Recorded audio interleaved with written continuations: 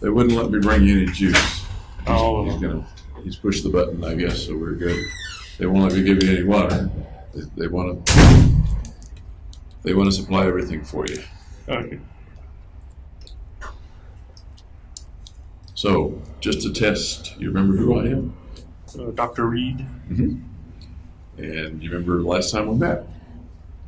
A couple weeks ago. Okay, and where were we when we met? CMHIP. You're right. Okay. When did you find out that we were going to meet again? When did they tell you? Yesterday. Okay. That's about when I told the lawyers a couple of days ago, so it happened relatively quickly. Sorry to spring it on you like that, but we decided to do it here at the jail. Less trouble. And I think we'll probably meet a couple of times today, morning and afternoon, just as we did last time. And we'll meet at least once tomorrow and probably twice tomorrow. Okay? Okay. Okay. And once again, I'm a little deaf, so I appreciate you speaking up.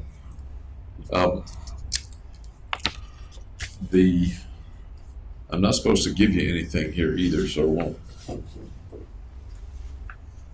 But I will read you the same thing that we had before, and you're welcome to look at it. It says that you're seeing me for an evaluation, and our purpose is a legal one, not a clinical one. We're videotaping, just like we did before. Once again, I'm not interested in your legal strategy, but I'd like to learn as much as I can about you and what's happened and things like that. You know, as before, I'm working for the judge, and I'm not working for either side. Right. But my report will go to both sides and to the judge. So your lawyers may well want to use it. Prosecution can use it if they want. But mostly the purpose is to just be as good as I can for the judge. Okay? All right. And you and I are the only ones in the room. In the next room, we have our videographer and a couple of the custody officers. They cannot hear us. My understanding is they cannot hear us. Are you okay with that level of privacy? Yep. Okay, thanks. The first thing I notice about you is that your pupils in your eyes are smaller than they were before. Did you know that? I didn't notice. Okay. You don't notice yourself because you don't check on yourself, but they're a bit smaller than they were before. Let me take your pulse, if I may.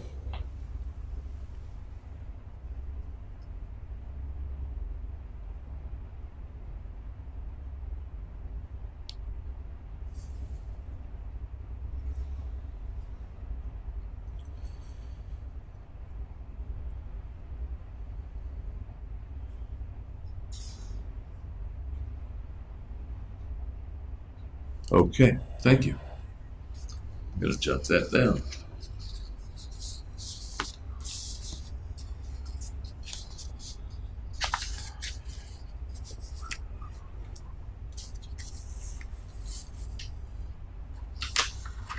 I'll just go there.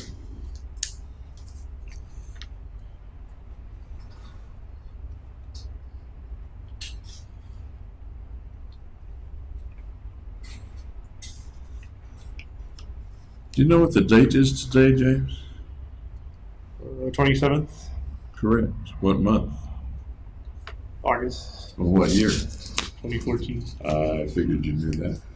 You know, I'm a little curious. How do you keep track of time in here? Time of day, day of the week, things like that? Well, every Wednesday is laundry day. Every Friday is commissary day. So when they bring like new clothes in, it's Wednesday. If they weren't bringing your clothes, would you have a pretty good idea of what day it was? Or did they just show up and you figure it's Wednesday? I also do it by TV shows. Okay. When the TV schedule's on. Do you have a calendar in your cell? Nope. Do they allow you to have any kind of watch or clock? I don't think so, no. Okay.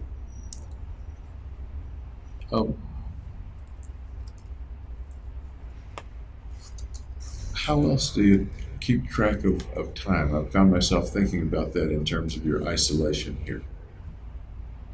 Meal times, they're pretty consistent.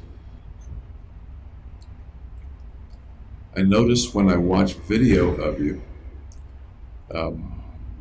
from weeks and months ago, you tend to go to bed pretty late and get up rather early.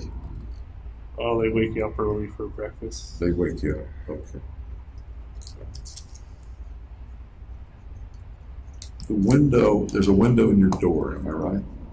Yeah, Okay, and that's the only window you have in your cell except for one that's way up high. right. What can you see from that window? The door window, Mm-hmm. I can see the guards tower and the guards tower. And when they have their lights on inside, I can kind of see inside there in some detail. Okay. And when you say the guard's tower, that's indoors, not outdoors, is that right? Right. Okay. And tell me about the way the lights work.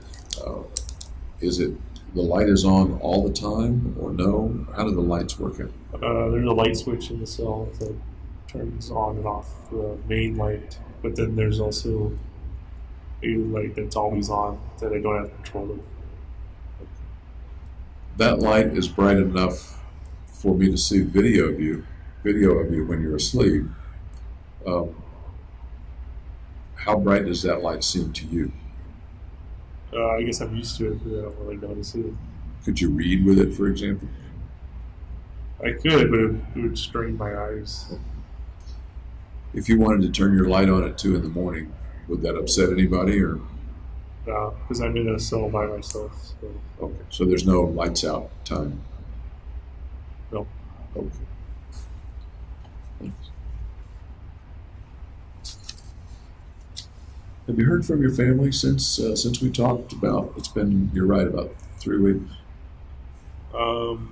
My lawyers haven't brought letters yet, so there might be like a couple. They haven't mentioned to you that you got a letter? I don't know whether you did or not, but they haven't mentioned to you. I think they mentioned they'd bring them up Friday. Okay. So you think maybe there is one? Yeah. Okay. Did you have any thoughts about all the stuff we talked about in Pueblo? I thought it was pretty thorough. Okay. Any particular things that you left out or didn't leave out, or you might want to expand on or remind me of? No. Okay. Any thoughts about actually going there, staying there, and coming back to the jail? How'd you feel when you left there?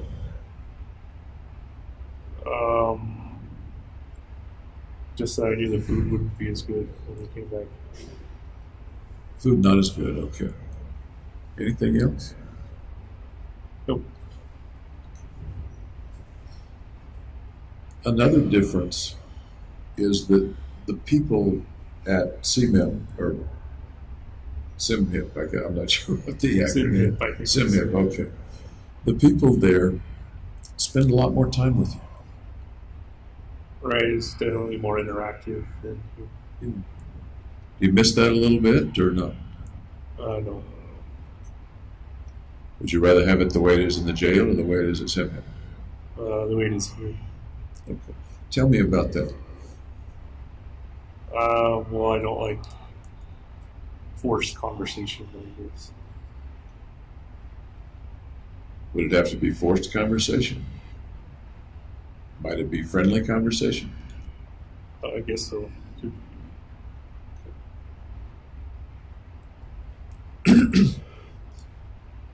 After you got back here, I believe Dr. Gurr came to visit you. Yeah, How did that go?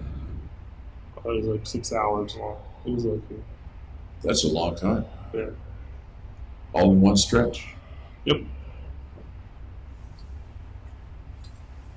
Any particular stuff that you talked with her about that you'd like to share with me? Again, I don't want to hear anything about your legal strategy, but anything else? No, not really. Get along okay with her? Yep. I've never met her. I've talked with her on the phone.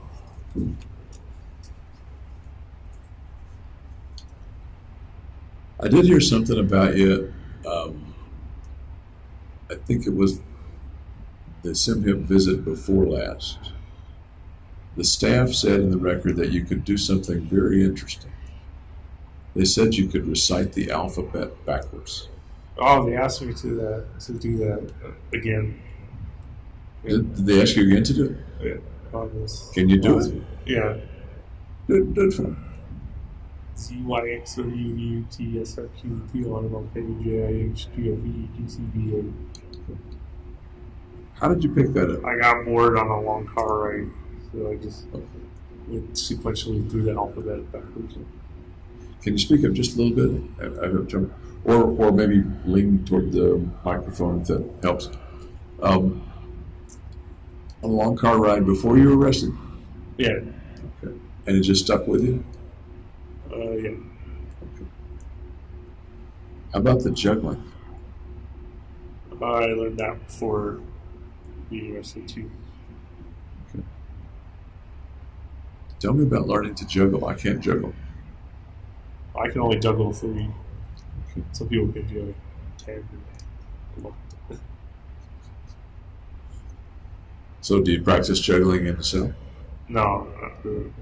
I saw you trying to do it early on. There, on one of the videos, I'm not sure what you're tossing, but It's hard to do it with different weighted and shaped objects. yeah. Yeah.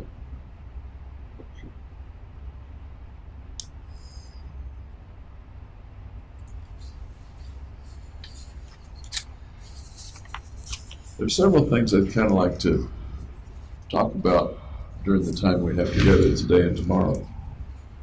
One of the things is I ran across your resume from a few years ago. Okay. And does that look familiar to you? Yes. Okay. I'm just going to hold it for the camera. It's a resume. It's not dated, but it looks like it might have been mid-2010. Maybe after you graduated from Riverside.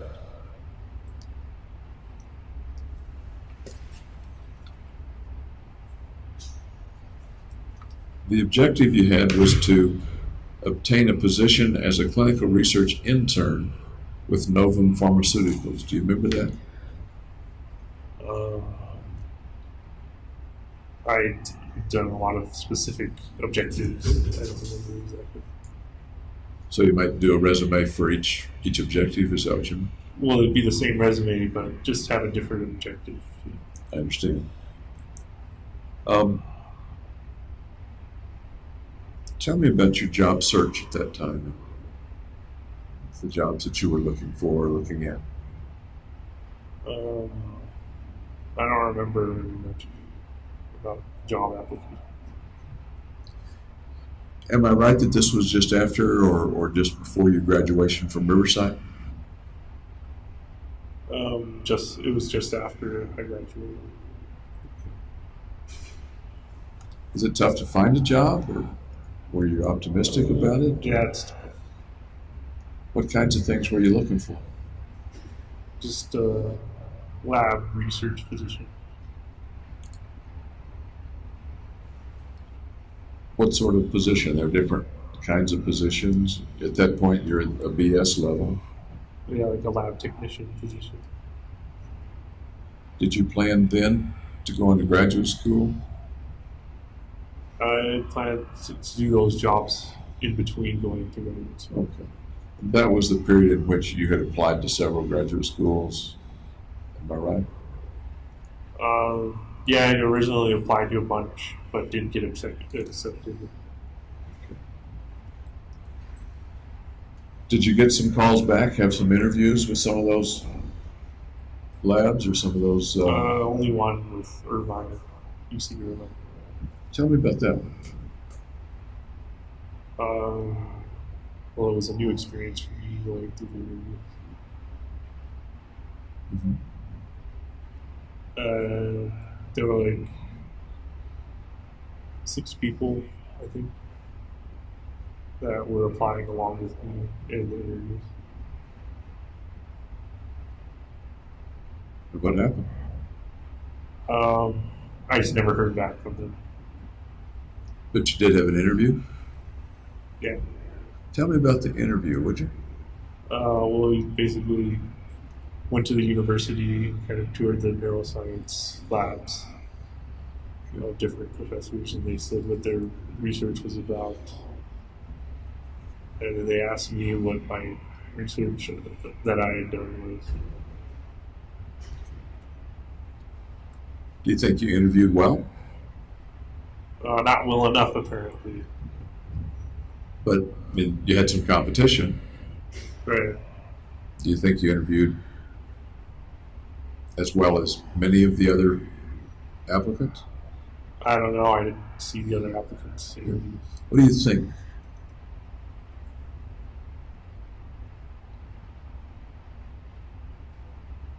What do I think? What do you think about the way you interviewed? Did you have an impression of how you did? I think I came across as shy.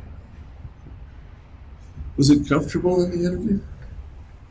Were you comfortable doing it, or were you? A bit anxious. And it was your first job interview at that Long- point in your in life? like a long time. Yes. Okay.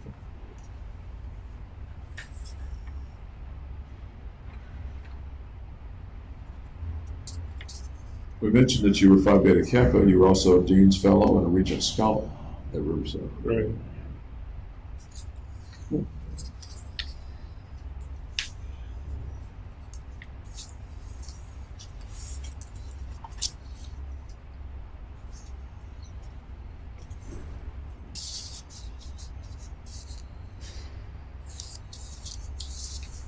I have some the notes that you wrote in the jail, which I didn't realize I had, but I looked and I have them. You wrote a lot of philosophical stuff. Right. I felt it was important to write it down. A big part? I felt it was important to write it down. Yeah. I want to ask you more about that probably this morning. But can you tell me about when you wrote those things? Before I got to Denver Health, so like in that period between getting arrested and Denver Health. Okay. After you got back from Denver Hill, did you write any more? I think I wrote a poem and I wrote like a game by design. Okay, I remember reading about those. And how soon after you got back from Denver Health was that? That was in December. December of 2012, probably? Yeah. Okay.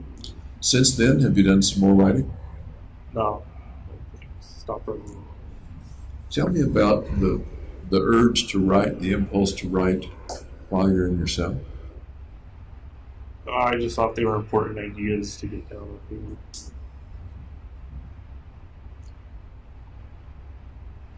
Because? I'm not There's disagreeing. no with you. reason. I don't think so. I'm not disagreeing with you at all. I just kind of want to know how you thought of it. Yeah, I just thought of it that way. Through history, a number of people have written important things from prison cells.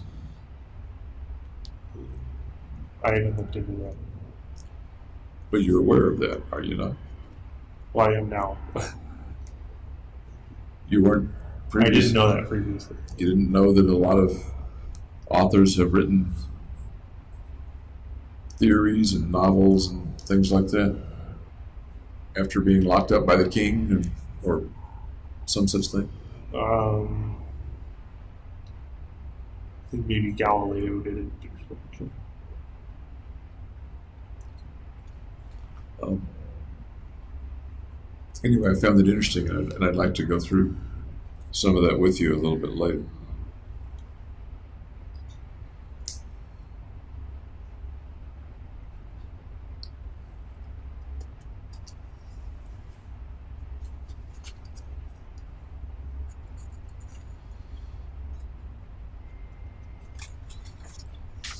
I also ran across some mention of a fellow named Jonathan Murphy. Yeah, he was a graduate student in the second rotation. Okay. Tell me about you and Jonathan Murphy. Well, my desk was next to his. He helped me with learning the procedures for some of the lab work. Okay. Was he ahead of you or your same level? He's been there like 3 or 4 years at that time. Okay. Did he like mentor you or take you under his wing or just a friend or just a coincidental meeting? Co-worker. Somebody described him as in some ways being a mentor, maybe not an official mentor. Does that make sense? Yeah, I guess he mentored me during the rotation. Tell me more about that relationship, would you? We just showed me where the chemicals were, where the kits were, where the machines were.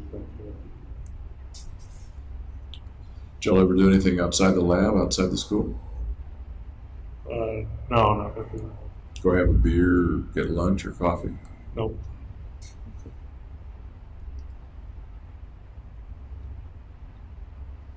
Another person I don't think I asked you about was Professor Delacqua. Yeah, he was the professor of that second rotation. Tell me about Professor Delacqua. He recites a lot of esoteric knowledge. You're smiling as you say he recites a lot of esoteric knowledge. Yeah. Like maybe it's not quite that way. Well, some of it's not relevant to what I needed to do. Tell me more. I don't know, he just goes on and on, so he talks for a long time. Good teacher, mediocre teacher, bad teacher? He wasn't really teaching me anything. So most of that I did from John. Okay. What was he supposed to be teaching? I don't think he was supposed to be teaching. He didn't have a teaching job. Delacqua? Yeah. From the texts and things, he wasn't the most liked professor at the place. Does that ring a bell? Who said that? I'm trying to think, with the interchanges, little sarcasms about Mark Delacqua. I could see that as valid. In what way?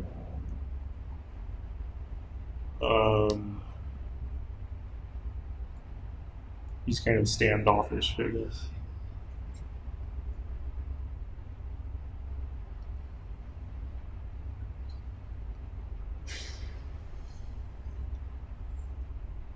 Toward the end of the year, you needed to take your prelims. Right. Can you tell me a little about, academic-wise, what was leading up to the prelims? What was school like leading up to that?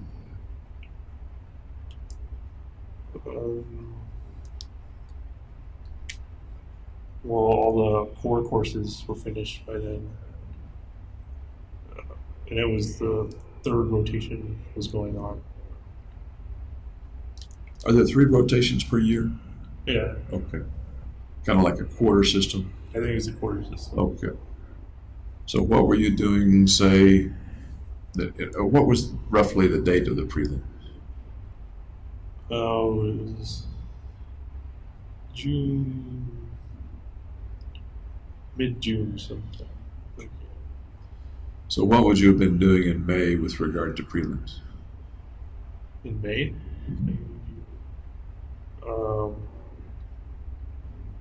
I guess studying or something. I didn't study for the prelims though. Did the other students or your Probably. peers? As of May, would they have been worrying about the prelims or studying for the prelims? I would say so. Was that different from the way you were looking at the prelims? Well, they didn't give much direction on what the prelims were going to be on, so I didn't know what to study for. You didn't know what to say.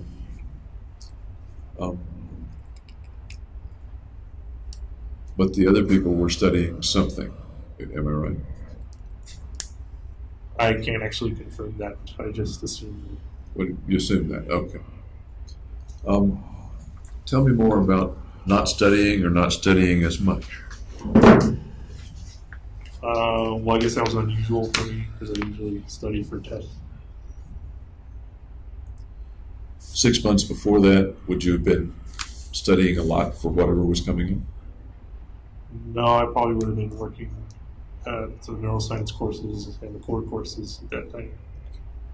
Did that require a lot of study? Not that much. In a given day or week, can you give me an idea of how much time you spent working on classwork, homework, for want of a better term, studying one way or another, reading?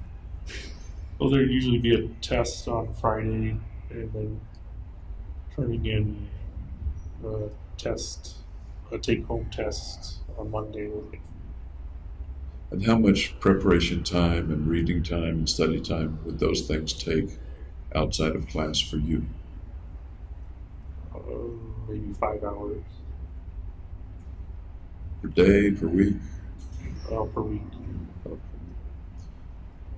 So are you saying that in a given week in grad school, which is pretty tough, you were working roughly an hour a day or less on average on your studies? Is that about right, or am I missing something? Usually it wouldn't be spread throughout. It would usually be on a day I wanted to complete the test. Okay. Help me out a little bit. I'm trying to get an idea of how much time you spent outside of class. Let's say in a given week, you implied 5 hours Yeah. based on the weekly exam and the weekly paper. Is that about it for a week for you? Yeah, it's about it. Okay.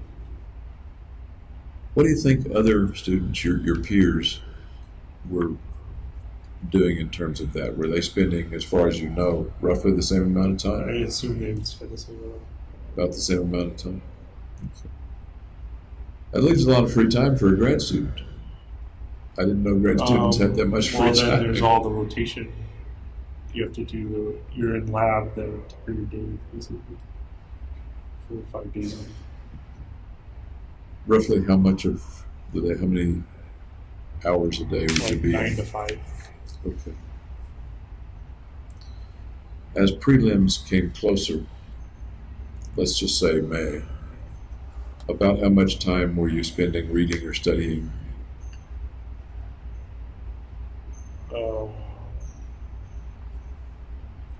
I can't remember if the third rotation is still going on in the or not. But I had to do a PowerPoint for one of my classes. I spent like 5 hours for that too, I guess, each week. The rest was like playing video games and watching TV. You're a smart guy.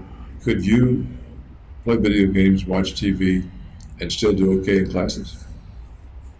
Yeah. Okay. With regard to preparing for prelims, It was almost done. in my mind, I've not taken the kind of prelims you're talking about. In my mind, most people prepare quite a bit for them. Is that accurate, that you would be unusual in that you didn't prepare much, or would that not be unusual? That would be unusual. It's unusual. Tell me about the not preparing bit. Well, I felt that since there wasn't any direction given to what should be studied for, I shouldn't study at all. Was there anybody you could have asked about it? I did ask. I asked my advisor, and he just said study everything, which wasn't too helpful. A little too broad a task. Uh,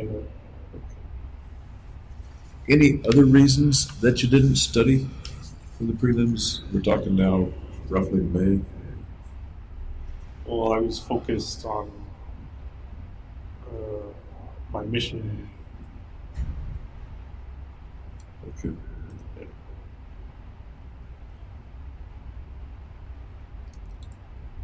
Was the mission filling up the time and pushing other important things out of the way, or was it just that you didn't know what to study or feel like studying for prelims?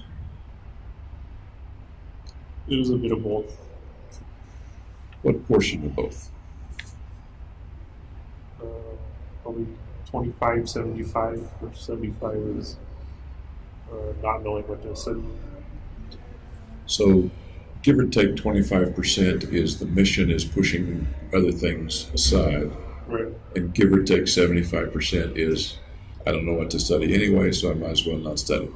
Right. Is that right? And again, as I said before, I don't want to put words in your mouth. Sometimes I talk too much. No, that's accurate. Okay. Did that change one way or the other as we move into June and the prelims get closer?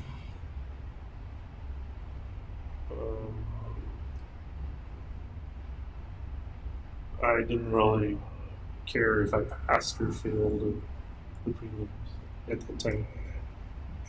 So, I'm sorry, the last, At that time. at that time. So did your behavior change or stay the same? My behavior. What do you mean? In terms of not studying, you continued to not study Right. for them. Did the reason for not studying continue to be about 75%, I don't know what to study anyway, and 25%, the mission is filling my time, or did that proportion change as I previously? think it flipped to 75% mission. 25%. Okay. When the prelims themselves came around, tell me, how long are the prelims? Is it one day, half a day? No, it's not that long. I think it was only an hour. Really? It was an oral examination, so I've never taken an oral examination before. So there's no written portion, it was all oral. Right, you could use the whiteboard, draw stuff. Do you remember the day that you took them? I don't want the date, but can you picture the day that you took them in your mind? Yeah. Walk me through that day, would you? Well, I got up and went to the neuroscience conference room, which is where it was at. And there were 3 professors, each tested me on a separate subject. One was like cell biology, the next was like systems neuroscience. And the third, I don't remember what classification, but Who was in the room for your exam? those 3 other professors. So you're sitting there in front of a panel of professors, sort of. Is that accurate, or no? I'm standing in front of the whiteboard. In front of the, Tell me about how they ask you questions. What kind of questions? well, they asked me what happens to compound X when you stimulate a neuron and it's inhibited or something. How did they question you? Was it civil? Was it abrasive? Rapid fire? How would you describe the way they questioned you? Casual. Casual. How did you feel as they were questioning that I wasn't answering the problem correctly.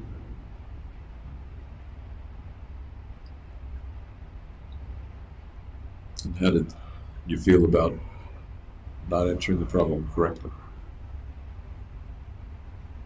I didn't feel one way or the other. Really? Didn't bother you? No. What do you make of that? It's your... Well, that it didn't matter that I passed or failed. That's the second time you've said it didn't matter whether you passed or failed. Right. And it didn't matter because... Because I was going to complete my mission and get locked up, killed. And So, if I understand you right, by that time, and by before that time, you anticipated not continuing anyway. You anticipated either being killed or locked up within a matter of weeks. or a matter of a month or two. Was the outcome really that firmly locked in as of, say, early June? The outcome of failing the test? The outcome of I'm going to die or I'm going to be in prison? Yeah, those are the two options.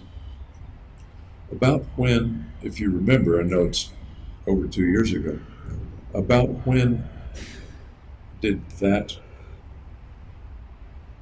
very restricted outcome, only two options, about when did that become crystal clear to you? When I bought the shotgun.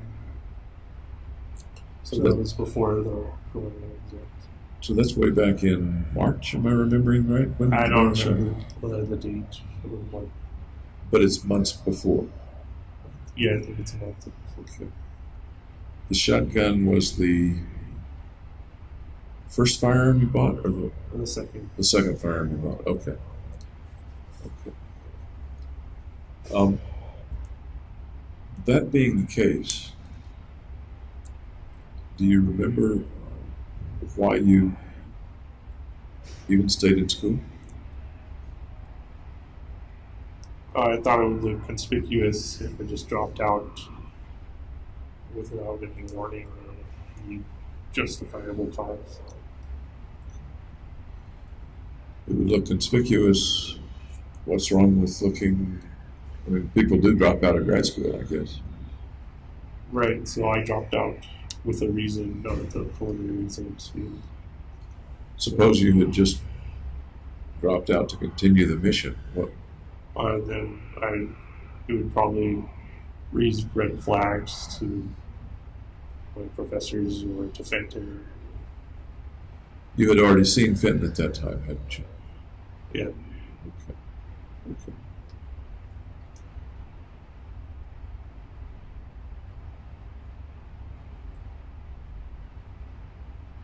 When you finished the hour of the exam, well, let me go ahead.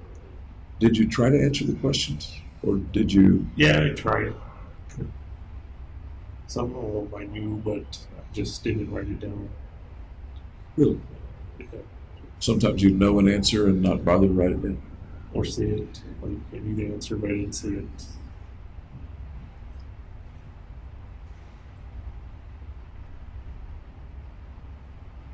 By the end of that hour, were you certain that you'd failed, or did you not know one way or the other? I had a pretty good idea that I would fail. And once again, did that matter to you at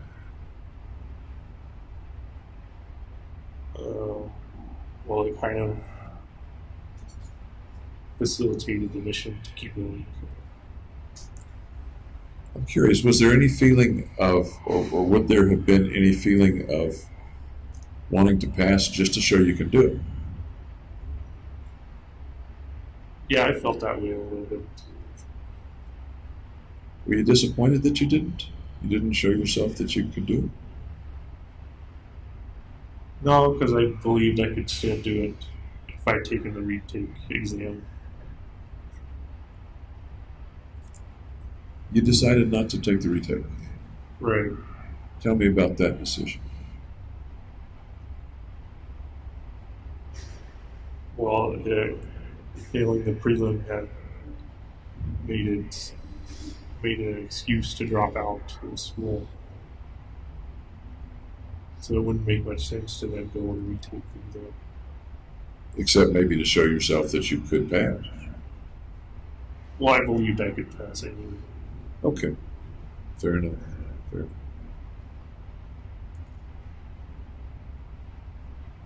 As people ask you, I think there were a couple of texts, maybe with Ben or somebody, about what you were going to do.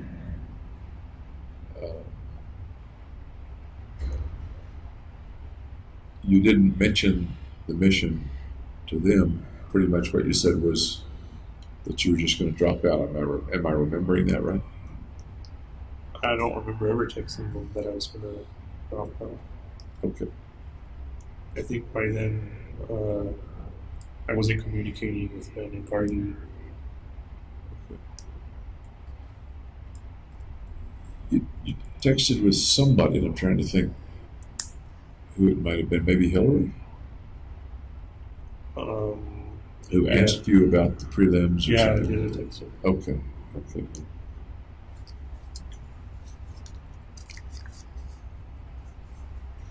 Do you regret not passing the prelim? Just for personal Just for like pride reasons. pride reason? A little bit.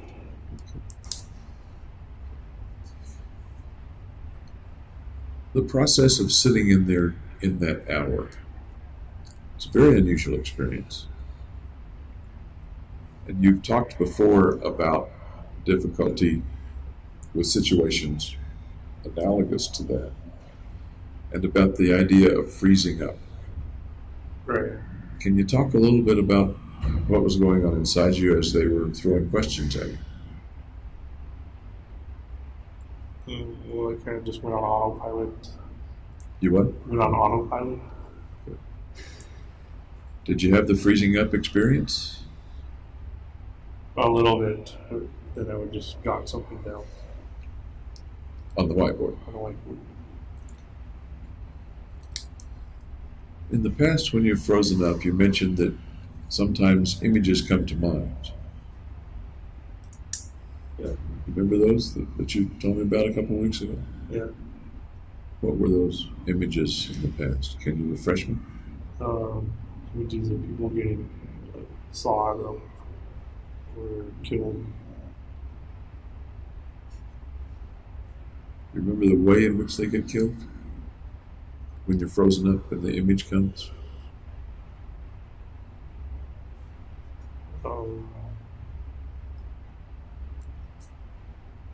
I don't think so. I think just that they died or something. I remember you talking about the saws. Yeah. Okay. And the other thing was what you phrased, nuclear winter. Right. That wasn't for individual people though. That wasn't for individual people. Okay. Did you have any of those images during the question at the prelims? No, because I was focused on answering the question. Did you know ahead of time that it was going to be exactly an hour? Or did you not know how long it was going to be? I don't remember.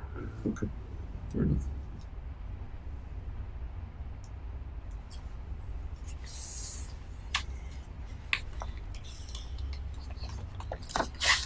I'd like to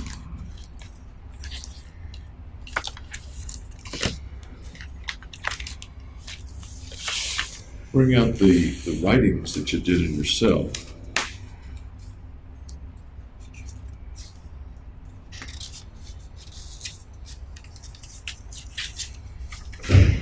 And once again, I may have already asked you this, do you have any interest in continuing to write?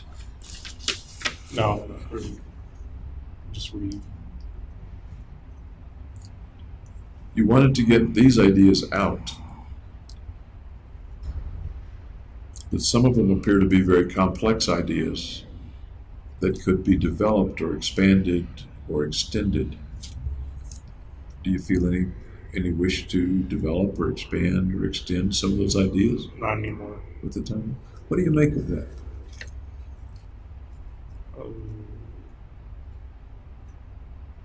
That I attributed an unusual amount of importance to them before I was medicated. And you're implying that the medication has Kind of taken away or slowed dulled down. or eliminated that impulse. Yeah. Okay.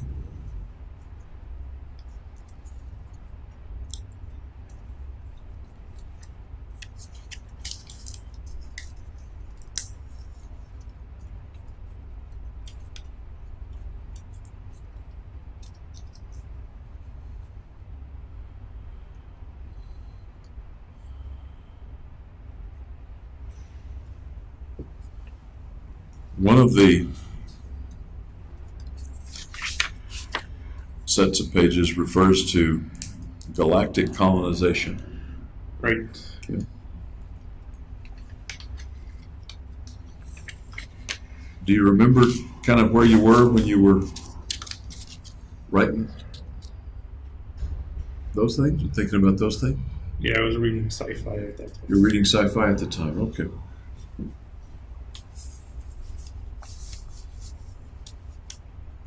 Tell me about your thoughts on galactic colonization. Well, without galactic colonization, the human race would die out eventually. Just because we run out of resources, or the sun would expand and consume the Earth. Sooner or later, Earth is not going to be a good home, Right. or maybe not even an existing home. Right.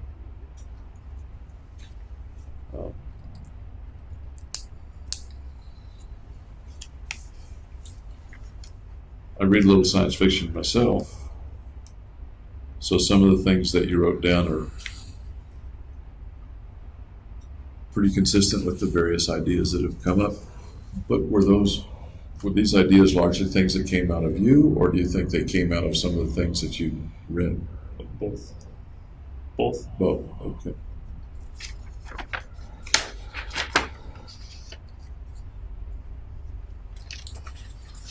The next one is a bit more philosophical. And again, we're talking about some point before you went to Denver Health. Right. Do you recall whether it's just before or a long time before, soon after you were arrested? Well, I wrote it sequentially, so the farther back on the pages it is, the closer it will be to Denver. What would be about the very earliest one, do you think?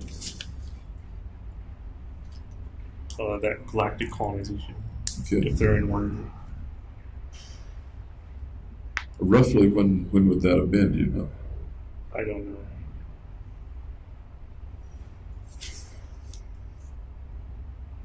Guess. Maybe a month after. After your arrest? Yeah. I'll put a question mark. 2 question marks.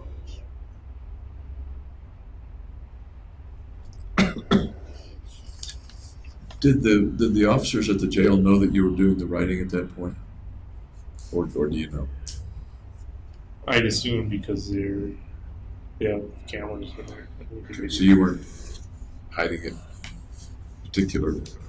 I don't know how you would be able to hide it with Yeah. 2 cameras. And the only reason I ask that is that at some point, I think close to the time that you went to Denver Health, they mentioned finding the notes, and I was wondering whether they knew they were there before, because after all, they roused you and they overturned your boat, stuff like that, on a pretty regular basis, right? Right. Yeah. They wouldn't usually read it. They wouldn't like, pick up a notepad and read. And I'm aware of, or I've been made aware, that it's okay for you to write stuff in your cell. Nobody minds if you do that. Right. Okay. The next thing, at least in the order that I have, the subtitle is Finite versus Infinity. live and die. Okay. Do you recall that general A little bit, train of yeah. thought?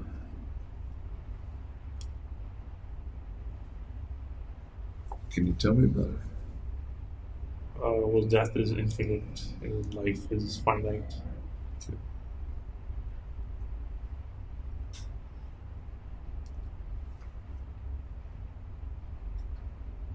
What else? What else came to mind then or comes to mind now? Can I see the page? Sure, you're welcome to see that.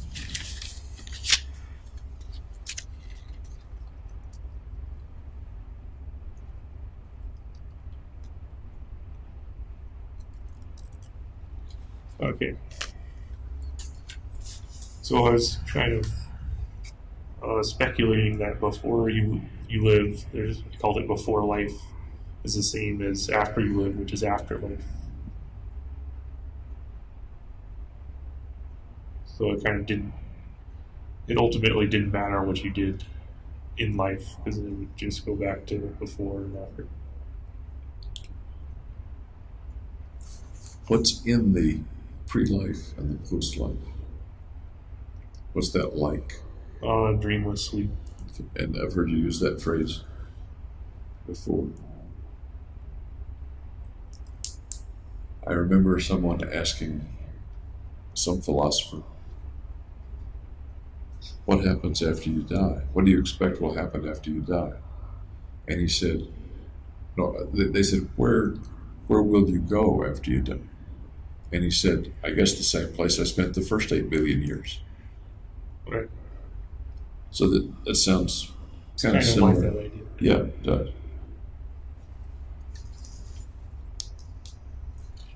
Toward the bottom of this page, kind of consistent with what you just said, you write, how can one attribute meaning to life when such ideals exist in non-existence? Any I'm idea? not sure what that means. Okay. Life is an eternal struggle to obtain these ideals. Life's a struggle because it's imperfect.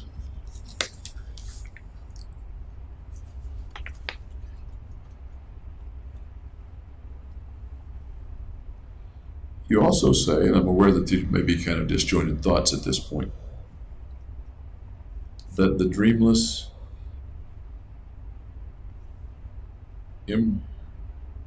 imperturbable, I don't know whether that's imperturbable, the dreamless sleep is the epitome of peace, justice, and freedom.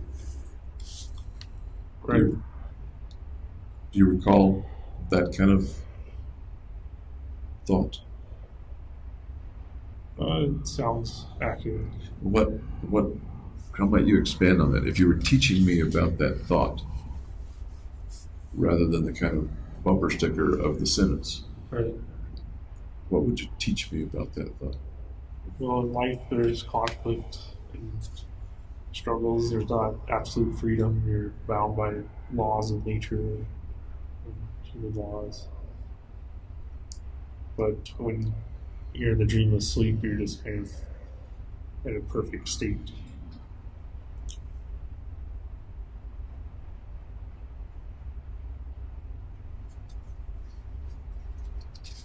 The word here may be imperceptible, so can one not perceive that perfect state when he's in it? Right, there might not be a perception because you're not conscious or anything. I can understand how that might be the epitome of peace, as you write here, but you also say it's the epitome of justice and freedom. Well, nothing's holding you back for freedom. So you're kind of like floating. Kind of like what? Floating. Floating, okay.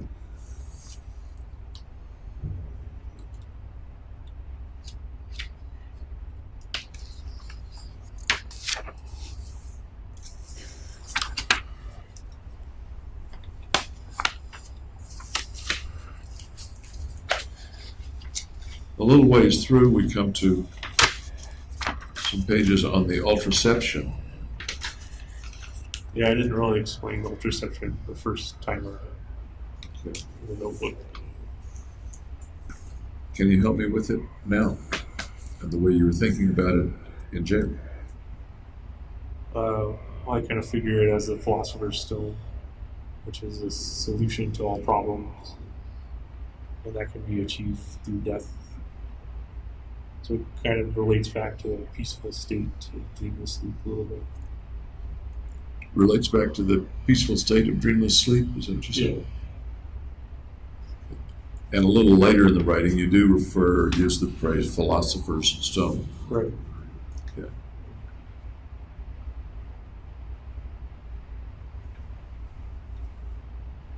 The ultraception, and then you have your logo for the ultraception. Right.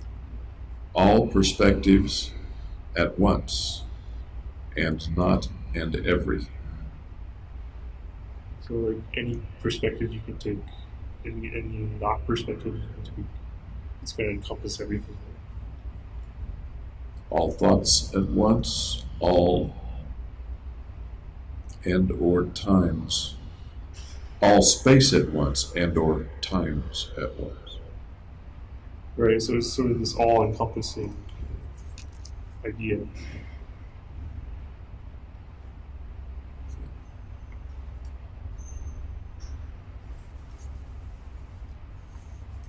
Space and times at once.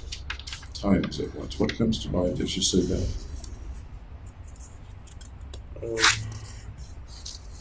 That it's like God a little bit, because God is everything. He's all spaces and times. Okay.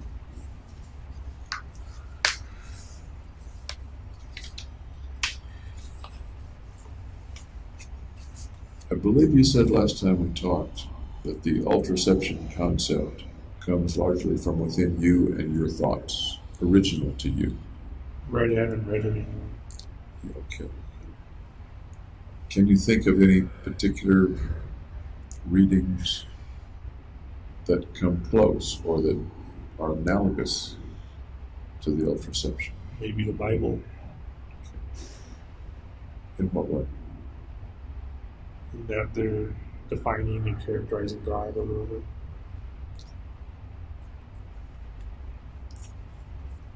I think, and I brought this up last time, what comes to my mind is quantum physics, cosmology. Does that ring a bell at all? Yeah. In what way? Well, quantum physics deals with like the smallest possible particles and their relation to the rest of the universe.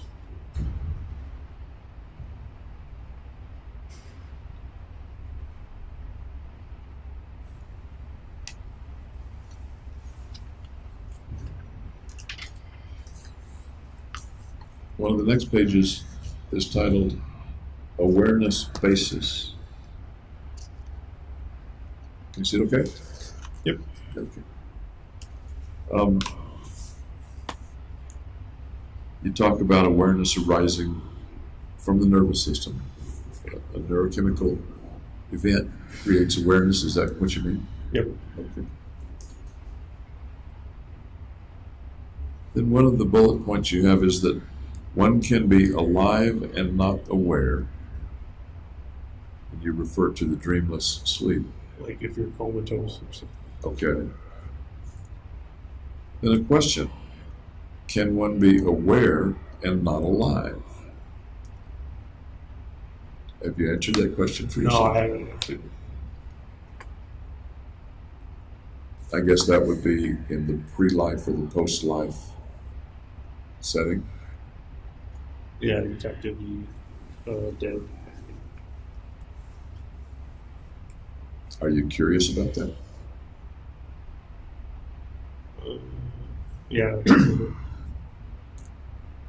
Is it one of the questions that death might answer for you?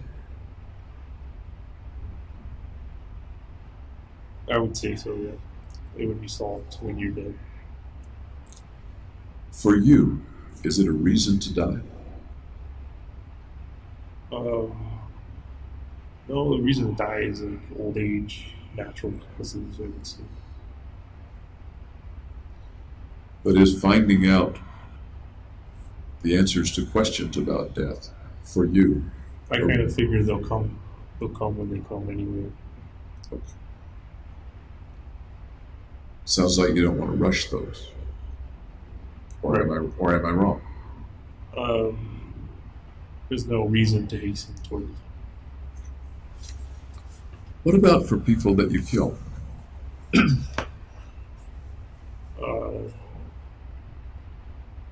No, that wasn't really a part of why we killed them.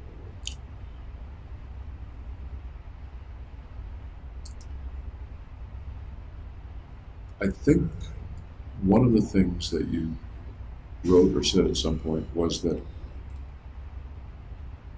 you had the idea that people wouldn't mind being killed or shouldn't mind being killed. Does that ring a bell?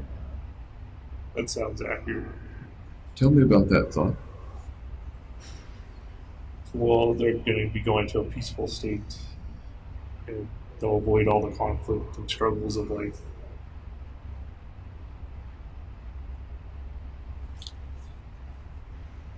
They haven't yet decided that on their own, though, to go to that state. Correct. It would be within my power. And do you think that they? Well, and actually, I want to go back to June and July of 2012. At that time, so far as you remember, did you think that they wouldn't mind being killed, or that they shouldn't mind being killed? I never considered it. Didn't consider whether they should mind or not, Right.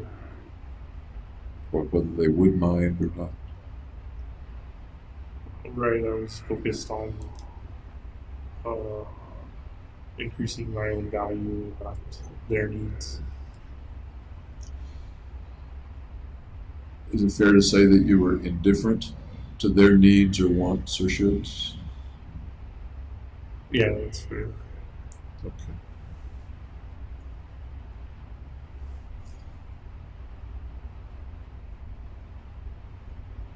Because I take it no one in the theater that day went quietly to his or her death.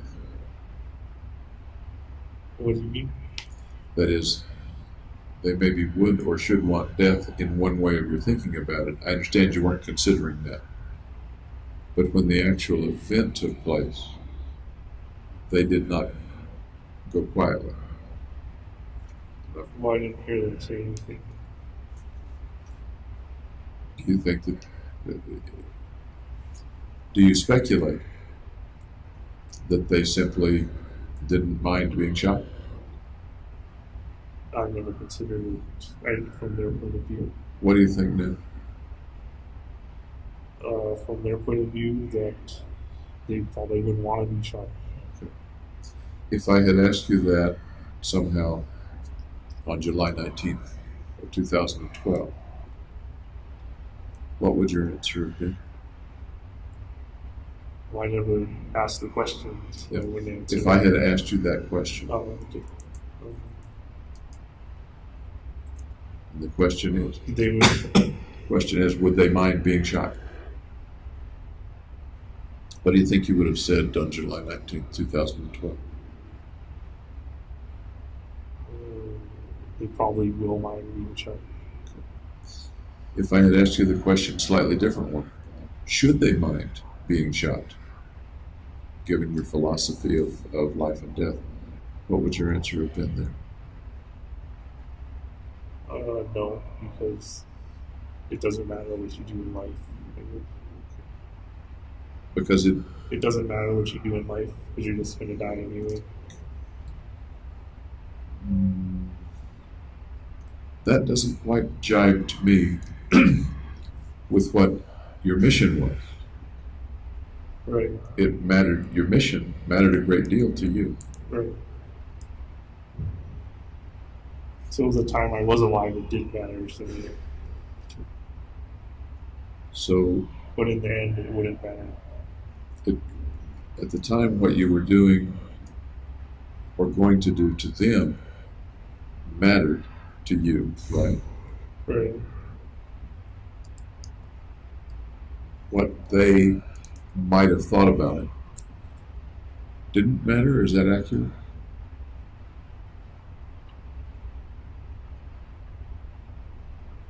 What can you repeat it? Sure. Um, your activities and your carrying out the killings did matter to you. It was a mission. It Right. mattered. Yeah. You were spending lots of time and energy on that. Right. Um, what they wanted, or whether they wanted to die or be injured, did that not matter to you? It didn't come up as. It's not that it didn't matter. It's that. If I asked you that question then and said, Jimmy, does it matter to you that they don't want to die or they don't want to be injured? Well, I can only answer that what it means now in retrospective. Can you speculate about what you think you might have answered then?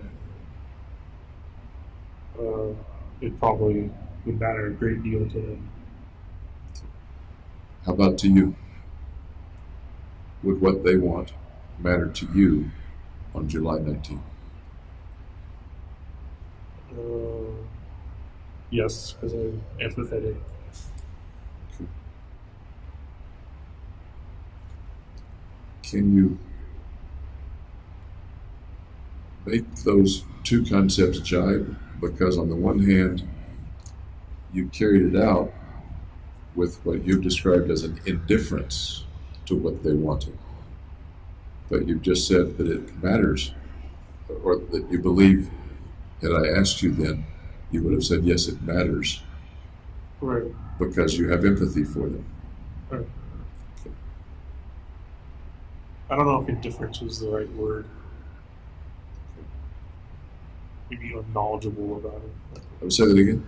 Maybe not knowing and being unknowledgeable About, of their conditions and their thoughts. let's go with your word then.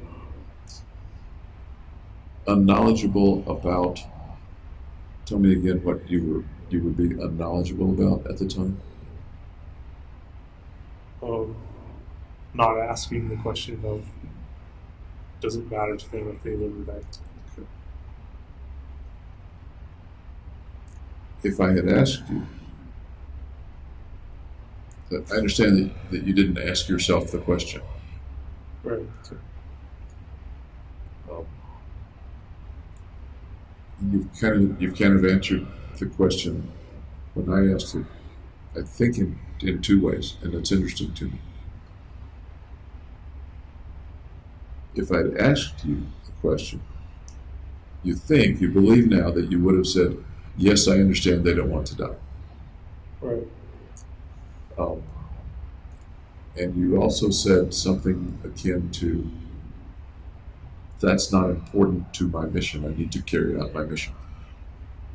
Is that fair to say or not? Right. It's kind of irrelevant to my mission. Okay. Irrelevant's a better word than indifferent. I don't know the word for not asking the question. Okay. Okay. What do you think about not asking the question? Does that get us off the hook for, gee, I didn't know I wasn't supposed to eat the cake, even though it was, no, that's not a very good analogy. I see the birthday cake for John, Okay. and my name is Jimmy, but I'm not asking anybody whether the cake is for John, so I can go ahead and eat it. Is that, I don't know if that compares or not. why do you suppose you didn't ask yourself? You sure thought about lots of things during the preparation for the mission. You were very complete in many ways. Yeah, I don't know why I didn't. Assuming that it didn't occur to you to ask what the other people would have felt. What do you make of it not occurring to you? It should have occurred. Okay. That's looking back now. Yeah. It should have occurred. What about you in July of 2012 do you suppose led to it not occurring to you?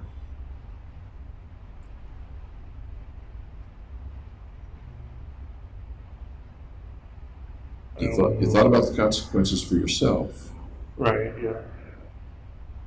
You knew the consequences for others, but didn't think about it as relevant. You didn't ask yourself about it. Right. I guess that made it easier or made me able to do it, because maybe I wouldn't have been able to do it if I looked at it the other way. Okay. I think that's a thoughtful answer. Thank you.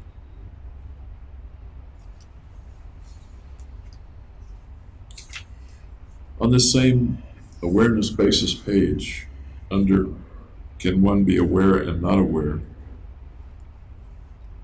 you mention, quote, the notion of the soul immortal or spirit comes to mind.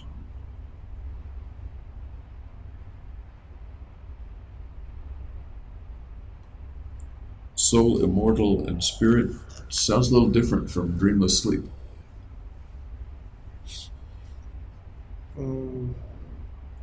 What's the question? I'm sorry? What's the question?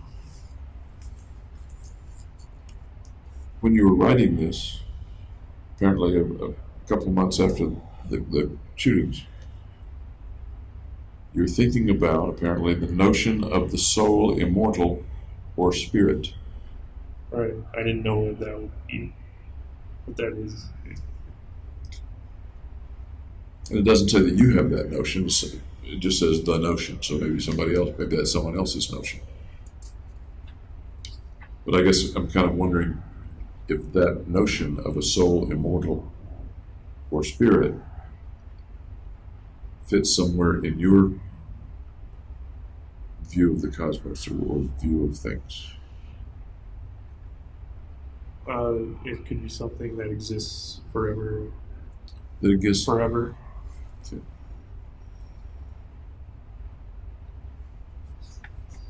Is that a good or bad thing? Indifferent?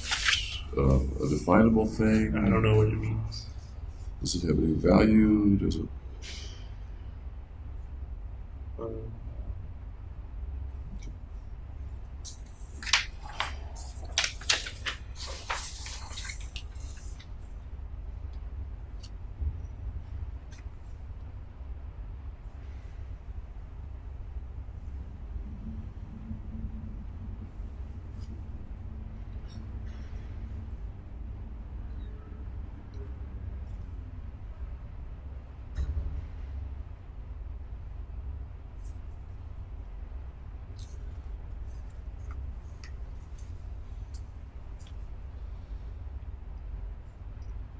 You're referring on the next page, and I'm a little confused about it. Let me go to the transcript of it. You're talking a little bit about beliefs of reincarnation. In practice, however, this is yet to be possible, and the complexity of such a venture in immortalizing a matter arrangement that is amenable to changes on matter around it is daunting. That's a bit confusing to me. Does that ring a bell with you at all? Well, I thought if a person was reincarnated, they'd have to be into a conscious state. Okay.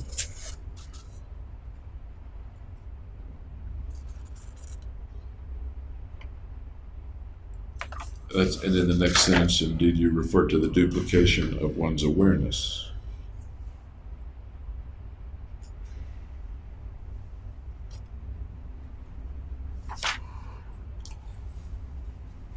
The last bullet is an interesting statement. The permanent loss of awareness and unity with the ultraception is the philosopher's stone. Death is the philosopher's stone, basically.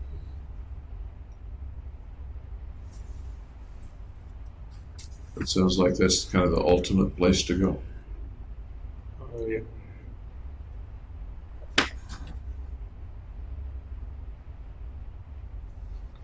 And then you have the logo, the ultraception logo right up to that.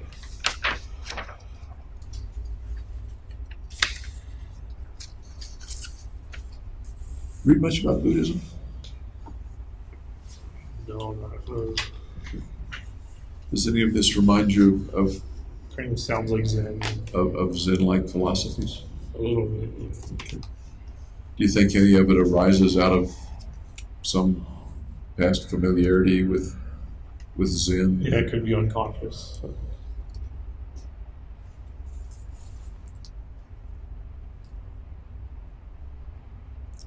The next page refers to unconceivable, conceivable, and the paradox. Okay. And the bullet that I kind of, or the stuff that I sort of had highlighted,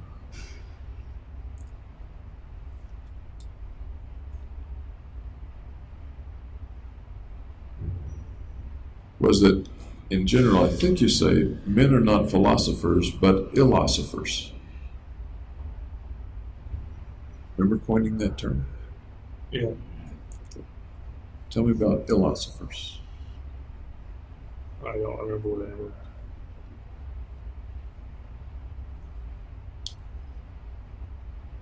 Sounds to me, from reading this, that you were talking about people who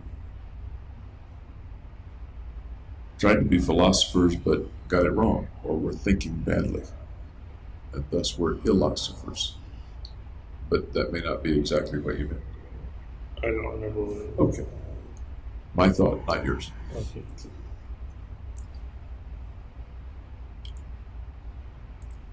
Then you refer again to the philosopher's stone as the solution to all problems and all questions.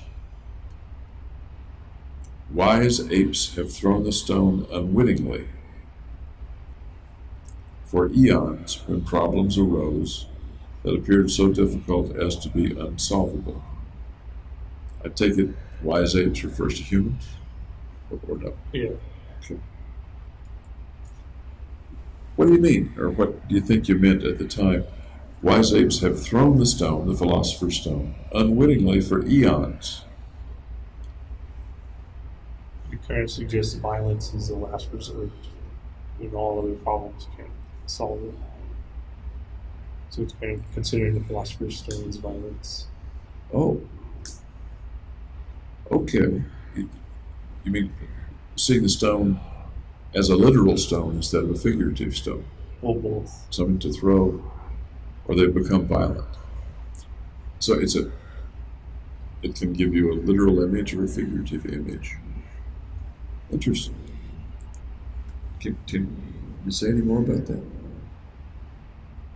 Just that the ultimate violence is death. We resort to killing when we can't solve a problem any other way. Sounds like that applies to politics and wars. Right, yeah. Does it apply to you? Yeah. Tell me how it applies to you. We couldn't solve the problem of getting out of my depression. So I thought I would kind of make myself more valuable by killing people.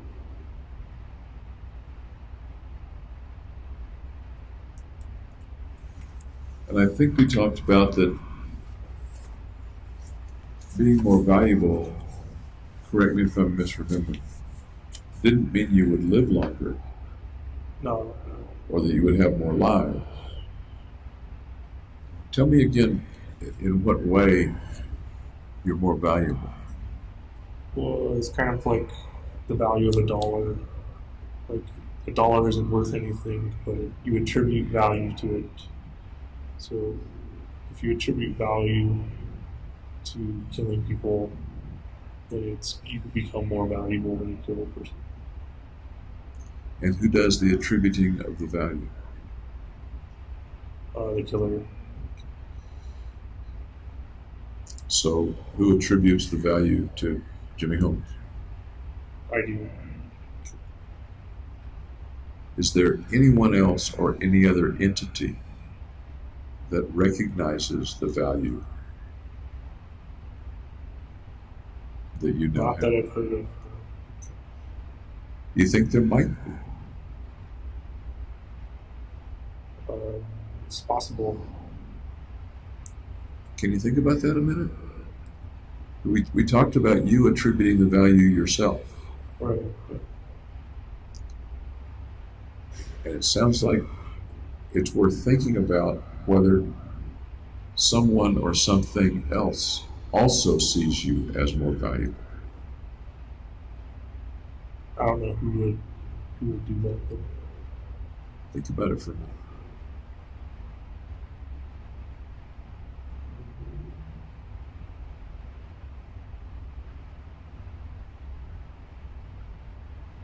maybe the justice system, because it creates an imbalance in value. The justice system wants to obliterate that and get it back to zero.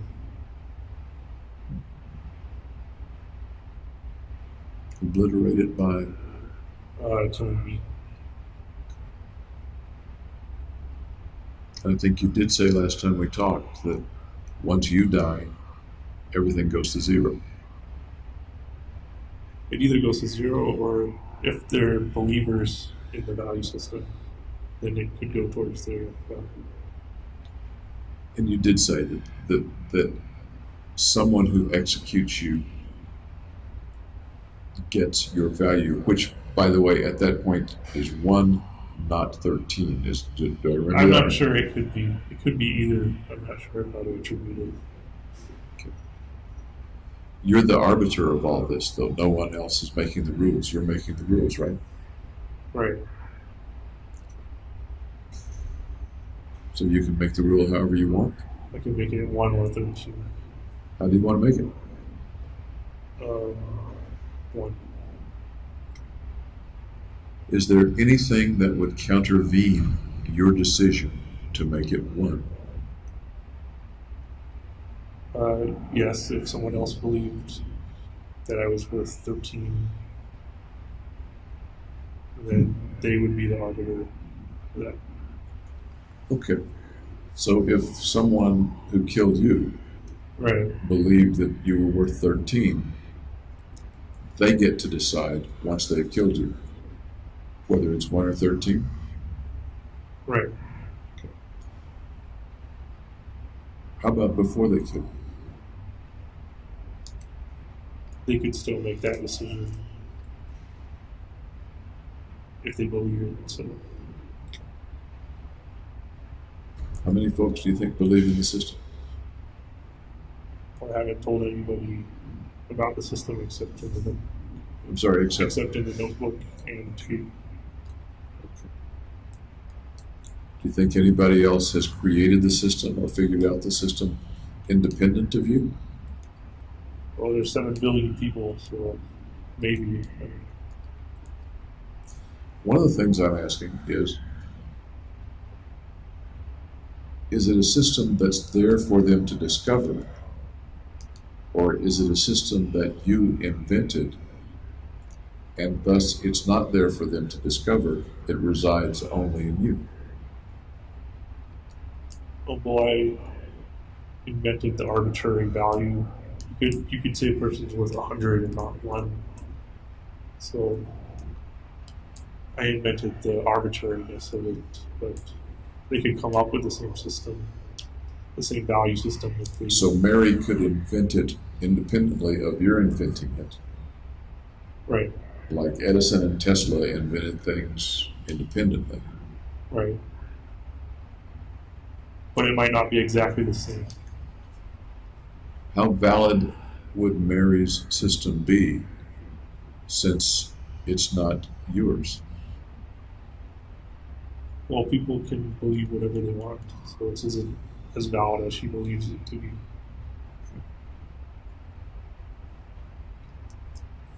Does her believing it make it real? Yeah, because beliefs are real. Does her believing it make it real any place outside of her body? As in other people, if she shared it and other people agreed, then it would be. If they agree, does it exist anywhere other than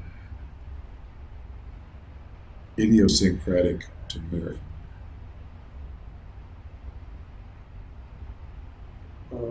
I'm not sure what you're talking about. Let me bring it back to you, if I may.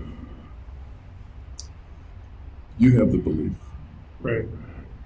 The belief has been consistent and continued. Right. Yeah. I don't share the belief. Right. So it's like you have a almost different religion. Maybe, or something.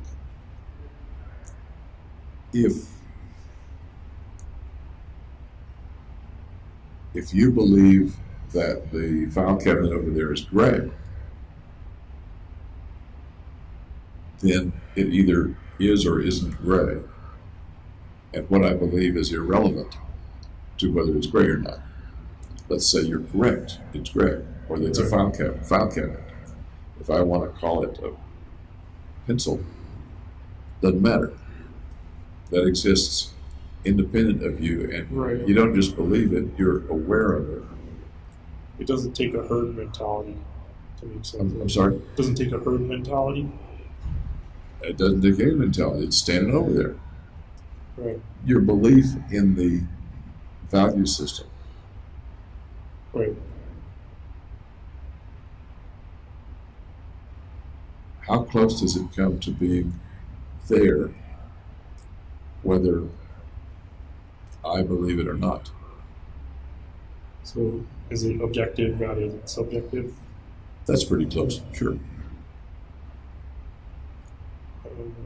I believe it to be objective, but then that's my subjective opinion. So you believe it to be objective? Okay, I'm kind of pinning this down as best I can. If you weren't here, right? If, for example, you were deceased, Yeah. Would the value system still be there?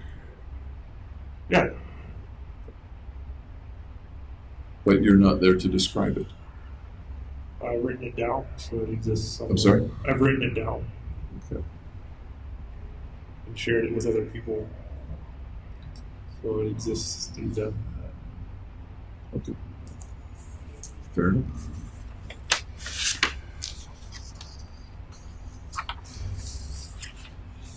On another page, you talk about freedom. And one of the bullet points is moral law to take away freedom, to give more freedom. Does that ring a bell right now? I think I applied it to myself, so they took away my freedom to give other people more freedom. Okay.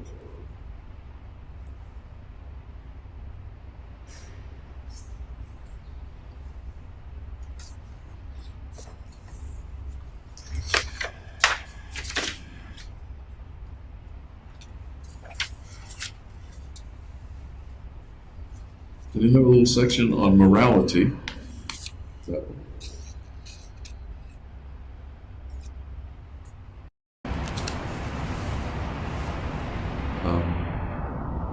Morality, and under morality you have two groups, those who are wronged, those who are wrongers.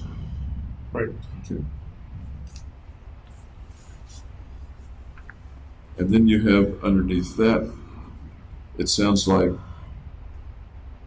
two sets of situations. One in which you compensate the wronged and reform the wrongers. Right.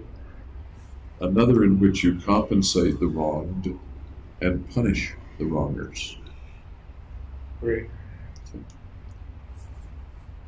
Can you tell me just about that portion of it? I'll ask about the rest of it in a minute, but the wronged and the wrongers, compensating the wronged, and either reforming or punishing the wrongers.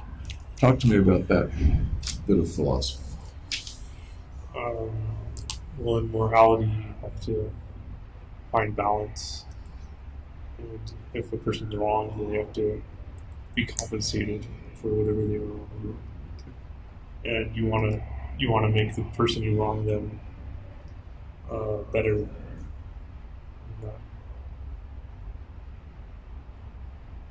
And then the other option is, instead of making the wronger reformed, you punish him to create that balance.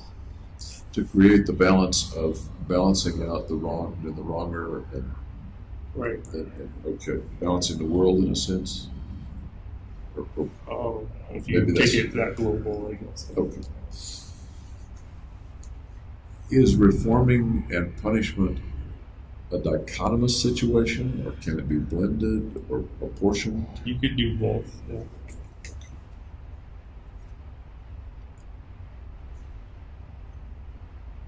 Morality is a huge subject for lots and lots of philosophies.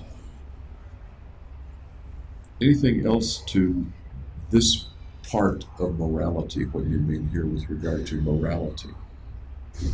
I don't think so. Okay. What would be a wrong in morality for you? Breaking a law. Let's go back to May, June, July of 2012. What would you have thought would be a wrong, doesn't have to be personal to you, a wrong and a wronger back then?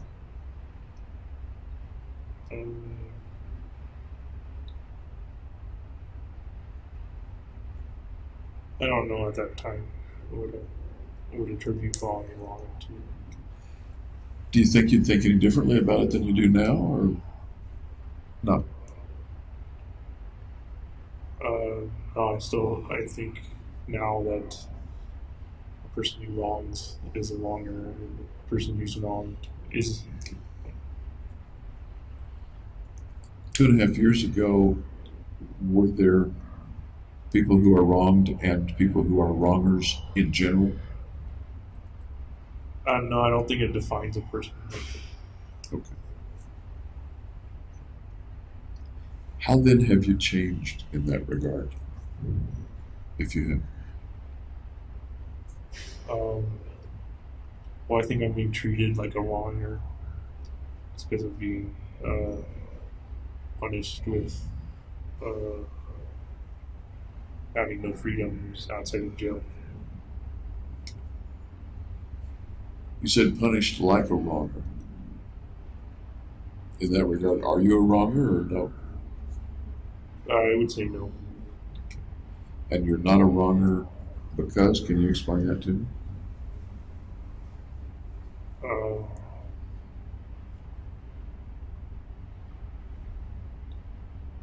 I don't know how to explain that. Lots and lots of people would say you committed wrong. Right. Well, I shouldn't say right. I understand that.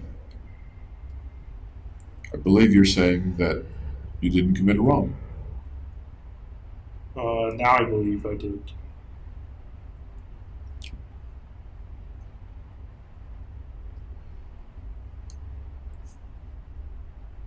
You said that you shouldn't be punished as a wronger, or something like that.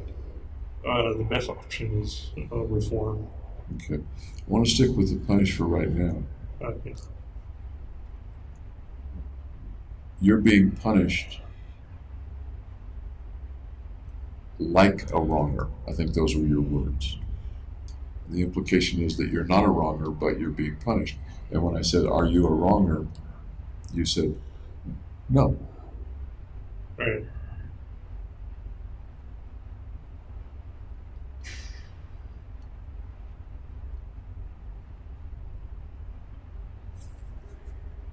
Do you see the disconnect between your statement and what so many other people say about you being a wronger?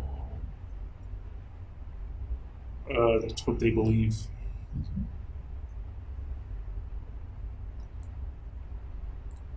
And in what way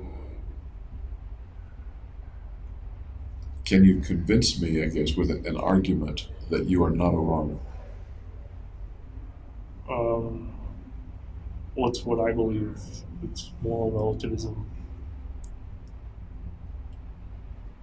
I understand a little about moral relativism.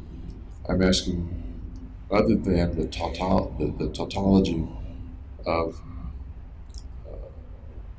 it's true because I say it's true, do you have any other way of convincing me or moving me in the direction of believing that you're not a wronger?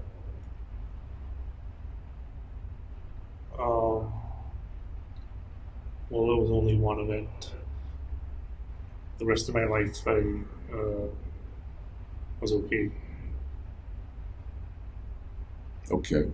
One event out of many, one day out of many thousands of days Right. that you've lived. Okay. Anything else contribute to your argument to me that you're not a wronger? No. Okay. Would the same principle apply to somebody who robbed a bank one time? Yeah. Would that person deserve a punishment? Let me go back. So that person, on balance, would not be a wronger if the rest of his life was law-abiding?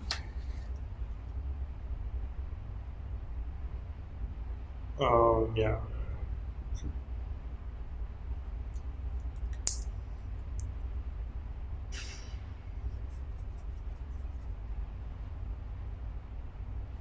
I can understand the concept.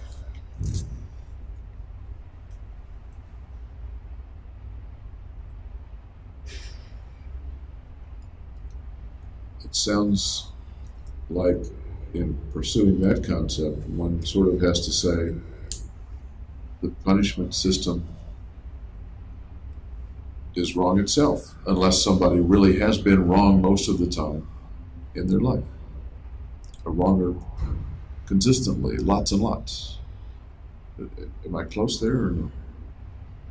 Well, it's better to have a correcting system than a punishment system. But we currently don't really have a way to correct brain diseases. And that's a philosophical statement. Let me now bring it to you. You're not a wronger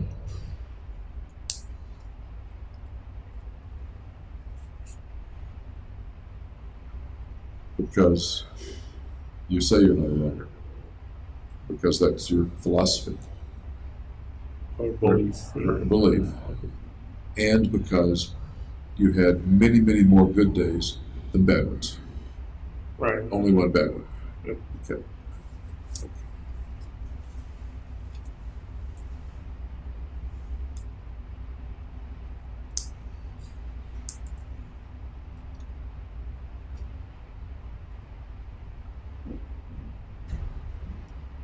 Is the does the wrong have anything to do with how much of a wrong it was? For example, A lot of people versus a lot of people. exactly, that was exactly my thought. 12 deaths, 50 some odd injuries. Some The number. magnitude matters. The magnitude matters. Given that magnitude and the number of other lives affected, not just the folks in the theater, would you still hold to the idea that you're not a runner?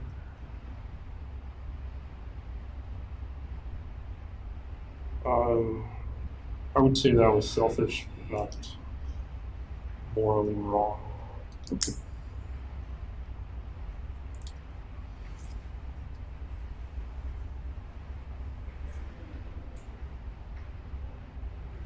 me turn the tables because this is intriguing to me.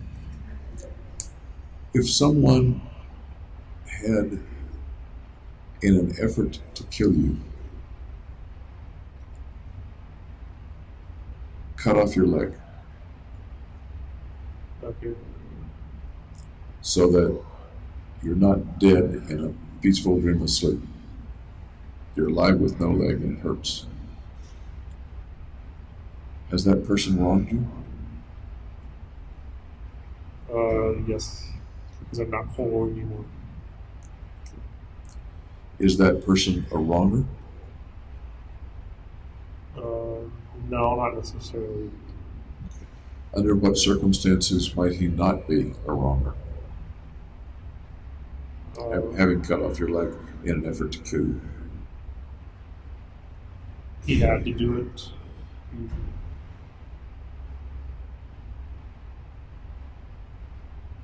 He had to do it to what? If he had to cut off my leg for some reason or another, or else there were other consequences to not doing it. What if he was simply trying to kill you and didn't succeed? And he was trying to kill you in order to get a point for himself. What do you mean by a point? The same kind of points that you need. A value point? Yes.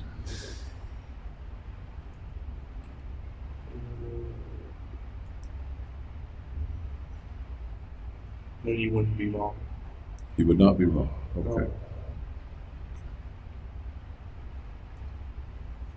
What do you think you, the victim in this scenario, would do or feel with regard to the person that tried to kill you and you lost a leg? Probably want vengeance. Probably what? Want vengeance. Okay.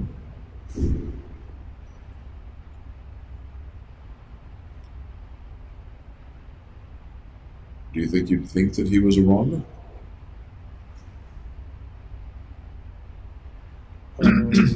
From your victim viewpoint?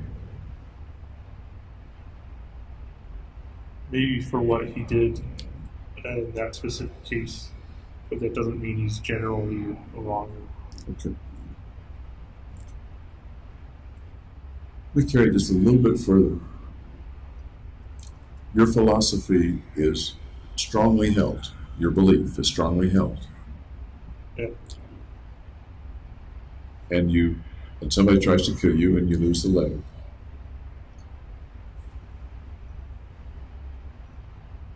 Speculating, I guess. Do you think your belief would cause you to look him in the eye and say, I lost the leg, I'm sorry I lost the leg, but you're not a wronger? Why would he apologize? What? Why would he apologize? No, I'm talking about you looking him in the eye and saying, that no matter what, he's being silent. But you hold your belief strongly, as you've described. Do you think you could, realistically speaking, say, you tried to kill me, I lost my leg, but I don't believe you're a wronger? Yeah, I think you can do that. Okay. Reminds me a little bit of the Christian beliefs, in which one of the tests of it is, do you believe it enough to go and be crucified in the Inquisition or something like that? It's reminiscent of other people's strong beliefs. At least my questions are. Okay. I don't know if that makes sense or not. It makes sense to me. People held strong beliefs in the Inquisition, but would change them after torture and stuff. You think you'd change yours after torture? Yeah. Think you'd change it after you lost the leg? No. And that's all hypothetical. I understand that. Okay. Although about 5 sentences down, you have another question here. Do you believe in forgiveness? I don't know whether the you is you or who the you is. Tell me about forgiveness. Um, that's where you, I guess, I don't know. I was going to say you forgive somebody, but that's circular.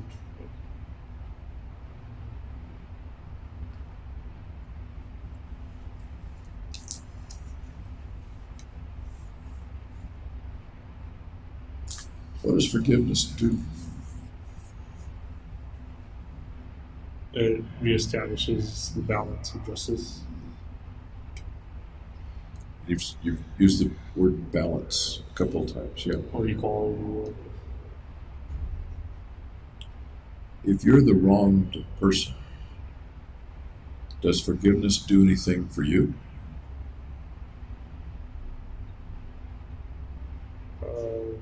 It makes the situation equal again.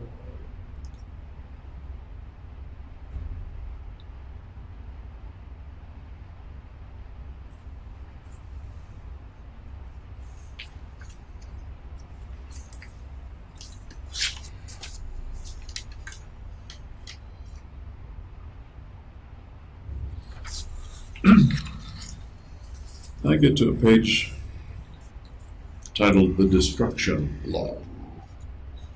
Oh, yeah.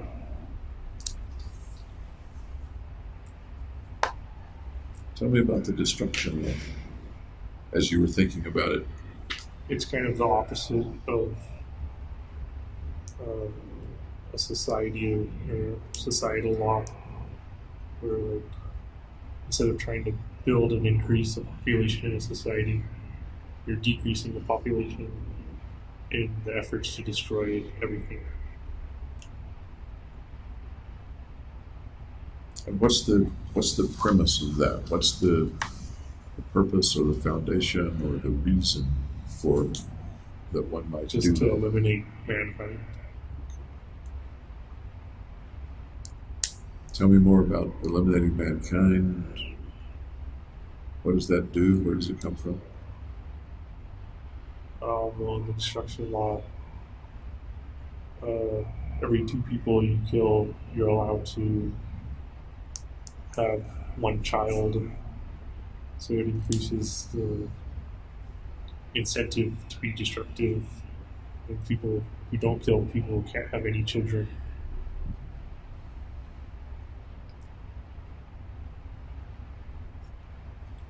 Do you recall kind of the frame of mind or what you were thinking about when you wrote this page? It's kind of like an alternative to nuclear winter.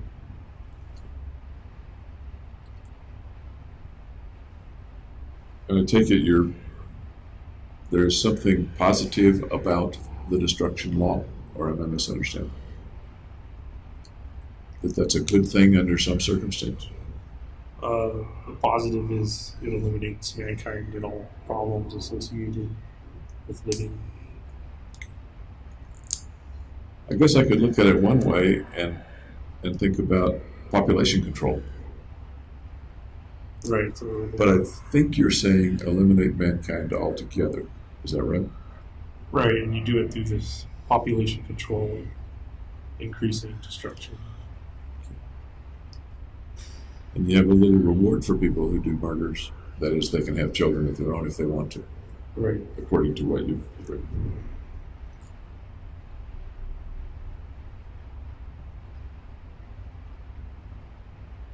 And tell me why the elimination of mankind is something to be accomplished. Because there's no purpose or reason for mankind to exist. Why does that make it important to destroy it?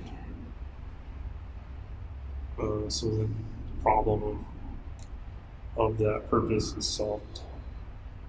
The problem of that purpose? What problem of that purpose? The problem of not having a purpose is solved. Okay. From our viewpoint, there's no purpose in Jupiter either. Okay. So should we just destroy it?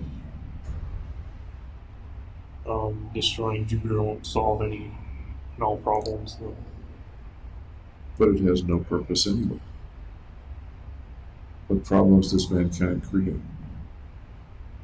war, famine, disease. Okay. Okay. And those are differences between mankind and Jupiter. I'll certainly give you that. Right.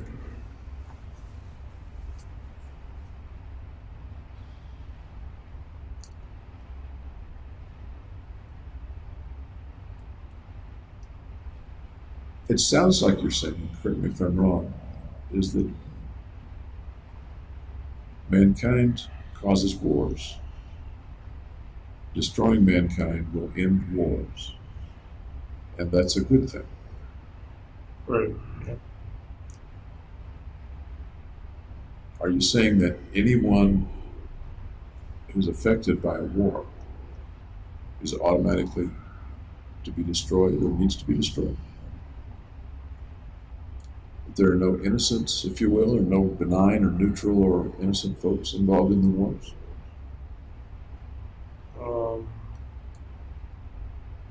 Well, not everybody's involved with wars. But you're willing to wipe out mankind to eliminate wars And all the other problems. and all the other problems. What I don't hear you saying is, let's wipe out all the warmongers. Well, it's kind of human nature almost to fall back to wars and violence when there's no solution. So, in the end, everybody's a warmonger.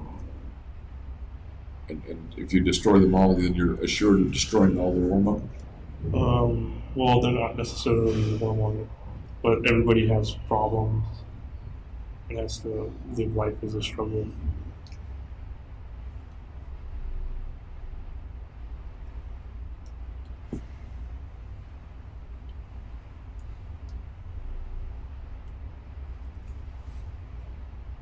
Once again, going back to some of the things we've talked about before, it doesn't sound like you're talking about this as something that you do in anger.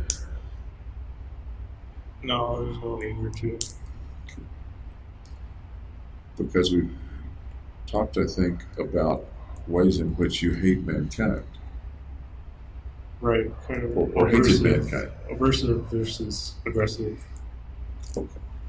The broccoli versus Even though I actually like broccoli. okra, something else. Oh, Brussels sprouts. Brussels sprouts, okay.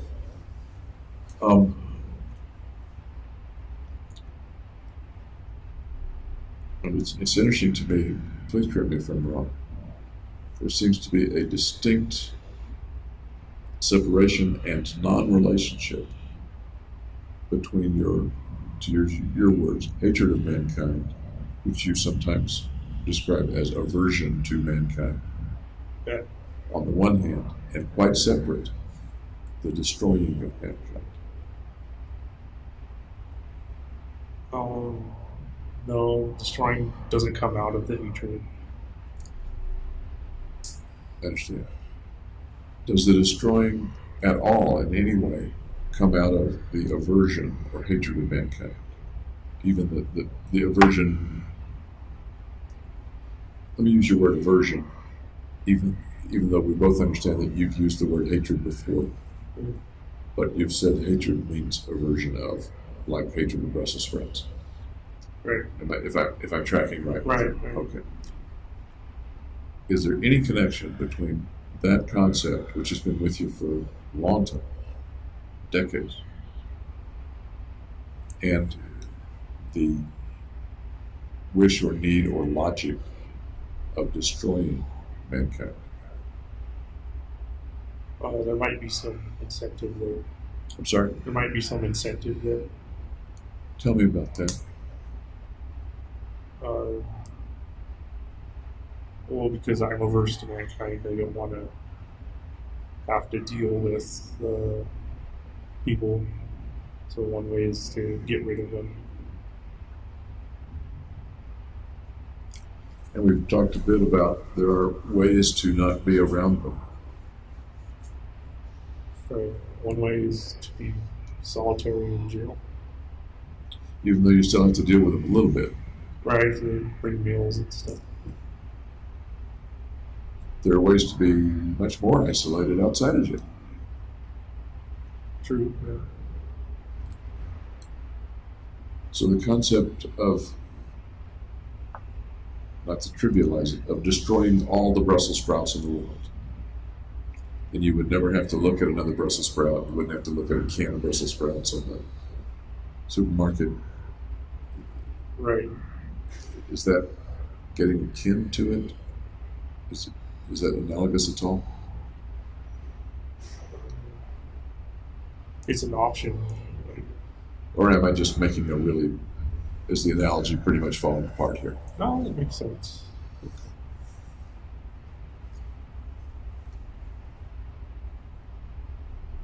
The end result is that you become one way or another isolated from mankind.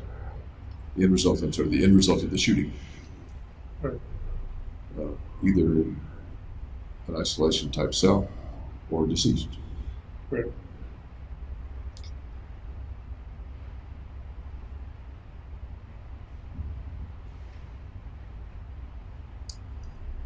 That purpose in the shooting is quite different from another purpose that you've mentioned, and that is to keep yourself from killing yourself. Right, there's two separate things. Any other pieces of the killing, of the motivation for the killing? I can't think of one. To keep yourself from killing yourself. Right. And to end up somewhere Minimal human interaction. with minimal human interaction.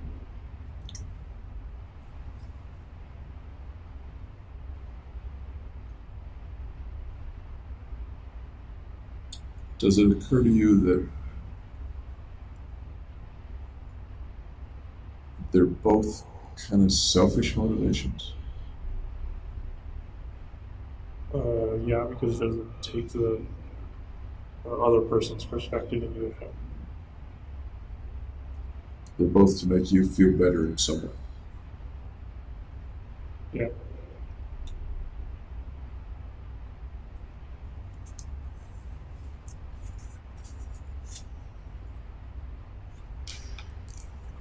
On the same destruction law page,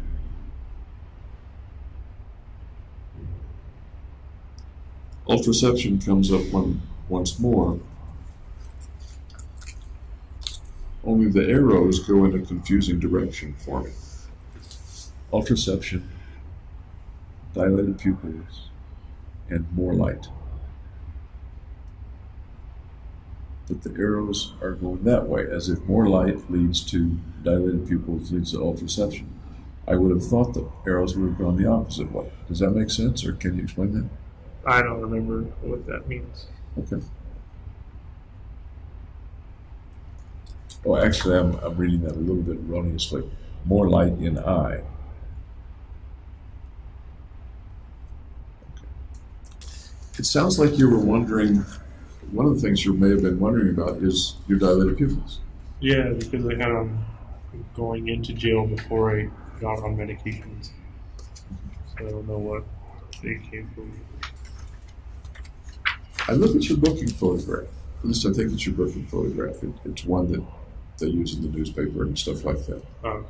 With the jumpsuit on and the yellow or orange hair. Your pupils are not particularly dilated. Maybe a little bit, but not that much. Roughly where they are today. All right. Just kind of interesting. And by the way, your pulse when I took it was not as fast as it was when you were over at the hospital. Well, maybe because I'm more used to jail. I was going to ask if you feel in some way a little more at ease Could be. in jail, or maybe a little more used to me. Could be that too. Yeah, I'm a friendly guy. Right? Yeah.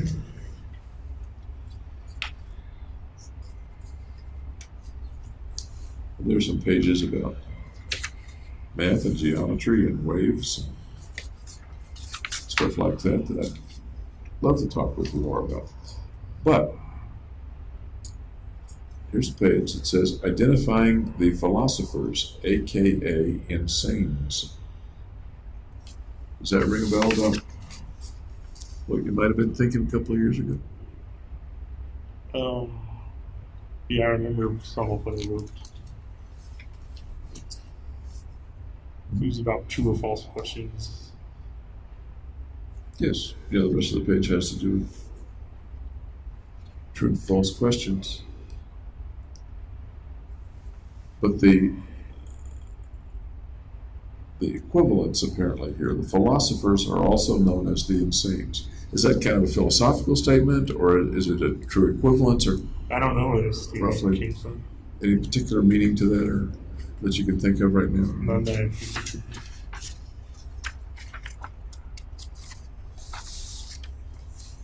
And there's chain theory, which looks interesting. You had calculus. How far did you go in math and calculus? I only took like medium calculus. Okay. How about physics? Basic physics, like they call it like physics 2A, 2B, 2C. Okay. So like 3 physics courses. Recalling things or reading sense about things like string theory and brain theory? I read a little bit about string theory. Interesting to you? Does it come to mind when you talk about your chain theory? Yeah, it's pretty much chain theory.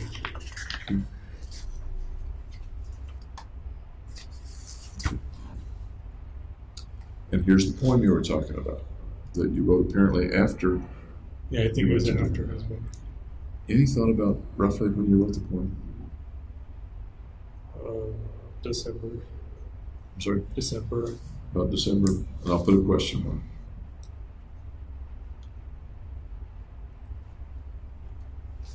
Would you read the poem to me?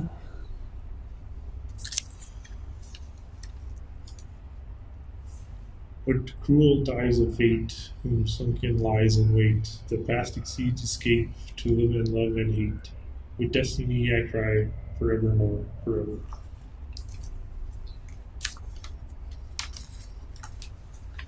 That's quite a poem. Can you tell me about the image in the poem, the imagery, the thoughts?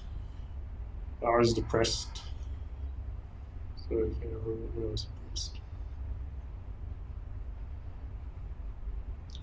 What cruel dies, D-Y-E-S, of fate? What are the meanings of the images in that one? I don't know what it means. Whom sunken lies in wait. What comes to mind? I don't know. This is a lot of I don't knows this morning. I was never very good at analyzing poems. But these are things that came out of you. Right. Yeah. And they're kind of pretty things that came out of you. Okay. Yeah. What cruel dies of fate? What kind of die are you talking about? Color. Colors. Yeah. Not a die like a dice that would be tossed. It would be spelled slightly differently. I think it would be spelled differently. It would, but sometimes poets misspell things. Talking probably about color. Whom sunken lies in wait. Sounds like you're saying fate is sunken down and lying in wait. Is fate lying in wait for you? Well, all the time it is, yeah. The past exceeds escape. You can't escape your past. To live and love and hate. With destiny I cry forever, forevermore, forever. And then an ellipsis, dot, dot, dot. Yeah, forever goes on.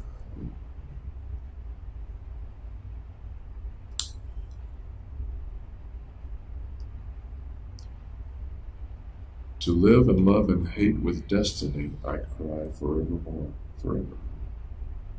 That's saying something kind of deep and poignant about you.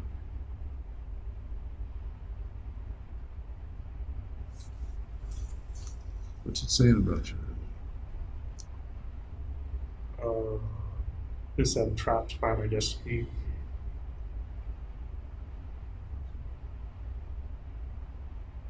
What's the picture in your mind? One of sadness. Tell me more. What's the painting? I don't have a mental image of it. What are the feelings? What's the smell? What are the sounds? The sadness, the picture. With destiny, I cry forevermore, forever.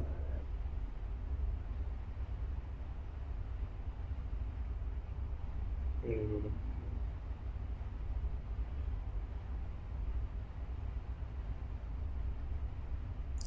When you're by yourself, do you know when you're by yourself? Does it come to you? what do you mean? Do you feel it more deeply, more poignantly, perhaps?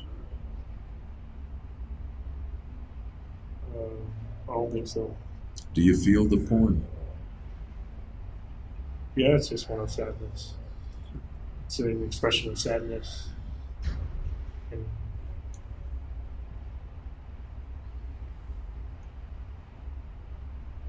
As we're thinking about it, do you happen to remember what you were doing or thinking when the poem came out of you? no, I don't remember. Write any other poems? I think I wrote one in the notebook. Okay. Any others? Or do you think about them? Not really. I'm a little surprised you don't write. But I don't write anymore. Yeah. I can figure what's the point of writing. We talked about the photograph and the notebook. To be remembered. I guess Yes. one way writers are remembered, right? Yes, exactly. That's exactly what I was thinking. As ways to be remembered, as legacy. And you indeed mentioned that it's a way for your belief to get out and to exceed your death whenever that may come. Right, I kind of think why does it even matter if it doesn't happen?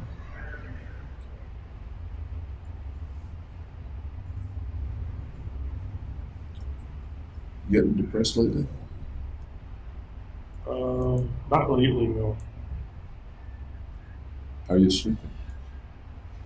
Sleep a long time, from like midnight to 4 in the afternoon. Why do you suppose you sleep so much? For several possible reasons. It's the easiest way to pass the time.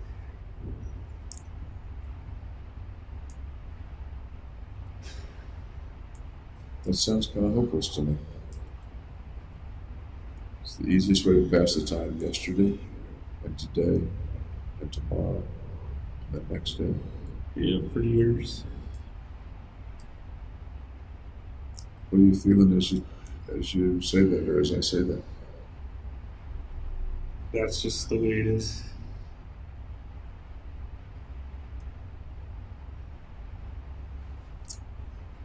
That's the way I'd expect a non-sentient being to experience it. You're a sentient being. Right. My dog experiences his situation because that's the way it is. I think dogs are sentient. My gerbil, I think gerbils are sentient too. my chameleon. I don't know about reptiles. Okay. But you've got more capacity to remember the past, to speculate about the future, to put yourself in different situations. I can't change the future or the past, though. Nobody can. Right. But most people, everybody that I know of, has thoughts and feelings about pasts and futures. Yeah, I have those too. Tell me about some. Um, well, I usually have fond memories of the past, like with my family. And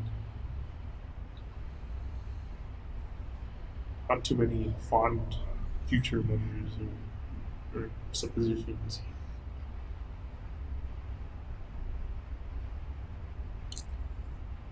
You talked about sadness. You haven't talked much about fear. Right. What do you fear about the future? I don't have much of a fear about the future.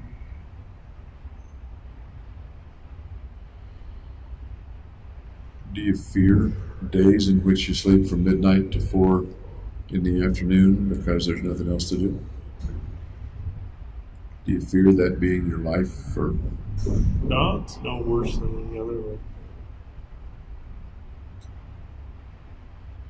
Do you fear death if that's what's in the cards? No, mainly I fear pain.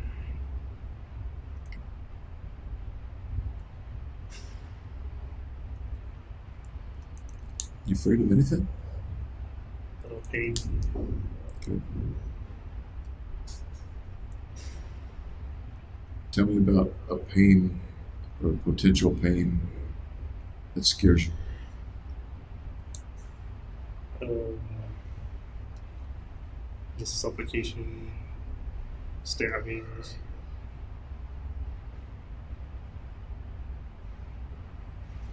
That kind of pain. Which one of those is the more frightening? Stabbings.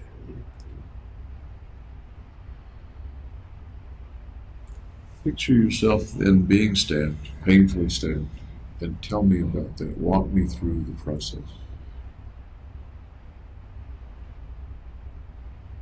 I'm not sure how to do that. Give it a try. Well, I'd be put in a social situation with other inmates, and they'd have a shiv or something, stab me when I was unaware, or by surprise. Let's start with the social situation with other inmates. Can you describe such a situation? Being out in a common area with other inmates. Okay. What do they look like? Just normal people. What do they look like? They're wearing a green DOC uniform. What else do they look like? They're guys. Pick two and describe them carefully to me. One's tall, muscular.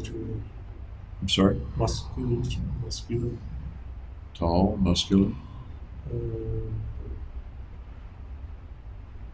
don't know, one could be sneaky, small. Okay. Now, you're in that room. What are they doing? Just standing around. Then what do they do? Talking to each other. Then what do they do? One talks to me, the other goes around behind my back and stabs me in the back. Tell me exactly what that's like. He's behind you, and then what happens? Go through the whole thing. He pulls out the shit and he stabs me in the back over and over again.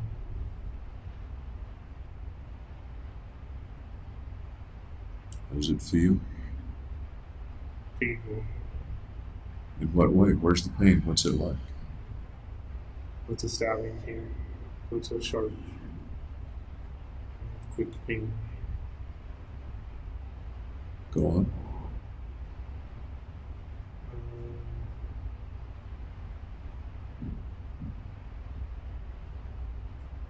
Then I fall to the floor and then don't get up. And what? And don't get up.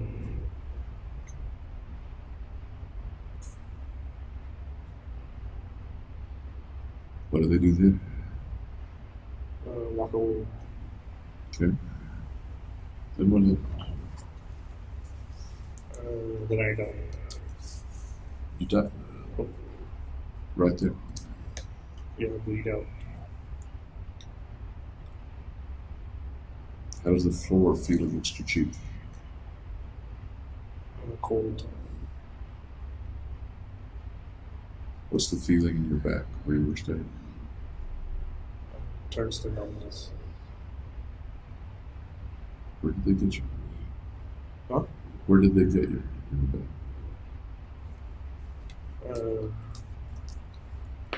Into the heart.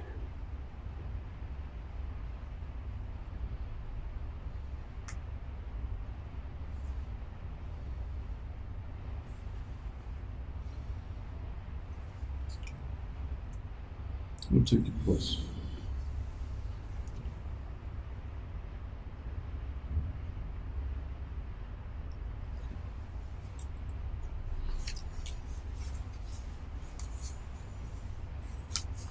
What are your thoughts as you fall to the ground? Feel the cold floor against your cheek and the numb back. No more thoughts. I've disappeared.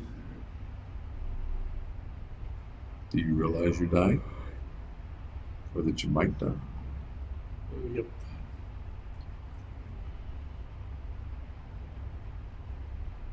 What does that feel like to you?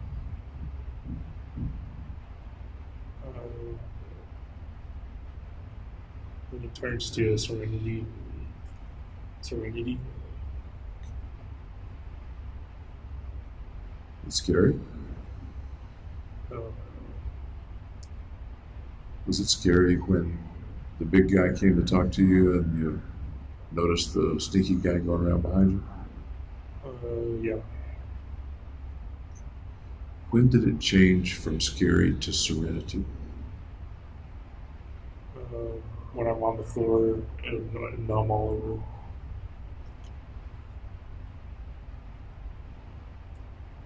What if you survive?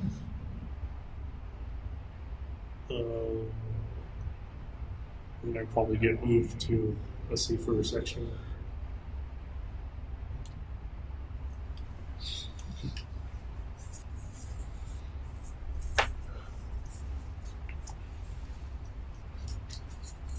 I see the video game here. Oh, card game. Yeah. By the way, thank you for going through that fantasy with me. Okay. I think it takes a lot of effort for you to do that. Do you do that very often when you're by yourself? No, not at all. You mentioned that when you're by yourself, you can bring the shadows. I haven't been able to lately. Beg your pardon? I haven't been able to lately. You haven't been able to. Have you tried? Yeah. Looking at like blotches on the wall. When you Looking at blotches on the wall. looking at blotches and you haven't been able to bring the shadows. No.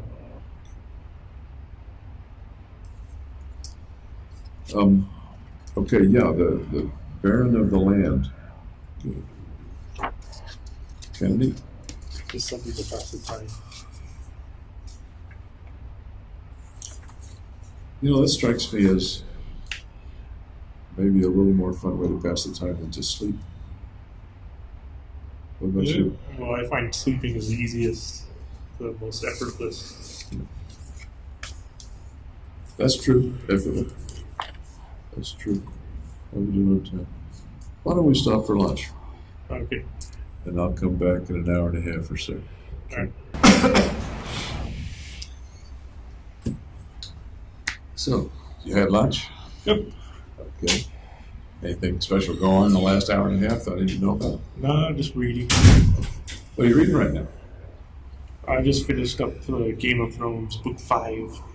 Oh, yeah. That's a very thick book, isn't it? Yeah, they're like dictionary size. Wow. I have not read it. It's a good series. Good series. What other stuff have you read since you've been? Like fantasy stuff called The Wheel of Time. So it's set in like medieval kind of setting. Is it medieval story, or does it have fantasy or sci-fi aspects mixed in? It has fantasy mixed in, like Trollocs and these monsters and stuff. Okay. Make a couple of notes here. Pupils are still good, huh?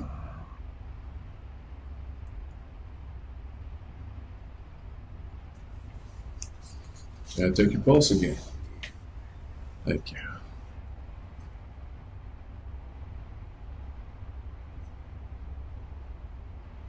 Okay. Nice.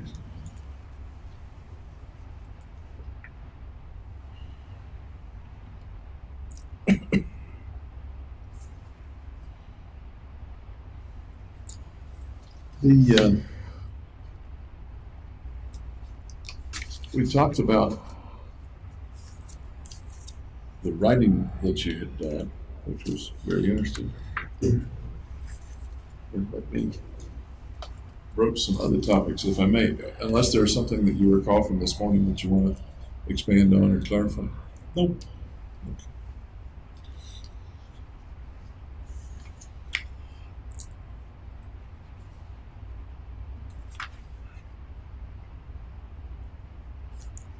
When you were buying some of the equipment before the shooting at Bass Pro Shop and stuff like that, Yeah. I noticed one of the videos, you spent a long time in the store. They kept you waiting a long time. You're waiting at the counter for like 30, 40 minutes or more. That was the first time because I didn't know how long their, I guess, background checks and stuff. Okay. So somebody was off doing a background check at the time? Well, there's like an order to it, like 4 people were probably before me or something. Okay. Was it shorter after that? Or several of the times you'd be in the store for an hour just to go through the paperwork? Subsequent visits, I would go like eat lunch and then come back to the store. Okay. In the store, I know that you're uncomfortable around strangers. In the store, did you have any difficulty with people? Did it bother you? No, because I had something to talk about. Like, it was there for a purpose. Okay. Other customers didn't bother you billing about and things like that? No.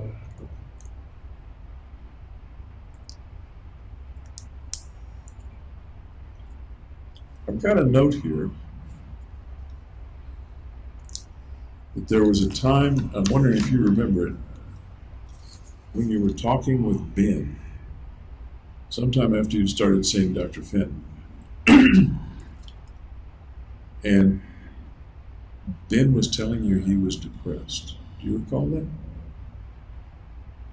No, I don't. So it's a long time ago, 2.5 years ago. I think I would remember, like, but I don't remember him saying that. Do you recall Ben having times when he was depressed too? He was depressed at times? Or do you not recall that? No, I recall a time I took him to the emergency room, but I don't know what it was for. Well, you took him to the emergency room. Yeah, Gargi called me up, and she can't drive, so she asked if I could drive Ben and her to the emergency room. Wow. And you don't recall why? You don't recall what it was for? I didn't ask or inquire. Why do you, it was for Ben or for Gargi? For Ben. It was for Ben. What do you suppose was wrong? I don't know, just some health problem. Did it have anything to do with his depression as far as you recall? Or This is the first time I've heard he was depressed here. okay. When you were, let's say that again, I'm not sure. you telling me that he's depressed is the first time I think that I've ever heard that he was depressed. In your interactions in the texts, there's a reference to Ben telling you he was feeling depressed. And you may not recall it. I might have overlooked it or something. Yeah. Do you remember telling him that he should use his depressed feelings, quote, to be destructive to the world around him? No, I don't remember that either. Okay. I was wanting some clarification of that if you remembered.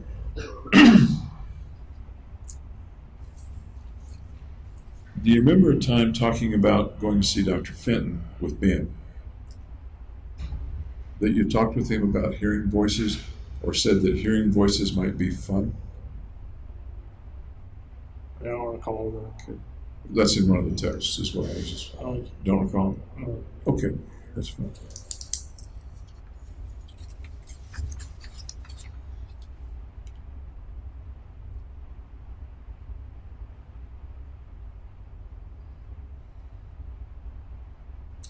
Do you remember much about the interviews that you had with Dr. Metzner?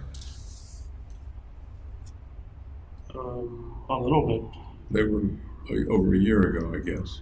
But you spent a lot of time with him. Yeah, a couple of days. I'd like to get into those in some more detail, but I didn't bring the materials with me. I'll bring them tomorrow. But one of the things I remember you telling Dr. Metzner was that that you had been feeling badly before the killings. Yeah. And that you thought there was a 50-50 chance that killing people would make you feel better. Does that make sense, or do you recall saying that? It sounds like something I would say. Okay.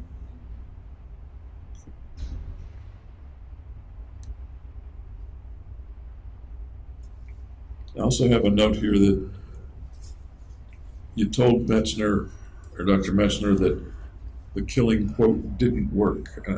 I didn't help with my depression. Didn't help with the depression. Okay, I was wondering what the context was there.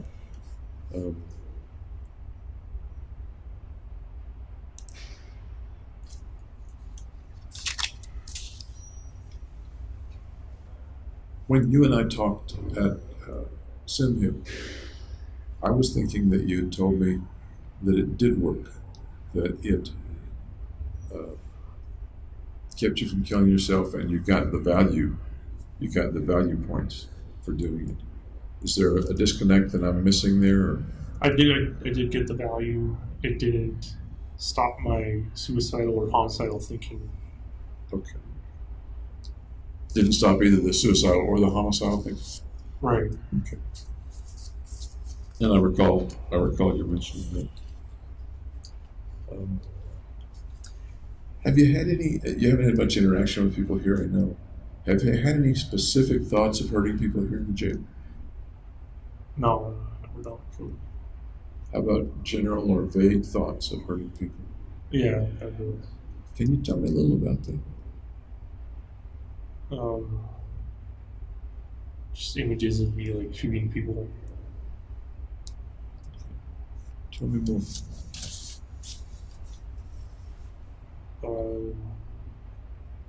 I don't know what else there is to tell. When might the thoughts occur? What's the context?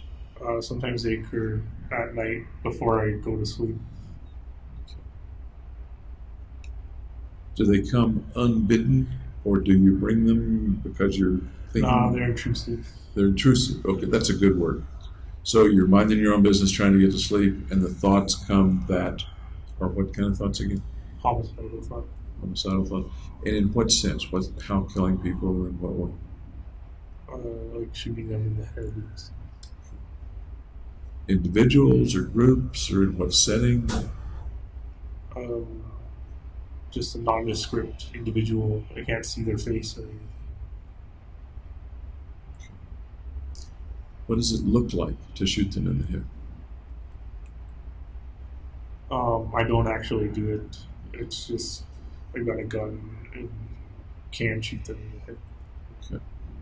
What kind of gun do you Just a handgun. Any idea or speculation about where you are in that particular intrusive fantasy? No, it's in script location. How often does that happen to you? Maybe like 2 or 3 times a week. Okay. And we're talking now about the last few weeks. Yeah. Is that about as much as over the past year, or has it increased or decreased? I think it's stayed the same. I'm sorry? I think it's stayed the same. Stayed the same. You don't have an opportunity to talk about these things with anybody, am I right? A counselor or somebody like that? No, I don't have a treating psychiatrist. And if I do, they throw me in the hole if I say I've got homicidal thinking or suicidal thinking. The suicidal stuff I can understand, and I can understand your reluctance to mention it, because the whole, man, that is not a nice place. Right. The homicidal thoughts. If you're a danger to others, they don't want you around other people like this. But you're already not around other Even people. though I'm not around. Yeah. I guess maybe for guard safety, then. This is what I would think.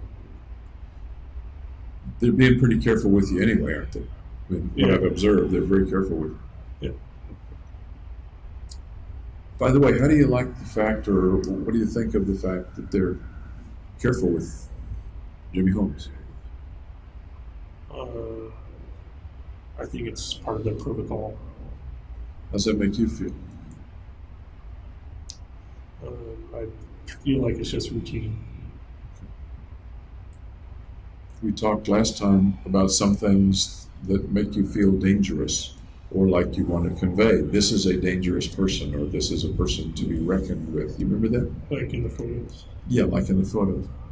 Just the fact that they're careful with you, give you any particular feelings about what kind of a guy you are or want to be, or do you like it or not like it? I don't feel one way or the other about it. Okay.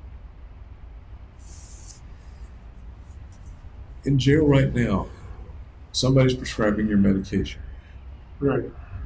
How often do you see that person? Well, it was Dr. Mosier, but he left. I don't know what happened to him. But somebody else now, and I like never see. I'd seen him once, so I very rarely see him. Once in how long a period? In probably 6 months.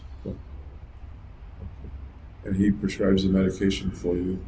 Is there any other mental health professional that sees you or offers to see you? You may decline. Anybody else that sees you or offers to see you? Well, Raquel Gurley does. Okay. She's an examining person. She works for your lawyer. Anybody that is your clinician? No. So it's pretty standoffish.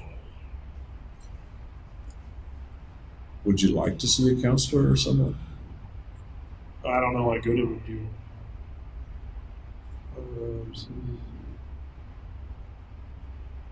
I have no feeling one way or the other. Okay.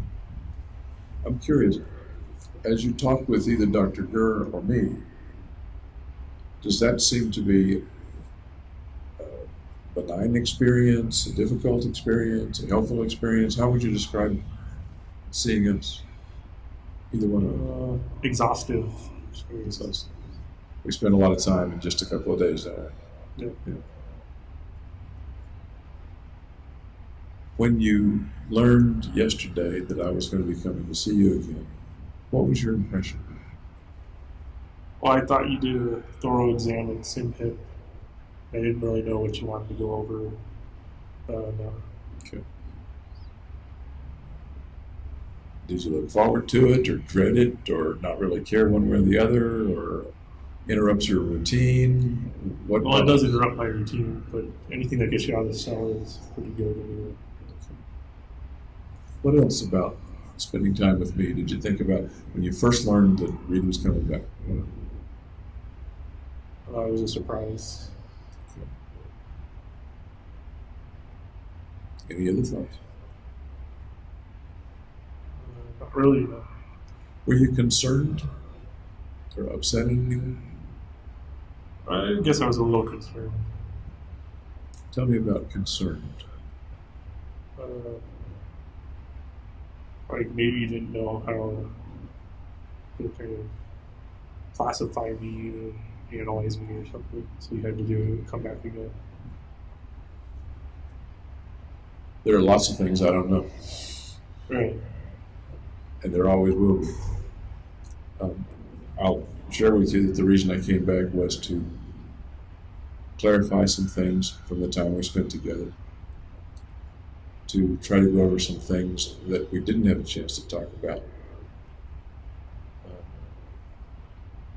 You and I could talk a lot over weeks, I'm sure, and I'd still have things to learn, and you still have things to tell me.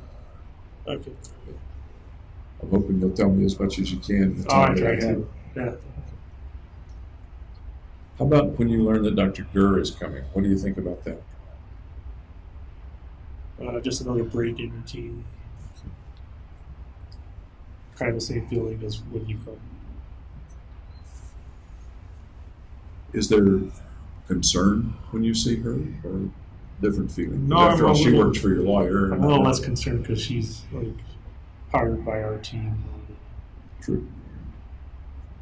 Okay. Okay.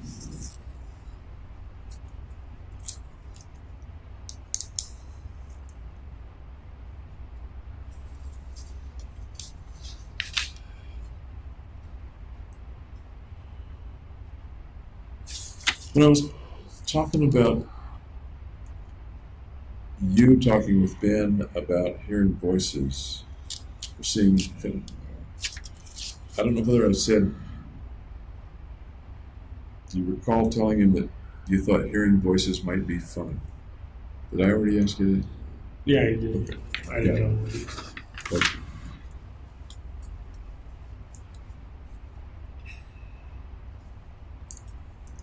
You had an acquaintance in grad school named Lee. Yopio Lee? Yopio Lee, is that how you pronounce it? Young? Was it Young? Y-E-O-N, is that? Somebody could have misspelled it here. So okay. Is it Youngly or? It's Young? It's Y-E-O something Lee.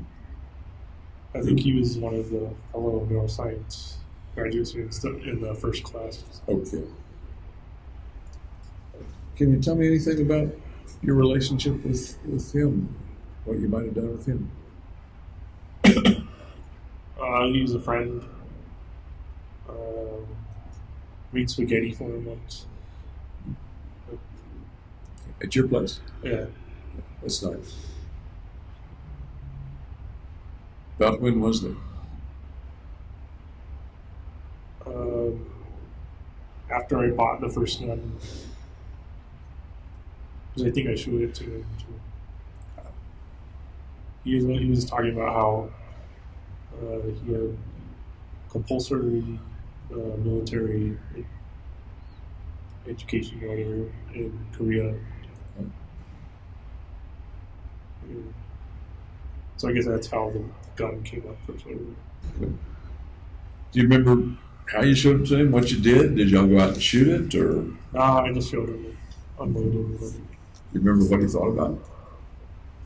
Nice gun, or He said it was more expensive than the ones the military gave him.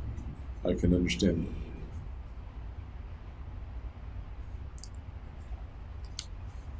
I've got a note here that Lee was also depressed, or said he was depressed. Do you recall that? Apparently, all the graduate students were It depressed. sounds like it. It sounds like it's endemic to the grad school there. Yeah, I don't remember him telling me he was depressed. Okay.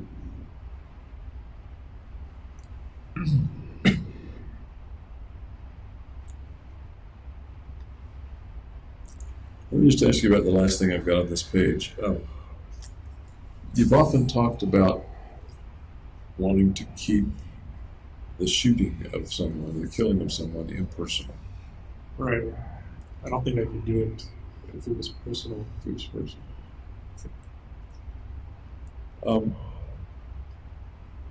When we talked at Simhip, we talked about some of the things that really got a bit personal while you were shooting folks. I mean, you could see the people even though you were wearing a gas mask. Yeah, there were a couple of people who ran and got carried out. I recall now one victim who describes your moving toward him. He's in the front row. And initially aiming over his head at people behind him or aiming behind him. And then looking at him, best he could tell with the gas mask, Okay. and shooting him straight on. Do you recall that? No, I don't recall anything like that.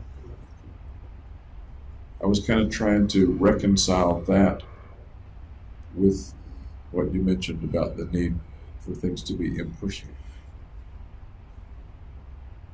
All right. Any thoughts about reconciling that?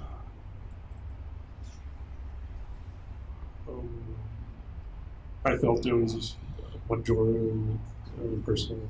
Sorry? I thought the majority of it was impersonal. Okay.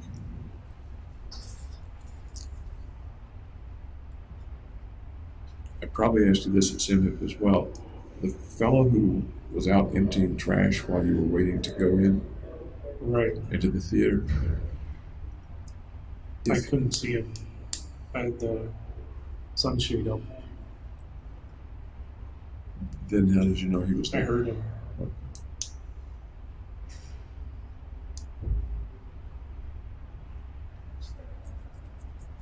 I'm confused there too, because you said he went back in.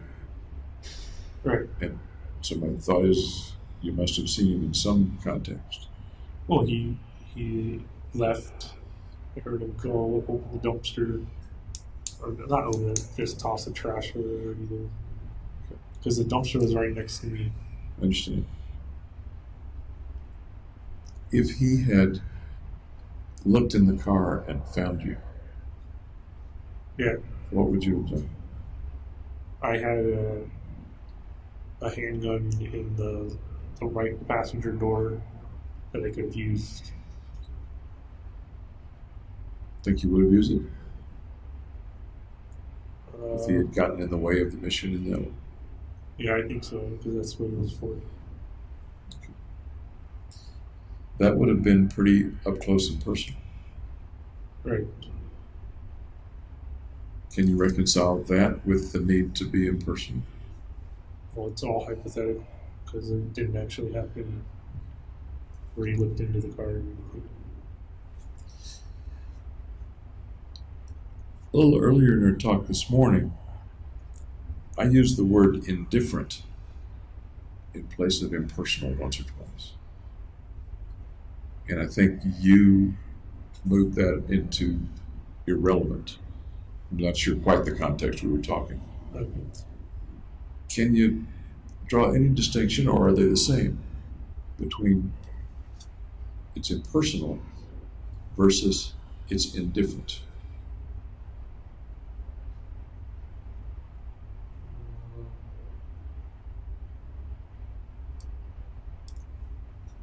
They're pretty similar. Good.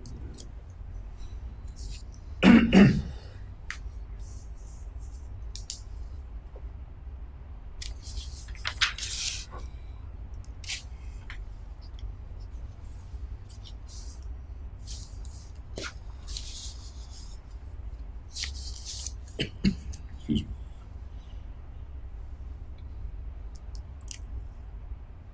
I have kind of a list of things that I want to be sure that we talk about today or tomorrow. One of them has to do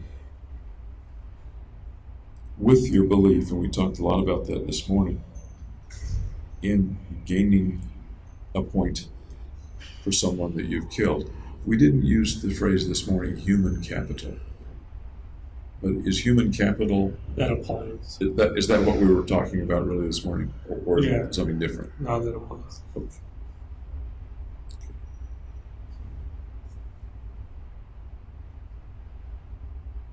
We talked also, and we have talked a fair amount, about the thoughts or intrusive thoughts or impulses to kill other people that have occurred sometimes a long, long time ago, even when you were a child, right? Right. How far back does the human capital idea go? The idea that I will get some value for killing the person. Since graduate school. Just graduate. Recent, yeah.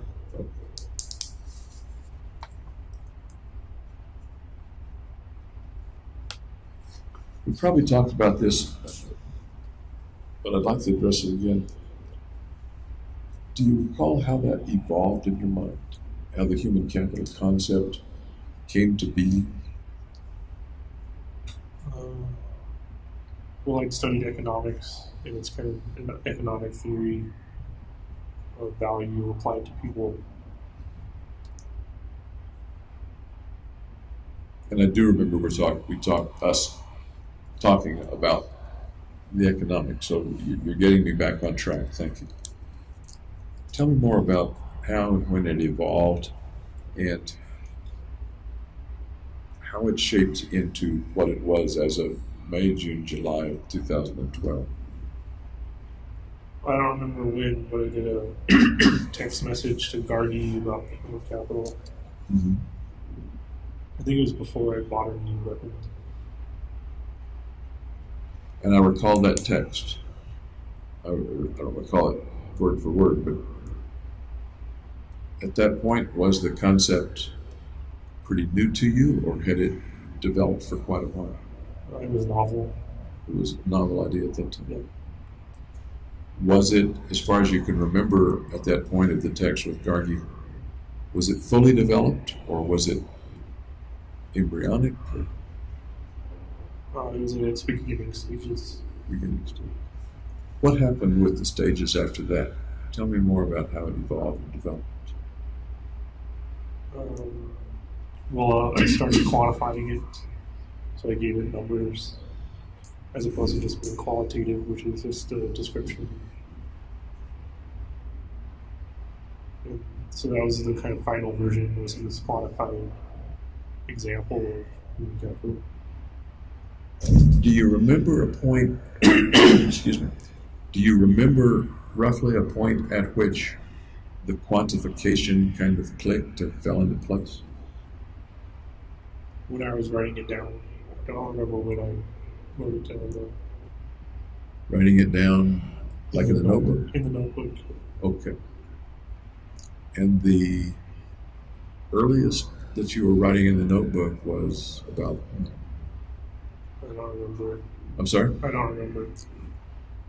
I was thinking that the notebook started in June or July, but that may be too late. Did it start before that? It could have. I didn't put dates on it, so. Okay. But the quantification, correct me if I'm wrong, was at least weeks before the shootings, or could it have been closer to the shootings than that? It was at least weeks before. Okay. All right.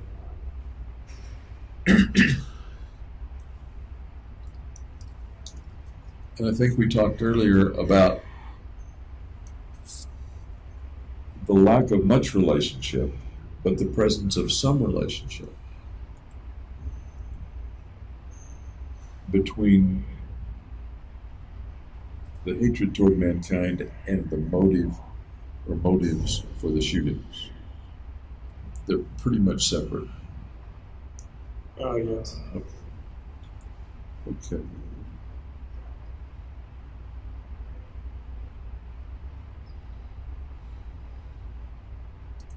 I have a note to look further into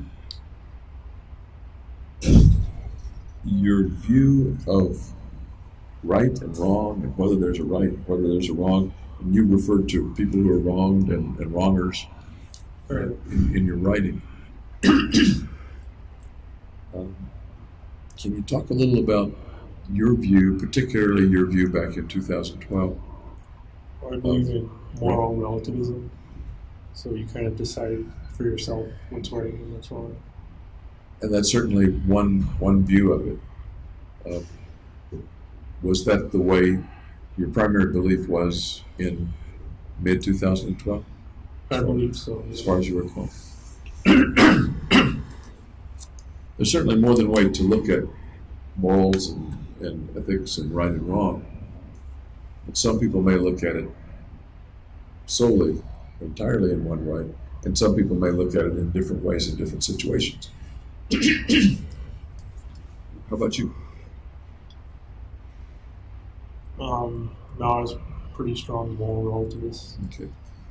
Now I want you to tell me about moral relativism. What does moral relativism mean for Jimmy Holmes?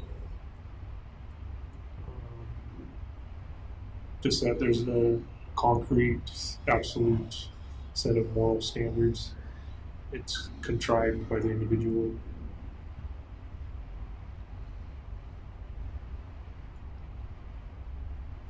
Okay. Go ahead. I don't know anything. And there have been books and papers written on it. Yeah. You're teaching me.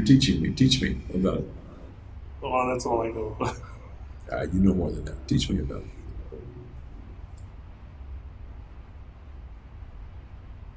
I don't know what else to say. If I come back and say, that's BS, can't be true. Then that would fit. The world would go to hell if that were true. Yeah. Teach me It why. would fit with moral relativism. Big pardon? It would fit with moral relativism because you're having your own opinion and your own belief. Is the moral relativism an idea that it's fine to have? Or is it something that is or ought to be simply a part of society? That everybody should have and act on their own ideas of what's right and wrong? It's an idea, so you can choose whether to adopt it or not.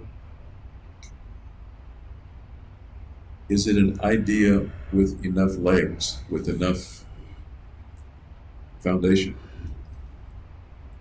that society could get along with it if everybody was a moral relativist? Yeah, I think so. How would you deal then with the idea that what one person thinks is right, I don't want him to do? He thinks it's right to steal my money or steal my candy bar. Then you have to have some sort of enforcement Enforcement of what? of your beliefs. So you have to have some way of enforcing your beliefs to prevent him from doing what you think is wrong. Is he doing something wrong by taking my candy bar? He's doing something wrong according to you, but according to him, it's fine.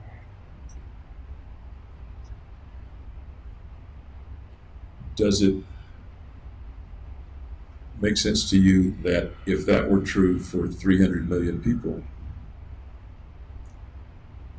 it simply wouldn't work? Would that be your conclusion as well, or not? No, you have to change society the way society works together. You have to have like enforcers that are like personal bodyguards to make sure you don't succumb to some other person's idea.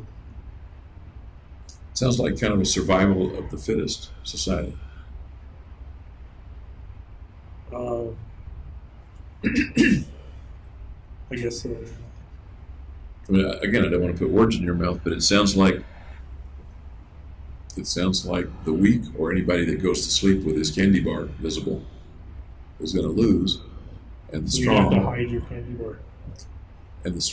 are going to get all the candy bars, or all the money, or all the lives, or all the pretty women, or whatever the item is. So it would be a completely different society from ours, where it's equality based. There it would be survival based. What do you think of having that kind of society? I've never been in it, so I don't know how it would work. Does it sound like a place you'd like to be? If you're the top dog, yeah. How many people can be the top dog? I'm not trying to get into just a kind of a philosophical discussion with you, but it keeps occurring to me that if you're the person who makes the rules for your behavior, and it's okay within the society or within the larger population for you to do that, then that's a very odd society. You may believe it's okay. I guess, let me ask you this, does society then have a right to contain you if it doesn't want you to do what you think is okay? Well, you're kind of your own society, so... Only if you live by yourself.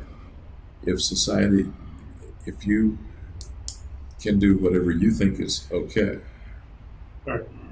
and that happens to injure or deprive or kill other people, should society have the right to contain you or not? I'm kind of looking at it as you have groups of societies. You have your own group of society that may be a conflict with another group of society. And whoever's strongest or cleverest is going to win.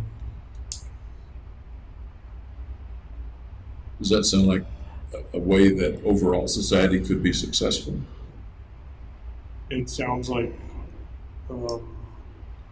the way societies are on a global scale, like an American society versus an Asian society. Okay. It sounds like a society that's doomed to have a few wars, to me. Yeah, there'd probably be a lot of wars. And you had an answer for that you've spoken of many times. I'm drawing a blank. What's that? What's the answer to that? You've said to get rid of mankind altogether. Oh, okay. Is that kind of where that was going, or not? Because No, that looked like... I don't think moral relativism would destroy humanity. Where is the place in our discussion where there was a flaw that would get us off the track from moral relativism to destroying mankind as the thing to do? That was what I said was the destruction law, where if you reward with destroying people with procreating children and stuff.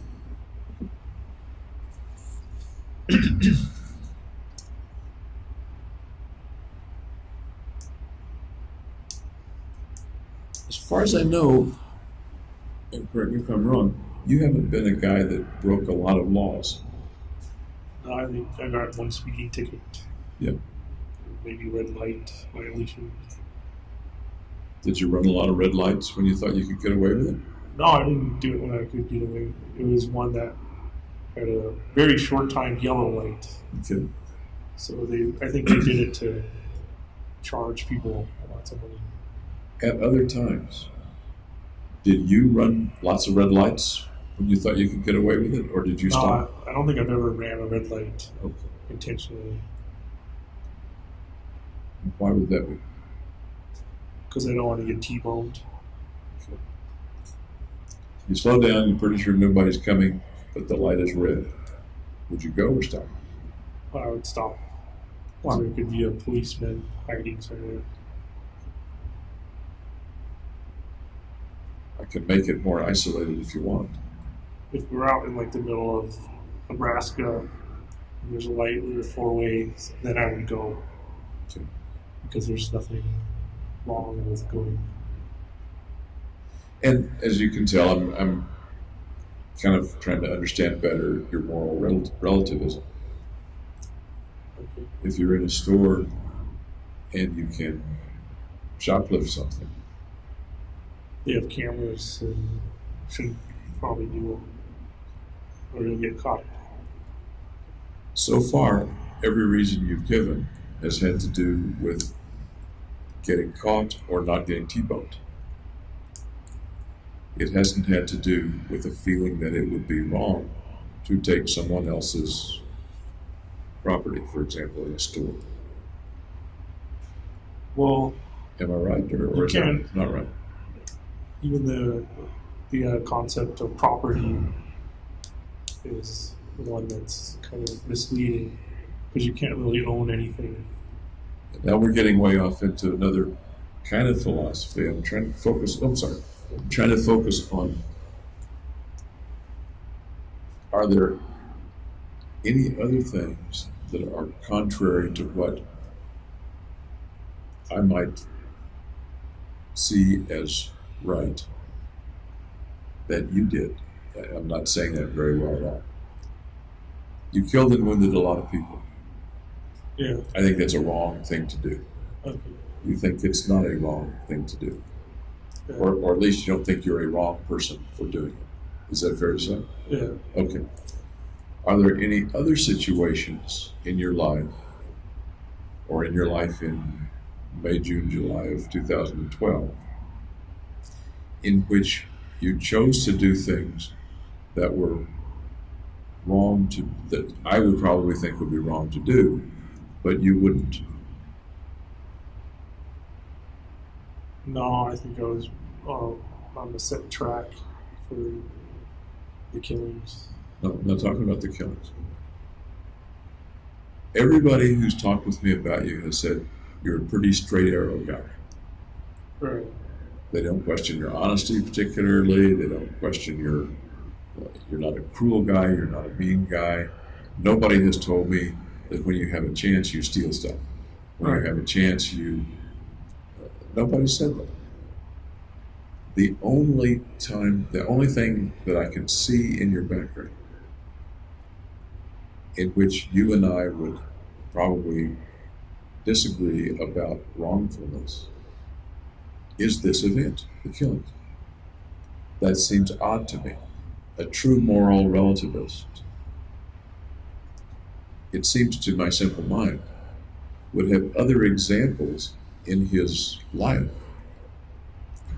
in which he didn't act the way other folks do, the way other, quote, law-abiding folks or straight arrow folks do.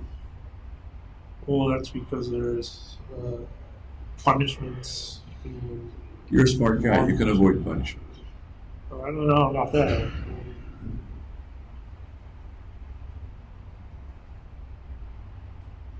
You didn't get drunk. You didn't do drugs. You didn't. I'm thinking of illegal things, but I'm not.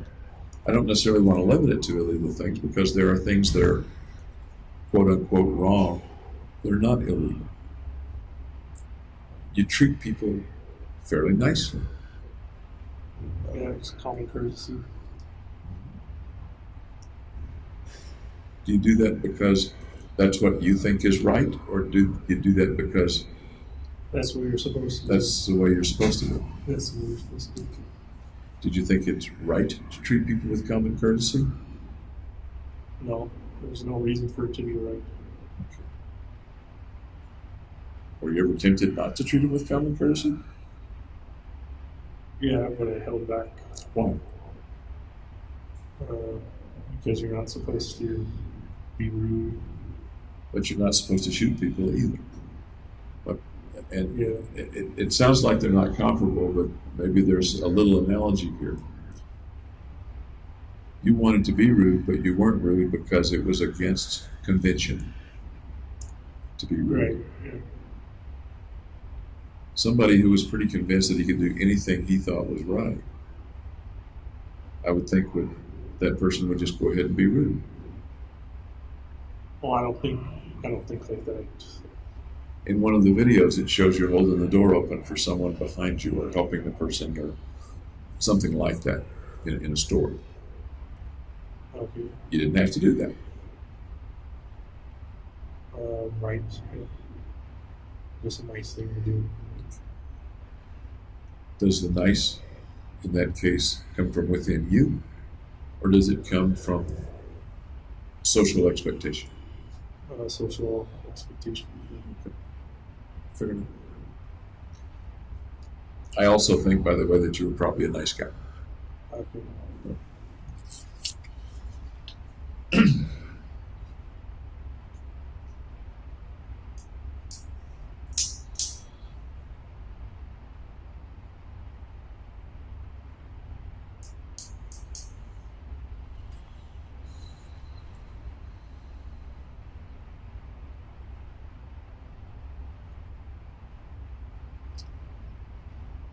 We've talked from time to time about your thoughts that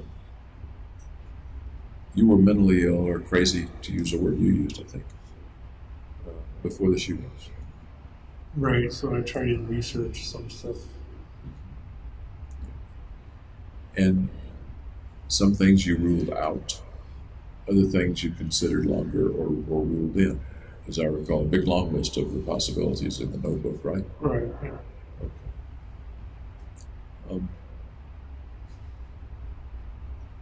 One of the things that you ruled out, and you told me at SimHip that you ruled out, was antisocial personality. Do you remember that? I think instead of that, I had social anxiety instead of What? Anti-personal disorder. The reasoning you used, and I can probably find it in the notebook, the reasoning that you used, actually, it was in my other notes, I'll bring it tomorrow, that you didn't have an antisocial personality, as I recall, was that you weren't cruel. Yeah, I'm not cruel.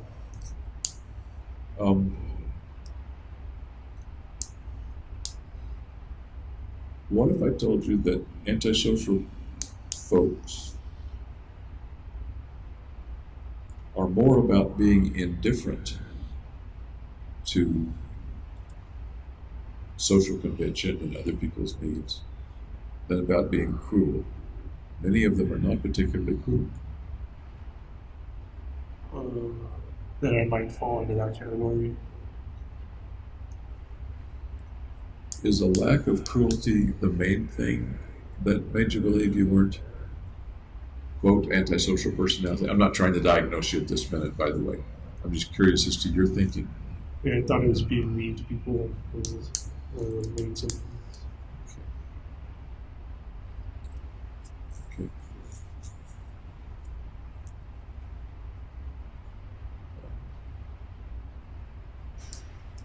Did anything else suggest to you that you weren't an antisocial person? No, not that I can remember. Okay.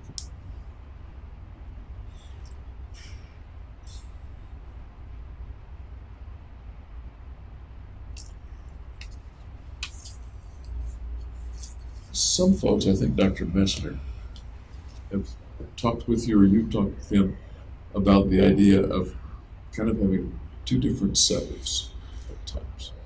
And you and I talked about maybe there being a part of you that wanted to do the mission and a part of you that wanted to be stopped from doing the mission. Exactly. We talked about two parts in the same person.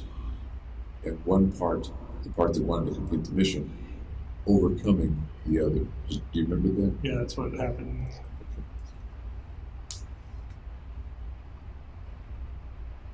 Has there ever been a time when you felt like there were two James Holmes?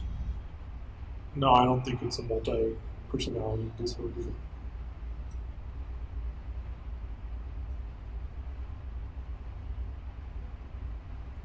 What might be a suggestion that there would be literally two James Holmes? Not that you have them, but what might you look for to tell you, yep, that's me?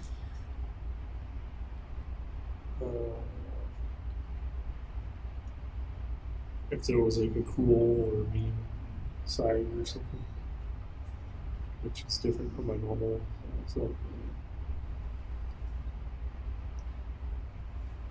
Have you ever had times when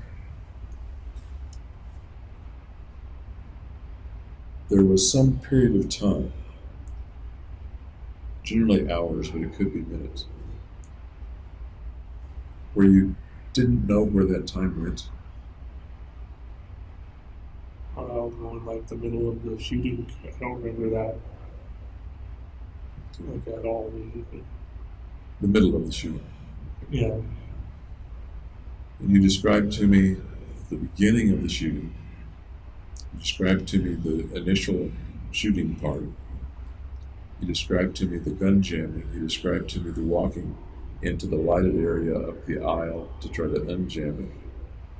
right. You described to me the people leaving out the exit area where they wouldn't have to get close to you. You described to me the people who left ahead of you out the exit that you eventually went out. Yeah. The whole event lasted 10 minutes, 5 minutes? I would guess 5 minutes. Any times in which you said to yourself, wow, I don't know where I was for the rest of the day. Here it is, evening, and I have no idea where I was this afternoon. Or No, I something have a similar. pretty good memory. So, and I'm kind of referring to exactly what you said, missing chunks of memory where you could have been across town and not known it. Yeah, I'd say in the middle of the shooting, when I was shooting randomly. I don't even know if it was randomly. But I'm not just talking about the shooting. I'm talking about really any time in your life. No, it hasn't really occurred. Okay.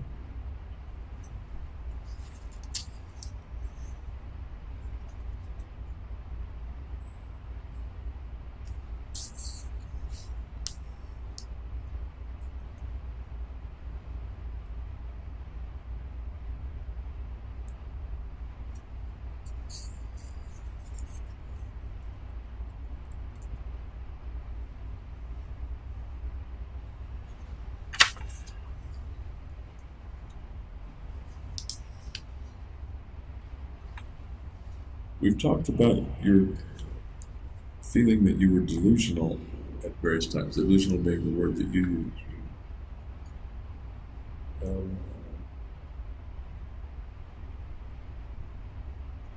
Can you refresh me about that? Get me started on that conversation I again. don't recall when I said the context. Okay. Can you think of a time right now when you were delusional? Prior to the shooting. Okay. Now I want to ask you, what's your definition of delusion? A thought or idea that doesn't match reality. Okay. How does that differ from someone who's deeply religious? Well, according to their reality, their God is real. Okay. So would you call that person, if you disagreed with that religion, would you call that person delusional for believing in some miracle of Christ or some miracle of You Allah? could, they probably wouldn't like it too much. Do you think the person would be delusional, or is that something different from a delusion? Well, I'm not sure if all religion is delusional or not. It's certainly not scientific. Okay. You used the word belief earlier. Your belief in the life value system, the human capital system. Okay. You used to phrase it that was a belief, which is not scientifically testable either, right? Right. Um,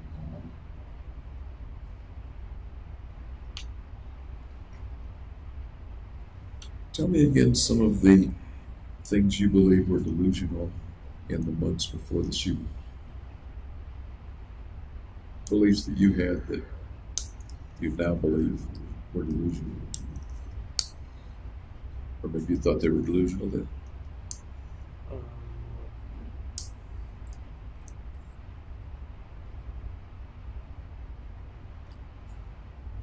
I thought I was delusional for wanting to kill the whole world.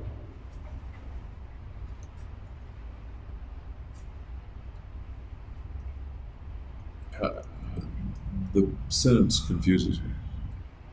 I thought I was delusional for wanting to kill the whole world. Right, wanting to kill the whole world was the delusion. You were having the thought. In what way is that a belief? A delusion being a belief that other people don't share, that can't be dislodged with logic. Well, other people don't want to destroy the whole world. It was my belief that it should happen.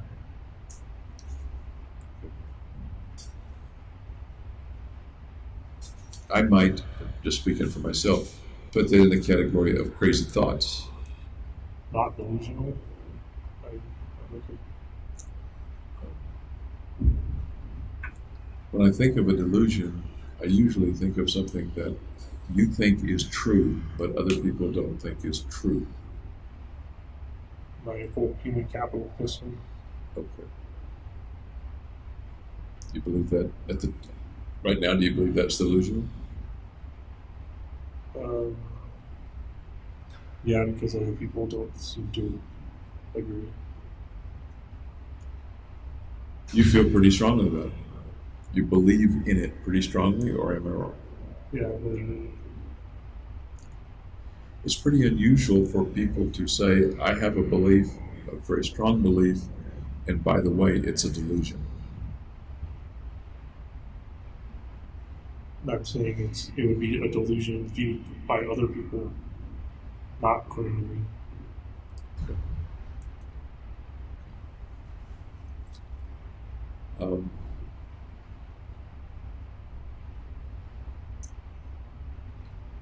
If I believe in multiple universes based on string theory, but lots of people don't understand string theory and say that's stupid, would I likely be delusional or have some other difference from the other people rather than a delusion? You'd have a difference of opinion, Okay. because at least some people agree with you. I don't know anybody who agrees with you. Good point. Good point. Okay.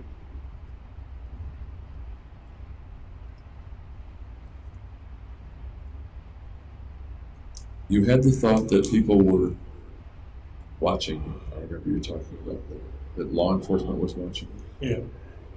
Did you have the thought that anybody else was watching you, keeping an eye on you, observing you? Well, I thought Fenton and Feinstein were keeping tabs, not really observing me.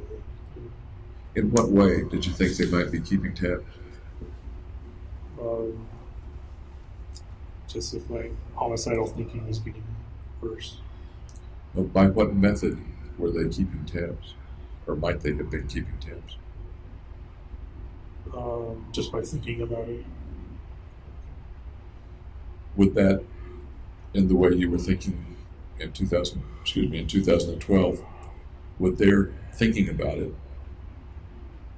have brought them information about you? Is that a way to keep tabs on people? Or? Well, I'm not sure how they would keep tabs. Did the mere fact that they were thinking about it allow them to observe you? Allowed them to characterize me. Did it allow them to observe you? Is that a way that Like they physical observation? I don't know how that would possibly.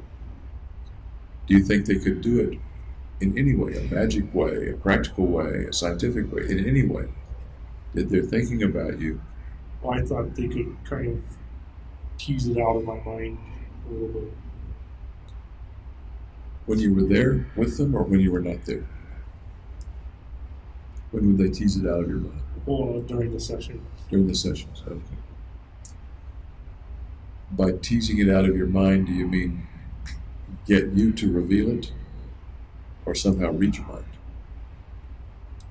In a way, read the mind. Yeah. Tell me how that works. Tell me about that. Well, it would come from their training. their analysis of me. And how might that help them to, in a way, and to use your words, in a way, read your mind? Well, because it would reveal what I was thinking. I was revealing what I was thinking to them, so they could put it together and figure it out. But they didn't. They wound up not being able to.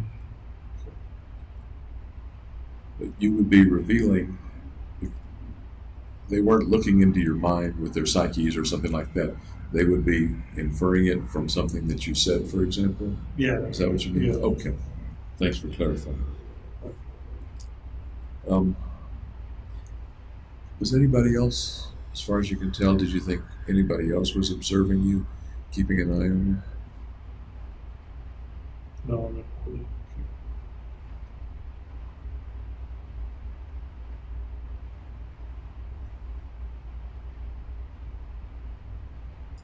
As you were putting stuff together in the apartment, did you ever think that there might be bugs in the apartment or hidden video cameras or something like that?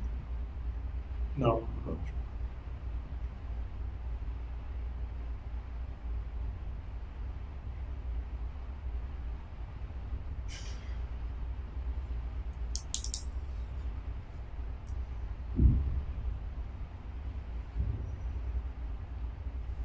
You watched a fair amount of TV, and I know you like comedies and stuff. Did you watch much news before the shootings? No, I still don't watch news. Any particular reason you don't watch the news? It's not entertaining. Do you have any interest in what's going on in the rest of the world? Just very basic. Like what? Like new presidents around the world. Like What are, in your view, what are the most reliable places to get that news? when I did look at news, I would go to the New York Times website. I usually read the science section.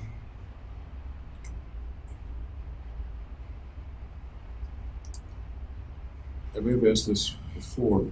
Did you ever get the idea that as you were watching TV, the whatever was playing was particularly meaningful individually to you? Yeah, just before the Denver Health. Tell me about that. I think I recall what you're talking about, but would you refresh my memory? Well, there was a couple. There was one where Obama was nodding to me. And there was another with a movie, kind of adventure movie. I don't remember what it was about. That's exactly the kind of thing I was wondering about. Before the shooting, had you ever had that experience? No. Soon after the shooting, after you got arrested, the first month or so, did you have that experience? No, I don't think so. How about the other way around? Your thoughts or comments being able to have unusual influence over other people? No, it was mostly the other way around. You're a strong-willed person. The mission was a very strong impulse, and those were physical things. Have you ever been able to mentally affect other people? No, not that I know of. We're talking a little bit about paranormal kinds of things, parapsychology kinds of things. Yeah, I don't think so.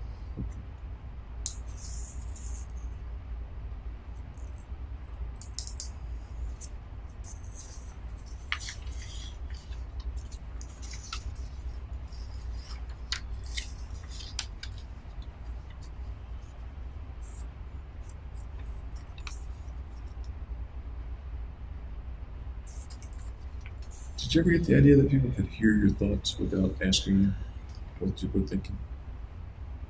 even back in 2012 or before? Denver Health time. At Denver And Health. they locked me in the hole. Okay. And when they locked you in the hole? Any time before that? Any time in your life? No. That's a little like being able to read your mind. I guess I'm also thinking about your being able to project your thoughts so that other people could understand them. Telepathy, I suppose.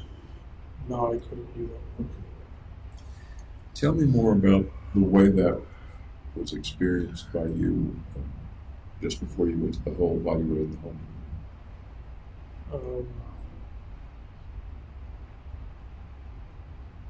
Well, I thought other people were reading my thoughts, so I tried to like hide them. So I would say a bunch of colors, like red, blue, green, red, and like point in my cell and stuff in random locations. As a way to To get them to stop listening to my thoughts. Was that a way to get them to stop listening? Was that a way to camouflage your thoughts or hide them? Yeah, it was to hide them. To hide them.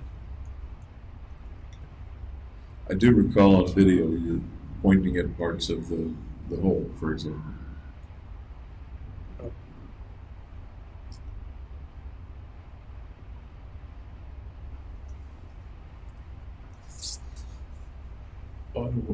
This is an aside. We were talking about the window and the door to your cell.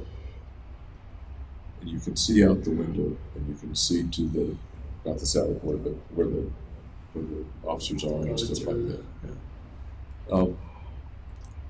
Do they cover that window sometimes? A lot of the time they do.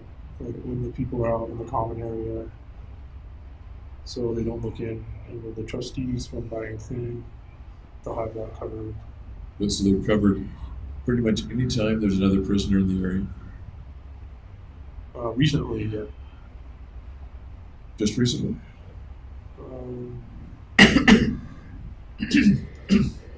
There was a time for a while that they would just not put it up. Do you recall anything happening when they didn't put up the paper? No, I don't know why they changed to putting it up so much. Did people bother you by looking in, or? Just looky-loos. Putting up the covers also keeps you from seeing other people. Right, I can't see out. I can understand them not wanting people to be looky-loos and look in on you. But the other side of that is that you don't, that even more limits the number of people you can see, much less make eye contact with or talk to. Right. Does that trouble you? Does that bother you? Well, I like being able to look out the window just because it makes the cell feel bigger. You like being able to look out and see people? I guess, yeah. But they're kind of at an angle so that I can't really see them. Does it matter to you whether you can see people or not? No, that doesn't matter. Does it matter to you whether you can talk back and forth with people? You could still talk back and forth with the screen, the metal. Okay. That's right. You can hear people nearby. Yeah. I don't usually talk to them, though. You mentioned that sometimes you can hear them yelling at you or talking about you. Yeah. Do you ever talk to them? Ever? Once I said, like, hello to one of them. What happened when you said hello? They said, hey, back. I don't remember. Did you carry on a conversation? Nope. Is it allowed for you to have a conversation or with I guards? am not supposed to talk to them. And they're not supposed to talk to me. Is it that you're not supposed to talk or that prisoners aren't supposed to talk to each other?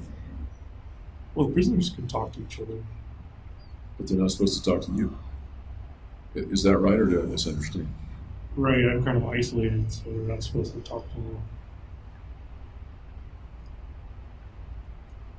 And your feeling about that part of the isolation is? doesn't matter.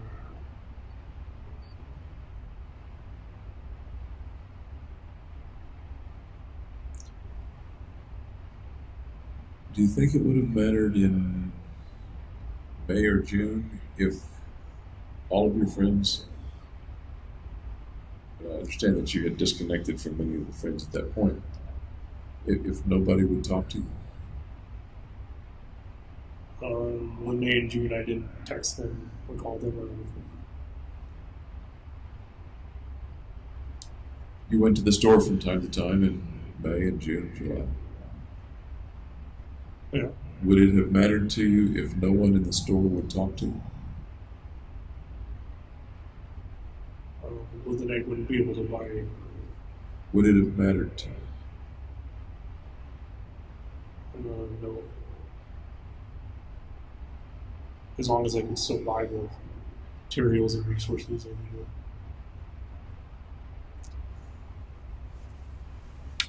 Let's go back a year before that. Let's say at Riverside. Okay. You interacted with people a lot. Right, yeah. Do you think it would have mattered to you then if the people had suddenly stopped communicating with you except to say, here's your pencil? Yeah, I would have wanted to. I'm sorry? I would have wanted to talk with my friends. How do you think you would have felt? If they had Outcasts, probably. Tell me about how outcasts feel. I feel alone, kind of shunned. Go ahead. They feel no one's paying attention to them.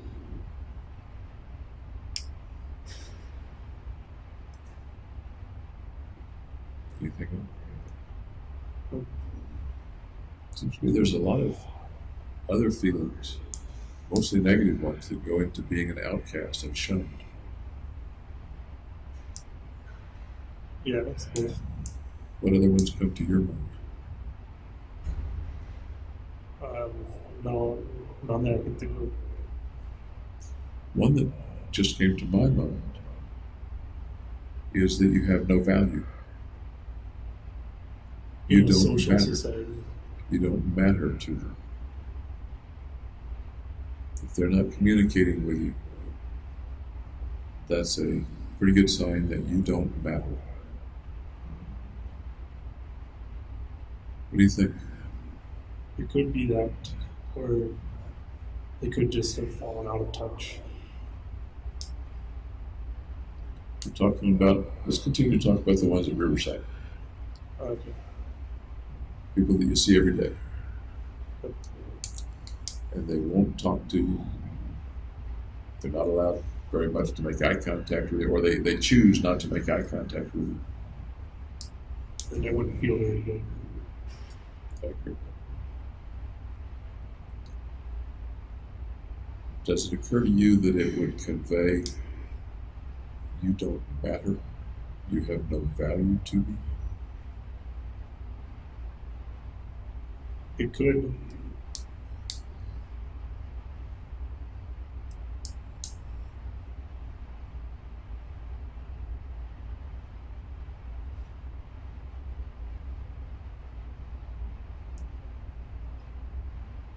My thoughts go, and once again, they're my thoughts, not necessarily yours, to how can I get value back?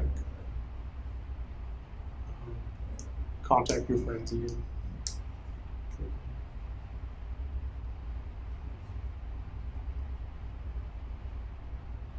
Any other thoughts about that?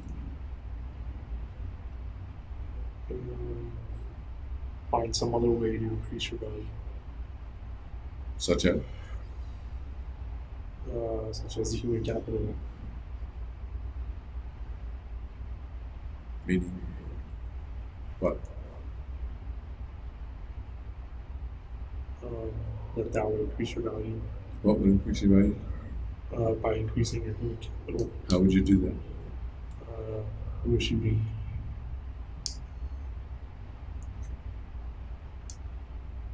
I feel like I've kind of led you down a path, and I don't mean to do that.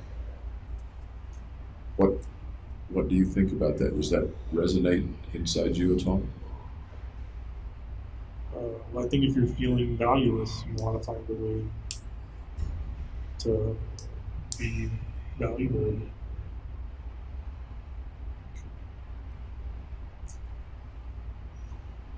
When you were in graduate school, in the last few months of graduate school, did you feel valueless? Did you feel Pretty much. unvalued? Yeah. Tell me about that feeling.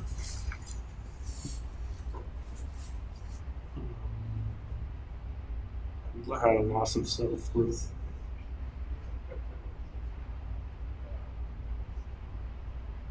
More.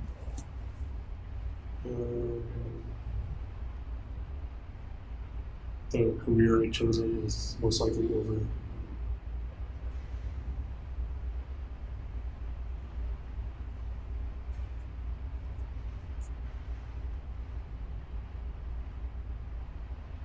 That's it. How about before you started buying the goods? Did you feel less value in some way? Less valued? Yeah. Tell me. Because some of my rotations didn't go very well. And I guess nobody cared if I stayed in the program or not. Nobody cared.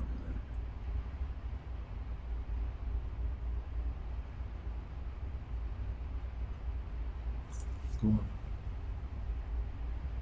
I don't have anything else.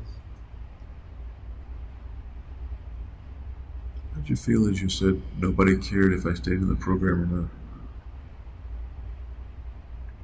Bad. Any other adjectives? Bad? Underappreciated.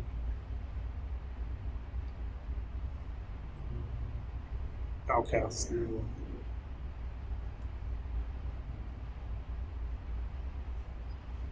Any other emotion coming up in you as you say those things? Anxiety. Doesn't show in your eyes, in your pupils, but it would be very natural for emotions to come up as you feel those things. Yep. I'll turn now to your folks. Did you talk with them? Yes. Did you talk with my sisters? Talk with your sister Chris. Did you clear up the abandoning thing? Not completely, but some. She did share with me that y'all didn't communicate all that much while you were at Riverside or any other time when you were out of the house. All right.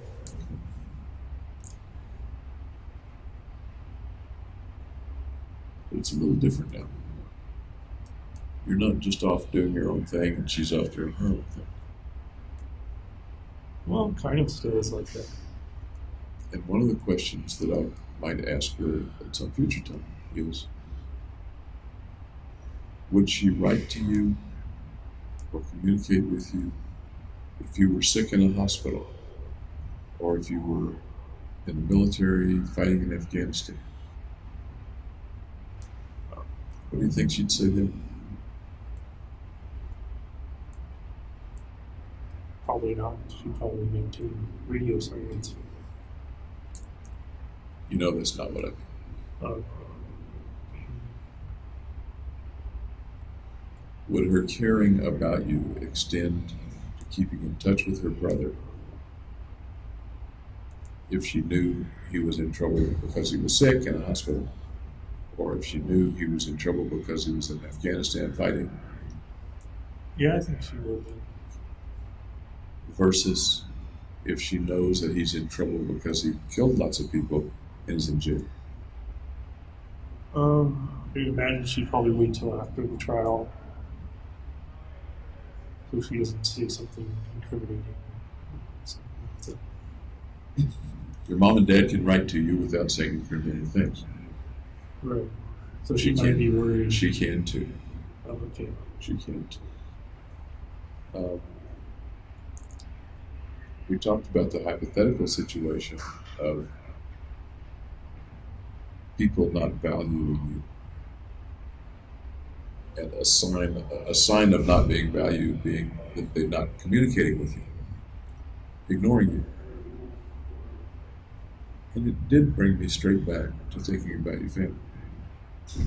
Your mom writes to you, your dad writes to you moderately often, and your sister doesn't know. Well, we didn't, as she said, we didn't communicate that much when I was in undergrad either. And it's still a conundrum to me though. I'm still not sure. Because just because she didn't write to you when you were doing fine doesn't answer the question to me of her not writing to you when you're in trouble. All right, well, I guess you'd have to ask her. And that can happen. But right now, I'm curious about whether you ever think about that. I'm really much more interested in your thoughts than hers about what impact what you did has on other people's view of you, and in a sense, on your value. I think she still values me.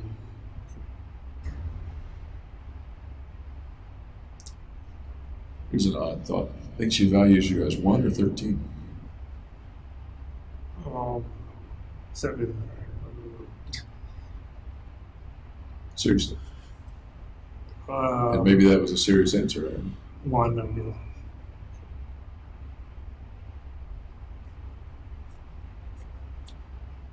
Several times I've asked you what the 13, the benefit of the 13 is to you. It's just a feeling of value that I attribute to it. We've talked about your feeling unvalued. Do you think it's a way to give yourself at least a way to feel valued? Yeah.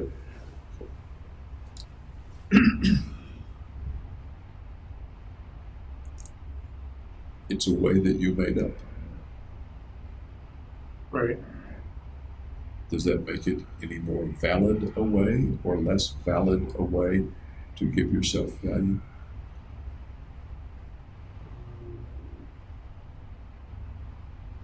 No more or less than any other way.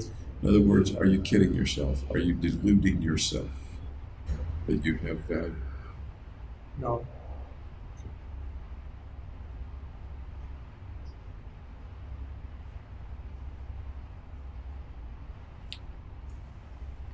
I can say to myself, man, Bill is really good looking. And it may make me feel good. I am aware of the way I really look.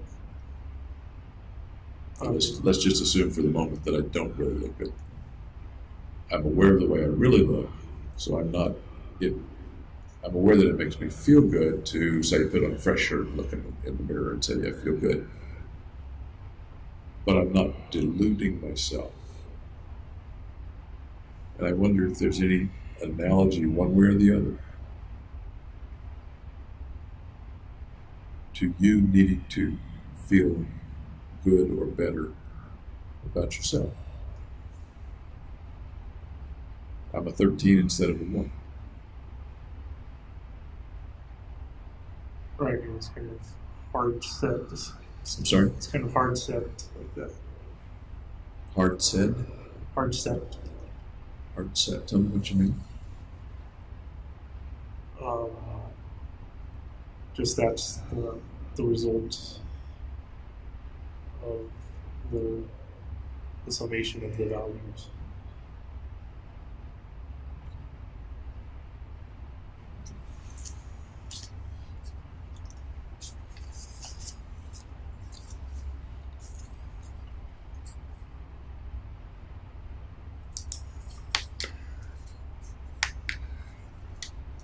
Let's see what else is on the big list here.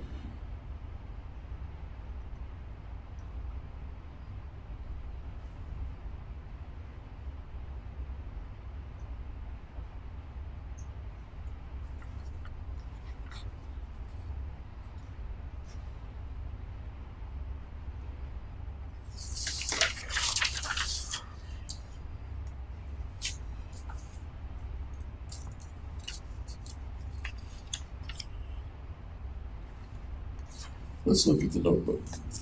Okay.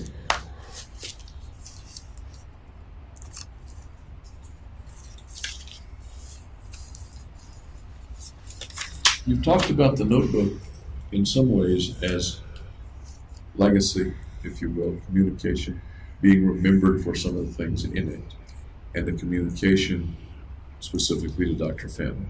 Right. In that regard, correct me if I'm wrong, you've sort of put more importance, at least right now, on the notebook and its contents than on the things that you wrote in yourself. Does that make sense? I think so, yeah. The notebook's more important. What makes the notebook more important? Because I found some very interesting things in what you wrote yourself. Because they were prior to the shooting. And forensically, with regard to the legal case, they may be more important in that sense. How about important to you and being remembered, or the things that you think are important other than the legal case? No, then they're kind of the equal weight. The notebook was written during a time when you've said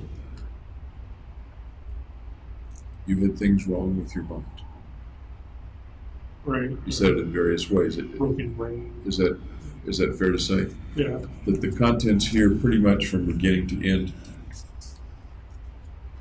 and maybe entirely from beginning to end, but please correct me if that's wrong, were written at a time when you believe you had pretty serious psychiatric symptoms. Right. I was trying to understand them. And you were trying to understand them. The things you wrote in your cell were, some of them were before you got any treatment. Right. And some of them were after you got some treatment. A little bit. Yeah. The game, for example, the point. Yep. Chronologically, those things look like they happened after the Denver Health. Right.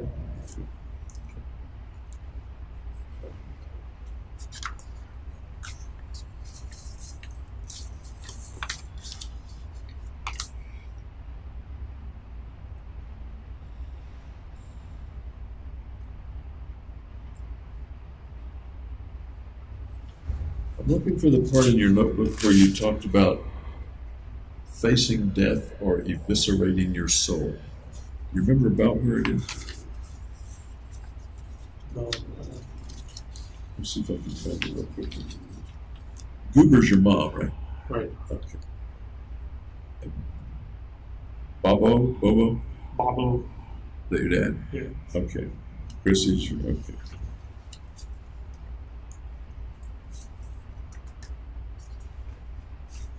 Let me take just a minute.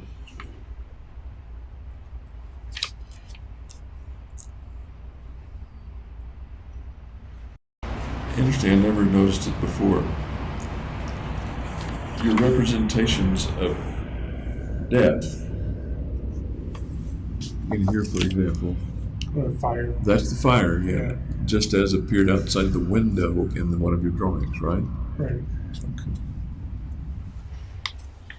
And I remember seeing in that drawing a fiery head coming up as if your red hair. But I don't think you shared that I don't know that association with if I made that. Yeah.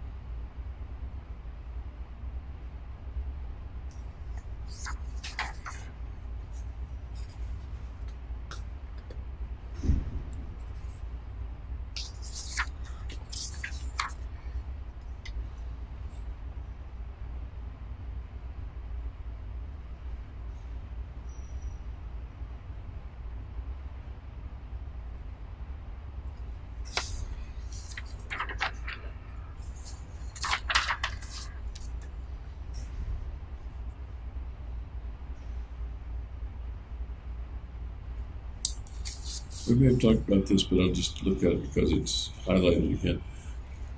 Among the things that you described as symptoms or things that were happening to you in June or July, in terms of symptoms, were brief periods of invincibility. Remember that? Yeah, when I was like driving to the gym and that kind of thing, I felt invincible in my car. Tell me about that. Well, I just did that. Tell me in more than half a sentence. Brief periods of invincibility. It would usually happen when I was driving, so I'd go over the speed limit a lot. Okay.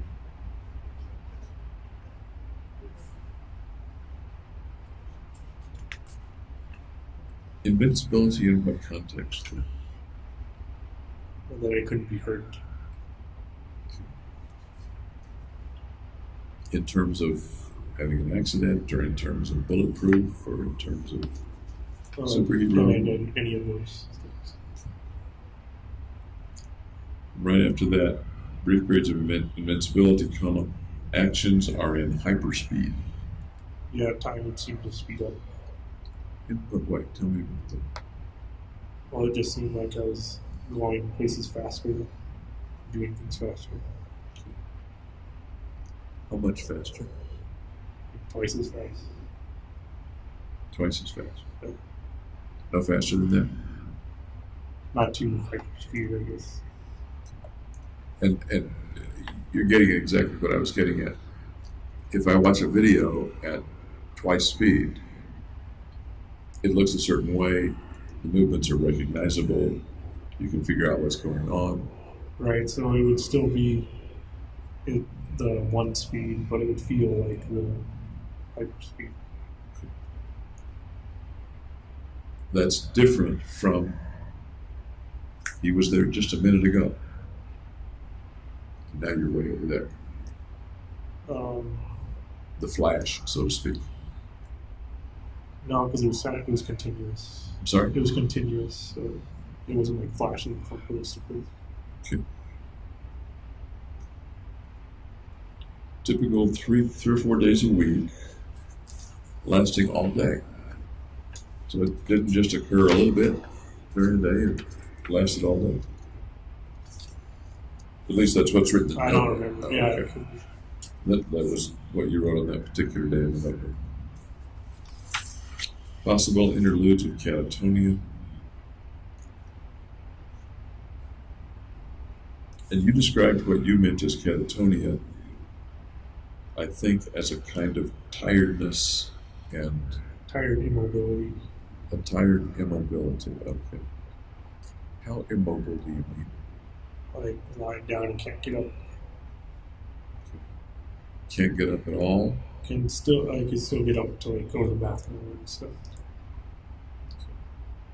So you wouldn't wet the bed? Right. You get up and go to the bathroom, get up to eat? Oh yeah. Roll over in bed, or would you lay in the same position for hours? I guess there was movement I'm sorry? while lying down. I guess it was movement while lying down. Okay.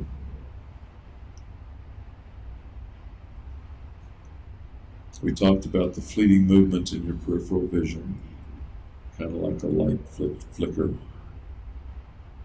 And correct me if I'm wrong, those are the things that evolved into the shadows, or are we talking about two different things? They're different. Yeah. So one was like flickerings in the periphery, and the other were like seeing silhouette shadows on the wall that could move around in weird ways. Okay. The peripheral things, seeing something flicker Yeah. side. What would happen if you turned? It wouldn't flicker if I looked at it. I'm sorry, It wouldn't flicker if I looked at it. there would be nothing there? Yeah, there would be nothing causing it. Okay. So, about when did the things that you continued to see start? Before I bought any weapons. Before you bought any weapons? Okay. And how did those things start? They just popped up. Do you remember an early experience of it? Yeah, I was in the lab and it happened. In the lab. What happened? I would just see flickerings at the side of my peripheral vision. And when you turned, it would not be there. Right. Okay. Now, what I want to talk about though is the things that that stayed there in your vision. Okay. I think we're talking about the shadows, but I don't want to mislabel them. Yeah, the shadows. I could stare directly at. Okay. They would be there The flickering stuff was different from the shadow. from seeing the shadow. Any other visual phenomenon that you recall? No, those were the two. Okay. When was the first episode of something like the shadow? In my third rotation. But Okay. The third rotation was March, April, May, or what? something like that. Yeah, closely. Do you remember where you were or how that first time was? I was just sitting at my lab desk. It kind of happened. Down, and it was like a moving shadow. I was kind of splitting and then reforming in the screen. So you're sitting at your lab desk. There are no noxious fumes around to make this happen. No, there's Okay.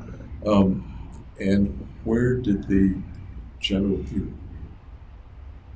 On the kind of divider of my lab seat, I guess. So something roughly in front of you? Yeah, in front of me. Okay. You watched it? And what happened? It split into two. And kind of like they would like gobble each other up and jump around and kind of. Did it form recognizable shapes at that time? No, it was just kind of blobs. Eventually, they came to form recognizable shapes, am I right? Some of them looked like people. But that first time, it was a blob. Yeah. It looked like or interpreted as gobbling each other, splitting, gobbling each other up. Yep. Okay. How long did that experience last? Like 30 seconds. 30 seconds.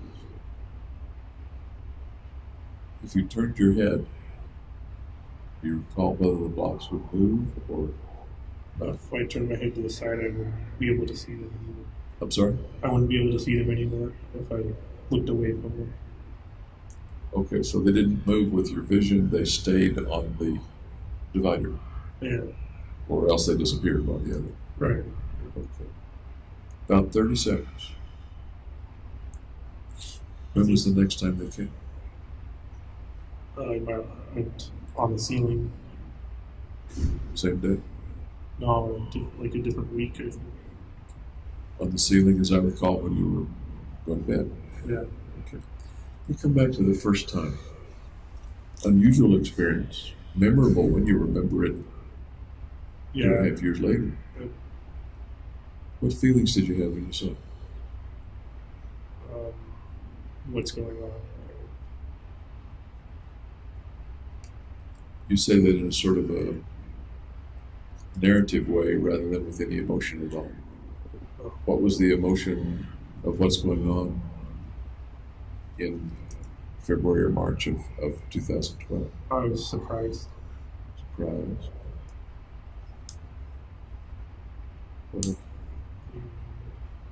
I didn't know what to attribute it to.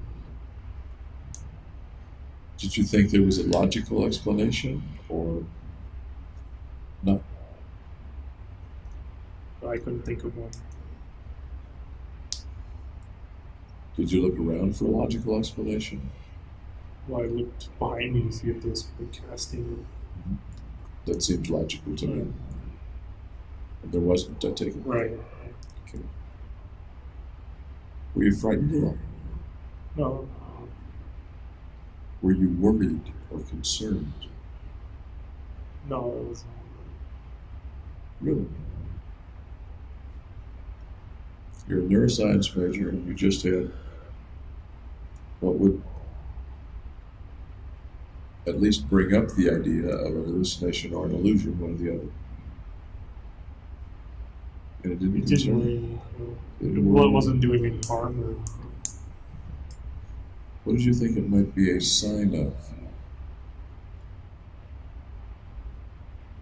um, I don't think I thought of it that way.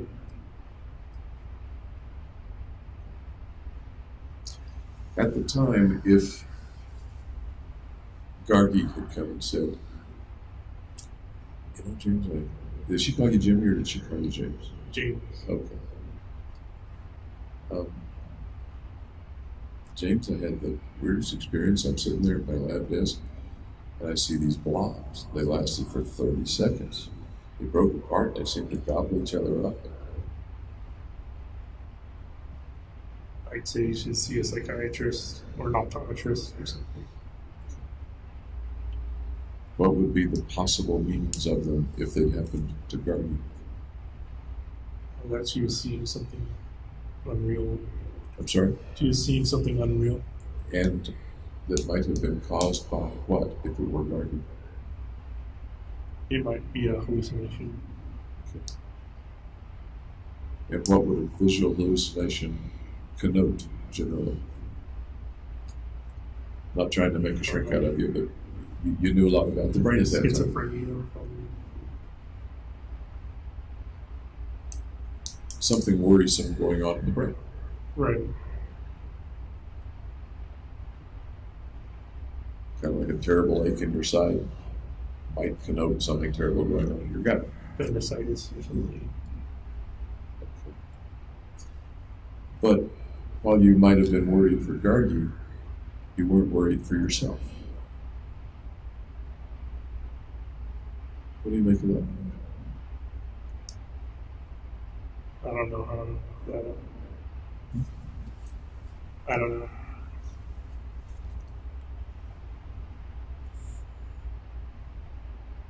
You said it was surprising, but you're acting almost as if it sort of felt natural. Nothing to write home about. Right, yeah. I don't think that's why you went to see Dr. Fenton, am I right? Or initially Ms. Rowe? No, I went treat anxiety. So that wasn't something that caused you to call a doctor or look up. Did you happen to try to look it up on the web or anything like that? I don't think so. I just kind of accepted it for what it was. I'm sorry? I just kind of accepted it. As the shadows became more defined and returned a second time, did you become worried or concerned at all? No. What do you make of that? That's twice. I didn't consider it harmful or bad in any way. Why is it not harmful for James, but it's potentially harmful for Gargi?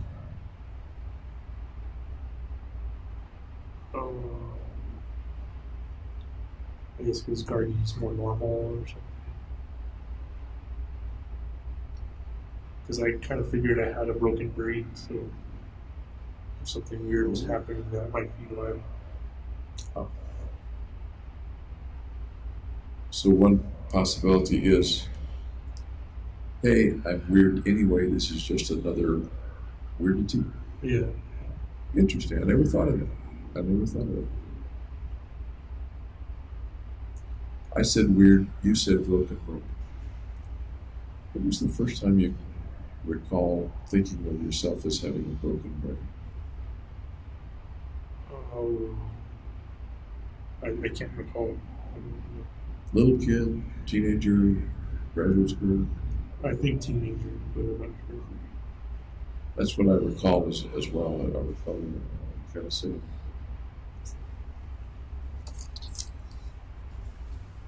One reason that resonated with me is that there are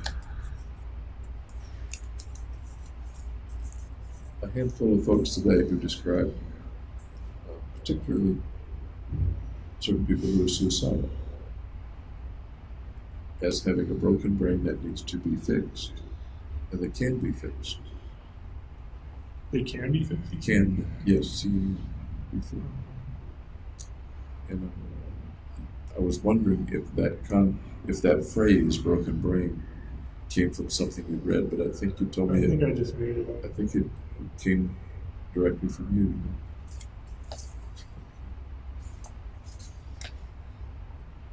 You talked about checking your appearance and scanning the environment. Talked about concerns with your penis. We went over that last time.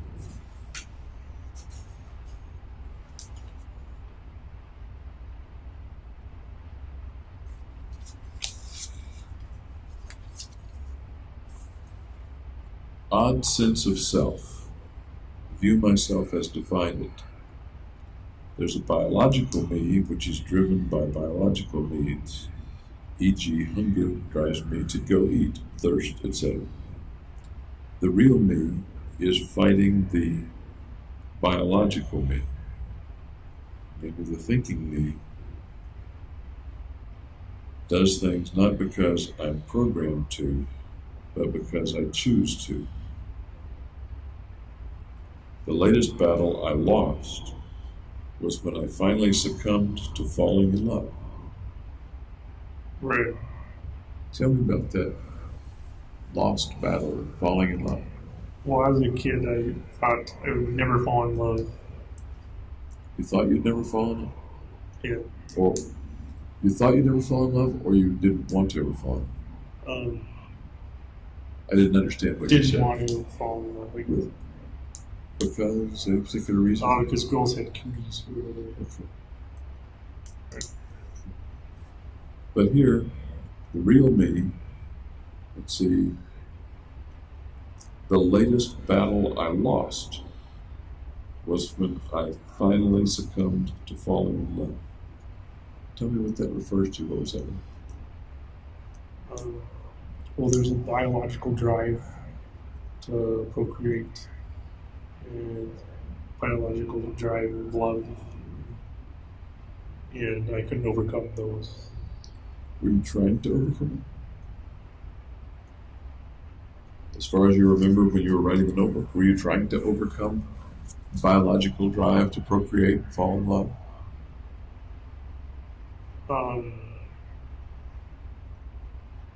I wound up doing so. You wound up doing so. But were you trying not to?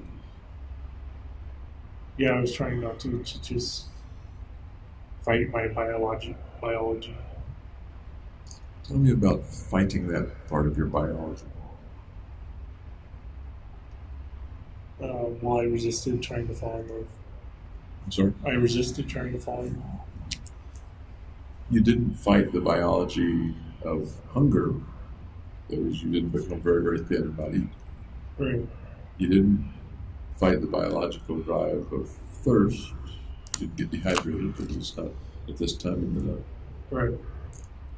But I kind of made a pact when I was a kid not to fall in love with the women. That's a kid pact. I understand. Right. So I broke that pact. Okay.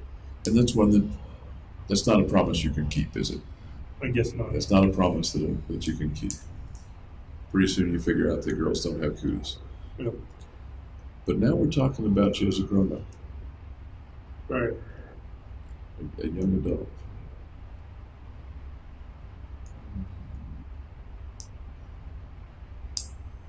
Did you ever make a pact with yourself that you wouldn't have sex? No. Did you ever make a pact with yourself that you wouldn't masturbate anymore? No. A lot of guys, at some point, believe they're masturbating too much, or it gets in the way, or it keeps them from studying or something, and they make a promise to themselves or a promise to God, usually in adolescence, but sometimes not. I'm never going to do this again. No, I think I did that with drinking, though, and I broke that one. You don't ever remember making that pact with sex or No. masturbation? Okay. And by the way, that's another example of a promise that shouldn't be made because it can't be kept. First of all, it's a silly promise. Second, it's impossible to keep. Yeah. But sometimes people feel very guilty about not keeping the promise. It's a misplaced guilt, you know what I mean? A little. I'm wondering if that has anything to do with succumbing to falling in love. It certainly sounds like misplaced guilt.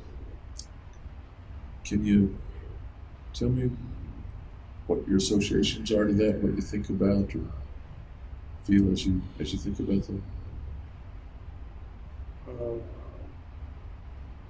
Just that I had that pact very strongly, and still broke it,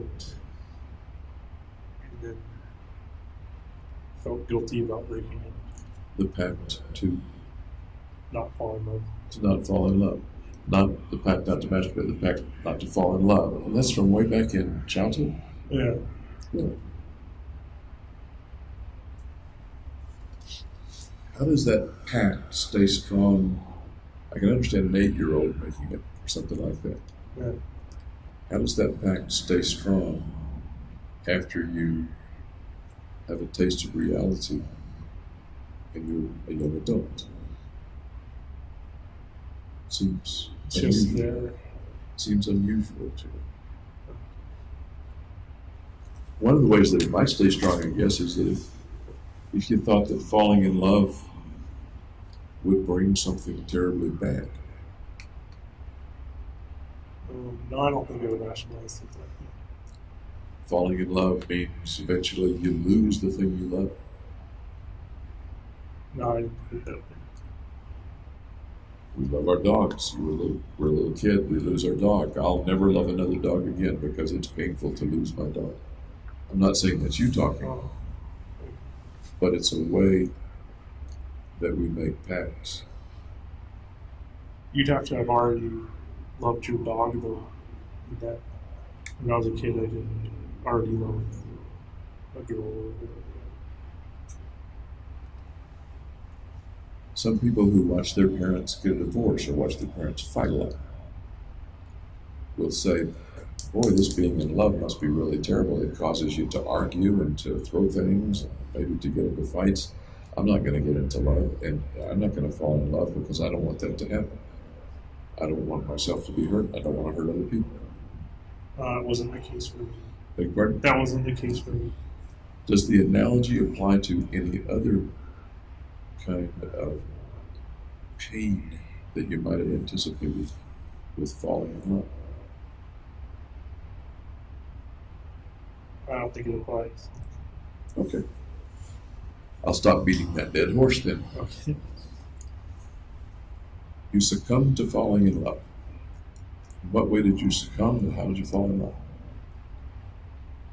Just by getting to know her. I'm sorry? Just by getting to know her. To know Gardy. Gardy. Okay, we're talking about Gardy. And you had already said she was your first serious girlfriend. Yeah. Okay.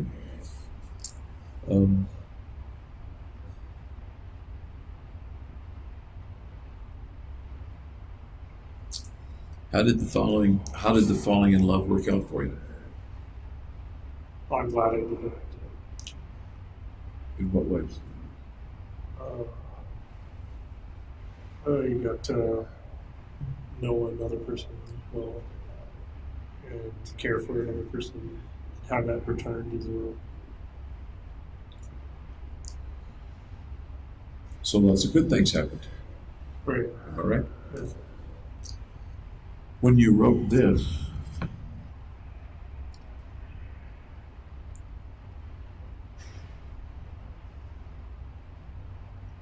probably by the time you wrote this, good things had happened with Gargi.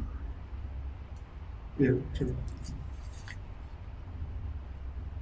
But you still use the language that you lost the battle by falling in love. Maybe it was a tongue-in-cheek statement. Kind of. I've broken the pact to myself that I wouldn't fall in love. That was quite a pact. Okay. Any other pacts you've made to yourself? Kept or broken? That I would never hate my mother. That you would never hate your mother? Yeah. Okay. Tell me about that pact. How did that come about? That was also when I was a kid. I got angry at her. I guess. So you got angry at her, and what happened? I promised I wouldn't hate her. I'm sorry? I promised I wouldn't hate her. How do you get from being really angry to promising that you won't hate her? I don't understand the connection. Because it wasn't acceptable to be angry at her. Did you tell yourself you wouldn't hate her, or did you communicate that to her, or both? No, just to myself. Anger is one thing, hate is a little more, or a bit more than anger. Okay. My thought is the anger so scary for that little kid that you have to make a pact that you won't hate so that you don't ever get angry again or something like that? I don't know why I made the pact. You remember the episode of being angry? No. But you're pretty sure the pact happened when you were angry at your mom. Yeah, because I didn't want it to happen again. I'm sorry? Because I didn't want it to happen again. Didn't want it to happen again. What might she have done or you have done to create the anger? I don't know. I don't remember the details. Wouldn't be the time you were spanked in the front yard, would it? I don't think so. What happens if one gets angry at his mother? What are the possible things that can happen if a kid gets angry at his mother?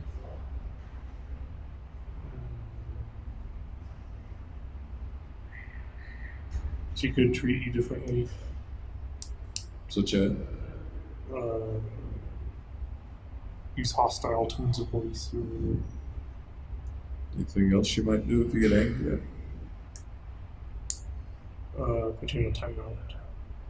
Anything else that she might do if you get angry at? Spanking. Anything else if she gets real angry at you?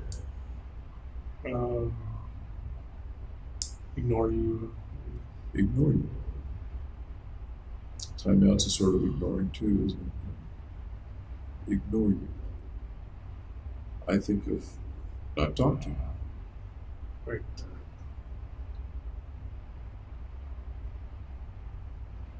What are you thinking? I'm not thinking anything. What did you say the last time we talked about not being talked to, being ignored?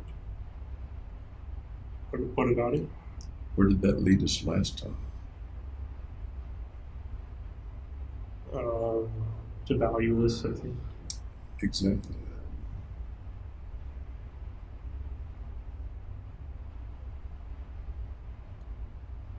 Seems to me that the single most important person that you want to value you is your mother, especially when you're a little kid.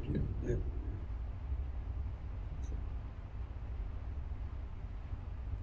That makes being angry at her maybe a little dangerous. I guess so. Did your mom ever threaten to leave you? No. Did she ever threaten to not talk to you? Or, well, to put you in timeout, I suppose. Okay. As far as you remember, did you keep your pact to not hate your mom ever? Yep. As far as you remember, did that keep you from ever being angry with her again? Sometimes I would get angry, but I suppressed it. Suppressed it? Yeah. Did you ever express the anger to her again? No, I don't think so. Can one express anger without hating? Yeah. Like how? Can you give me an example?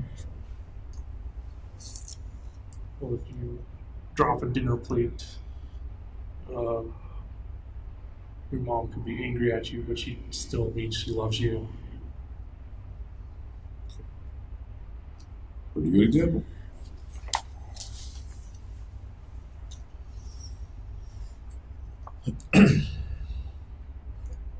Back to the notebook.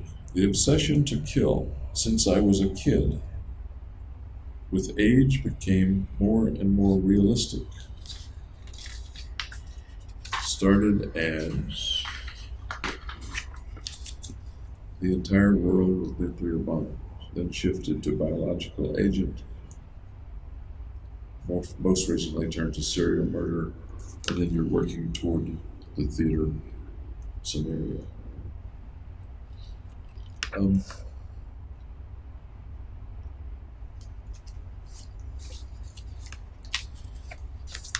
That little set of sentences suggests that at this particular time when you wrote the notebook,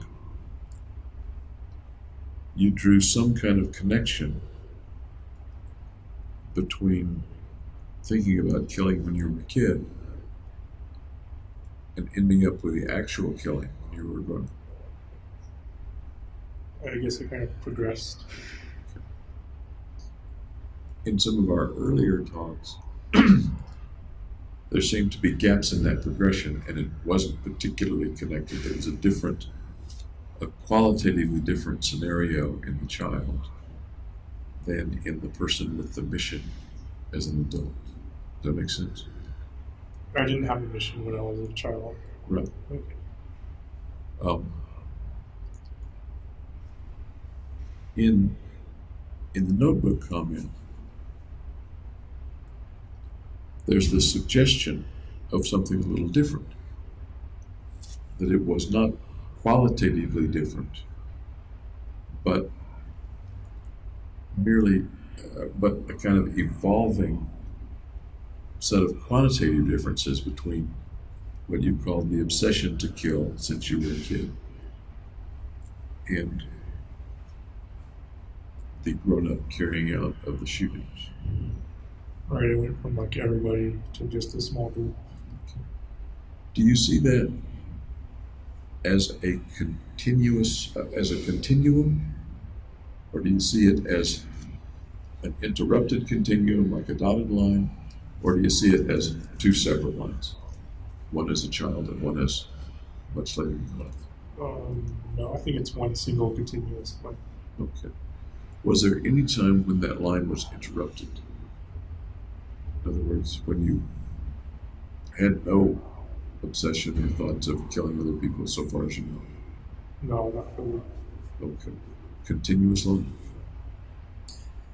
And this is as you are remembering it in mid-2012, because that's when you wrote this. Right. And is this also as you remember it right now? That would I be think your they're one impression? and the same. Yeah. But I think I heard you say more amorphous when you were a child. Right, there wasn't any clear details to it. It was just nuclear bomb. In the notebook, you used the word obsession. Obsession with kill.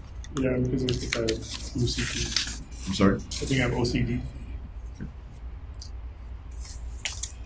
Put that in simpler one-syllable words for me. Obsession to kill.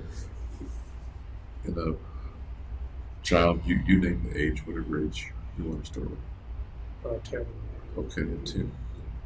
What do you mean by obsession? Recurring thought. Recurring thought.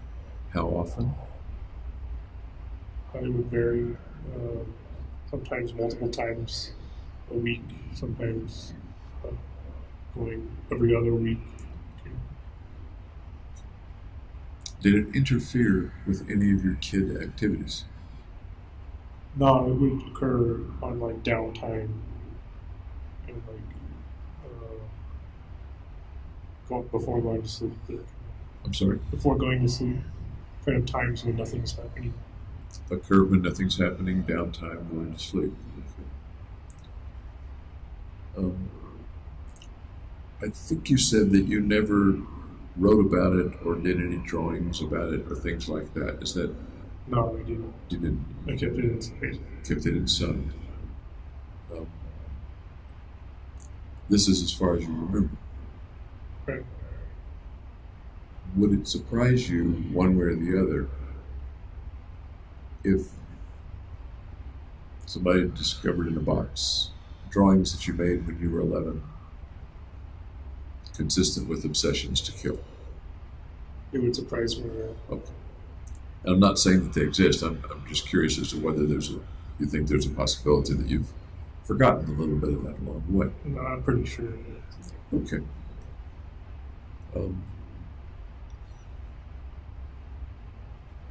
I did run across a couple of your early drawings, by the way.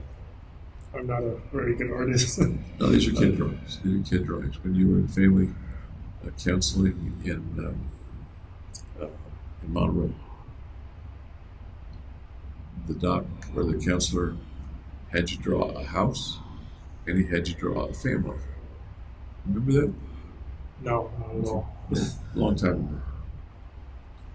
I am not a very good interpreter of children's drawings. I'm not a child psychiatrist, so I won't attempt to interpret them. But they didn't involve killing anybody, okay? Okay. They really didn't.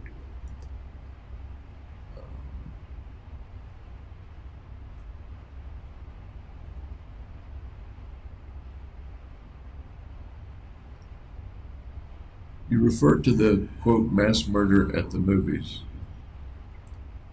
as the last escape. I don't know what I was escaping from. I don't either. Any thoughts? I guess death is the last escape. But you're talking about what you described as an obsession starting over 10 years before, and that led to, quote, the last escape, comma, mass murder at the movies. Escape. Or maybe the thoughts were escapism. I was using them to kind of get out of normal time.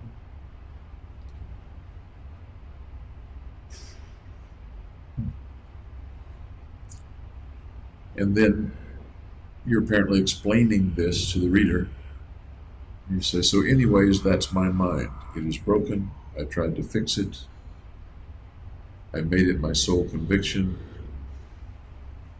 But using something that's broken to fix itself proved insurmountable. Right. That's a logical statement. Can't use a broken tool to fix something. Well, I can't think of many really good analogies except just the statement that you made that we need help to fix a broken mind. Right.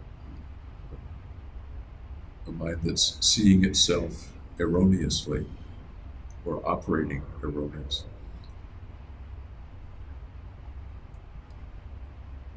Do you think you saw yourself erroneously? Let me start out with childhood, age 10, 12.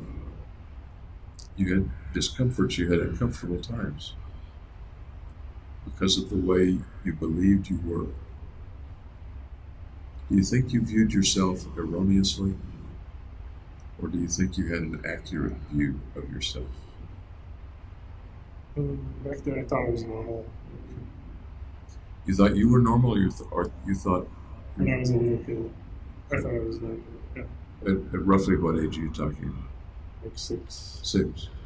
And you come up to 10, and you're thinking about killing people. And apparently you believe that's not normal. Right. Okay, because you keep it to yourself. Yeah. It worries you. That's my word, but did it worry you that you thought about killing people? It kind of, no, not really. Not really. Okay.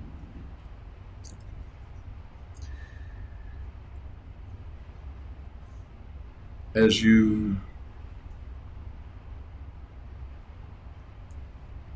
if I had been some other kid playing with you, roughly your age 10, 11, 12, would I have thought you were abnormal? No. Okay. So from the standpoint of other people viewing you, Is this a normal guy?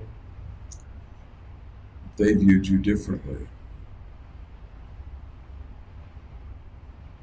It may have been that you viewed yourself erroneously and the outside person was viewing you accurately. I'm not saying that very well. I guess what I'm thinking about is if the broken brain doesn't perceive itself accurately very well, why can't that mean that maybe it's not broken in the first place? Thinking one is broken is not always proof that one is broken. Right.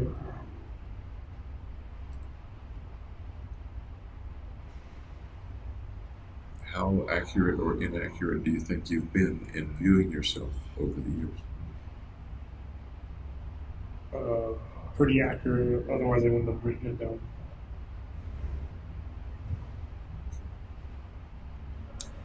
How accurately do you think that you interpret other people or view other people as normal, abnormal, good, bad, trustworthy, not trustworthy?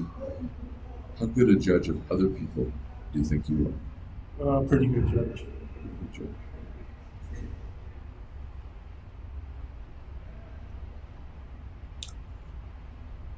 Do you think you are a pretty good judge of other people's feelings? Yeah, I can tell when they're happy or sad. Okay. When you were with Gargi, that was a close relationship. Right. Did you think you were a pretty good judge of how she was feeling at various times? Yeah. I remember you said you got candles on Valentine's Day. You made chicken, Right. baked chicken for her, and you got candles. And I remember asking whether you got them for her or for yourself. Remember what you said? No. You said you got them for you because you like candles. Yeah, the scented candles are nice. Beg your pardon? The scented candles are nice. Okay. Was there a part of you that got them because Gargi might have liked them? Yeah, I thought she would like them too. How much did you do for Gargi because it was something that you thought she would like? Well, one time I went to 7-Eleven, got a Slurpee for her, and gave it back to her when she was studying for some tests. Nice thing to do. You were thinking of her. Yeah. You weren't particularly wanting a Slurpee. You went and got one. I drank a little bit of her Slurpee. Okay. In general, has it usually been more about James than other people, or not? No, it's been a balance.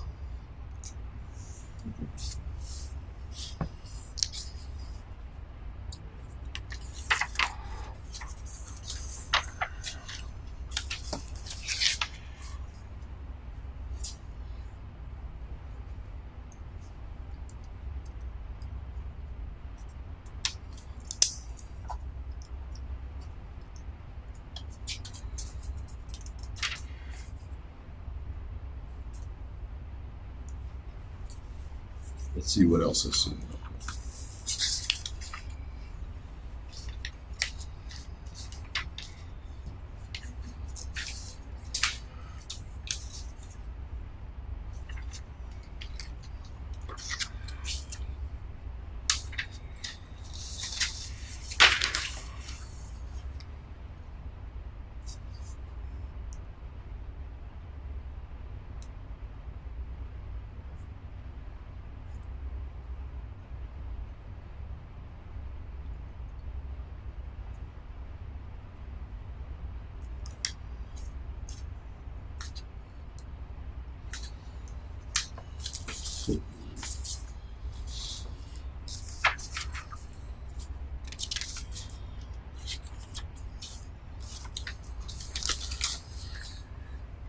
I skipped over the phrase that I was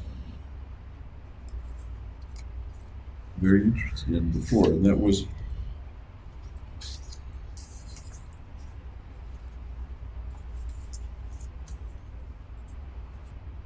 in trying to, in the insurmountable task of fixing what you thought was your broken brain.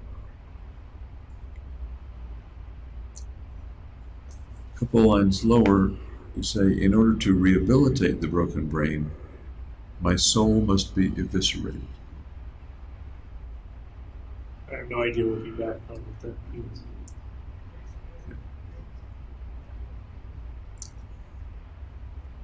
I can show you the context if you like on that page.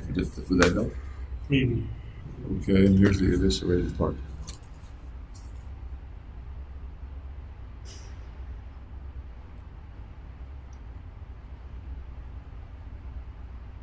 I don't know what I meant by soul. Okay. It's a very it's a striking phrase. Yeah. Or a striking sentence.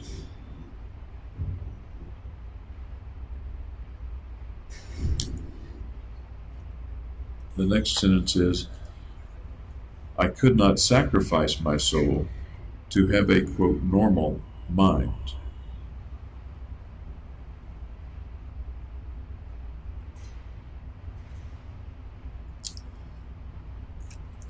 What comes to mind when you think of that sentence? My soul must, well, the whole context. In order to rehabilitate the broken mind, my soul must be eviscerated. What pictures come to mind?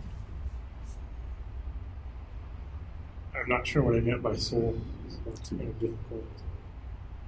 I understand that. What comes to mind right now?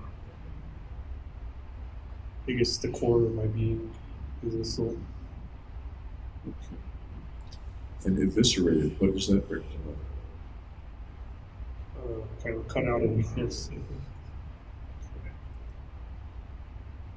So I guess the broken part of me was so essential.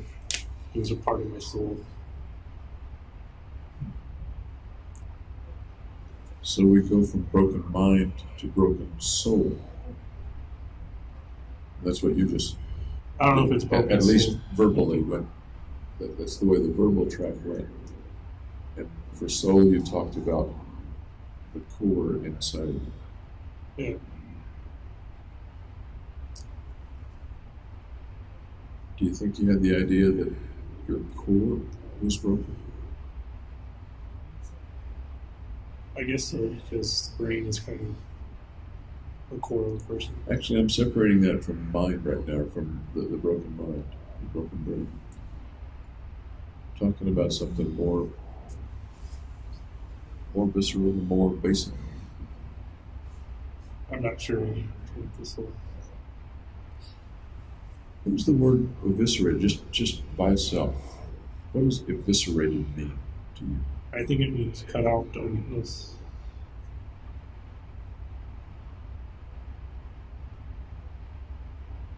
Cut out a weakness. Do you think that's what it means in this context, or do you think that's what the dictionary says?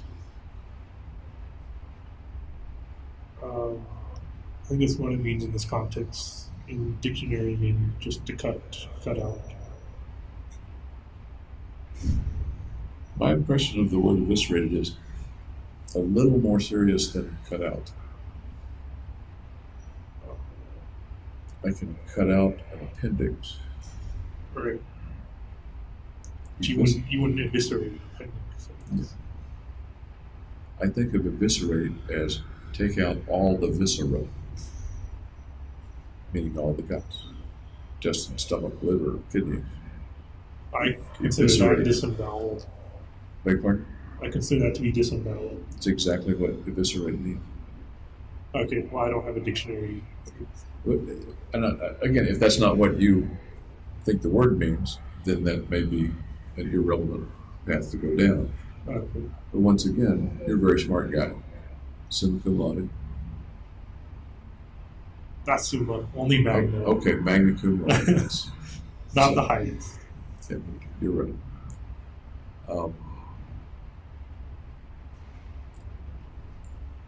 I would be a little surprised if you didn't know, particularly because you're in a biological side, if you didn't have a pretty good feeling of what eviscerate meant back in 2012. I thought like cut out an organ or something. Eviscerate my soul. My soul must be eviscerated. Any way you slice it, it sounds like a pretty radical cure. Yeah. And the next sentence indicates that you didn't want to do that cure. I could not sacrifice my soul to have a normal mind. Right. Is that the impression you get from reading the sentences together? Let me read them to you. Neuroscience seemed like the way to go, but it didn't pan out. In order to rehabilitate the broken mind, my soul must be eviscerated. I could not sacrifice my soul to have a normal mind.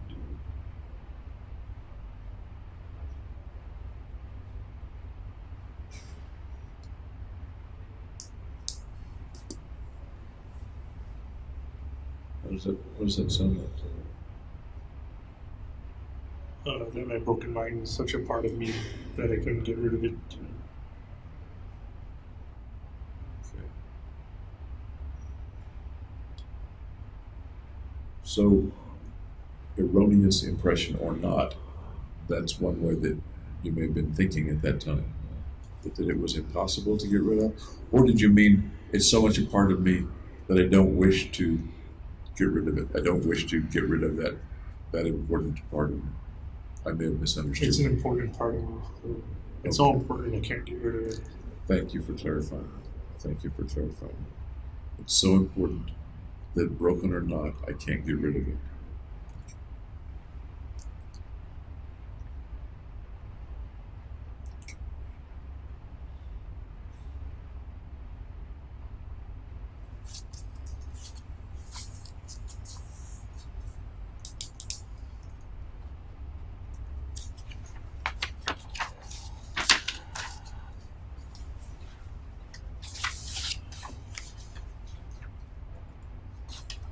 And you've got what you title some crazy concepts here. That was just like random stuff I was thinking about. Beg your pardon? That was random stuff I was thinking about. Some of which don't sound crazy, they sound kind of philosophical. And I don't think you were referring to yourself as, these are the concepts of a crazy person. I think Right. you were, am I right? They were just kind of interesting. Okay. I didn't want to misinterpret that. Okay.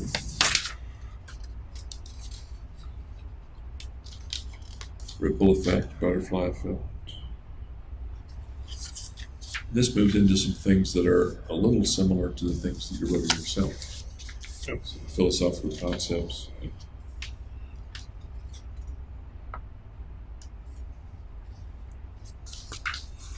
And then a few pages of replies. Once again, any reason why I wrote that? any thought or context for doing the why, like 5 pages? I guess it just really bugged me that I didn't know why things were the way they were. Okay. And the whys bug lots of people. As you were doing the why, do you remember what you might have been feeling? Was it frustrating to have why? Was it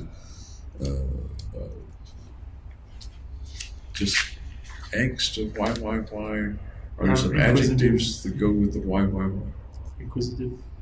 I'm sorry? Inquisitive. Inquisitive one. So inquisitive suggests to me not much emotion, but inquisitive, maybe a thinking rather than a feeling or emotion or emotional why. Is that just me, or is that the way you're I was talking? trying to like figure the why in the thought process. It takes a while to write why 250 times, however many times it is. It wasn't that much, but yeah, it took a I'll while. bet there are 250. Really? I'll bet there are. I'll count them. I'll tell you tomorrow. How's it? No, you don't have to do that. But it's one thing to ponder and say, damn it, I can't figure this out. Why in the world? But to say why, for probably at least the 10 minutes it took you to write that down. That seems a little unusual. You recall the I don't know what context? state of mind I was in. Do you recall what time of day it was? Whether you were about to go to bed or just got up? Or... I think it was afternoon. Do you recall roughly when it was? After you left school? Before your prelims? I think it was between dropping out of school and the shooting. So fairly far along in the process leading up to this to the shooting. I think so, yeah.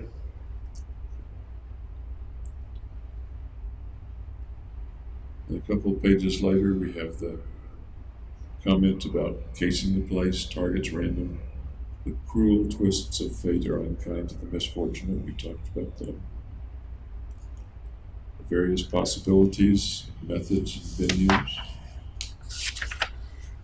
And then the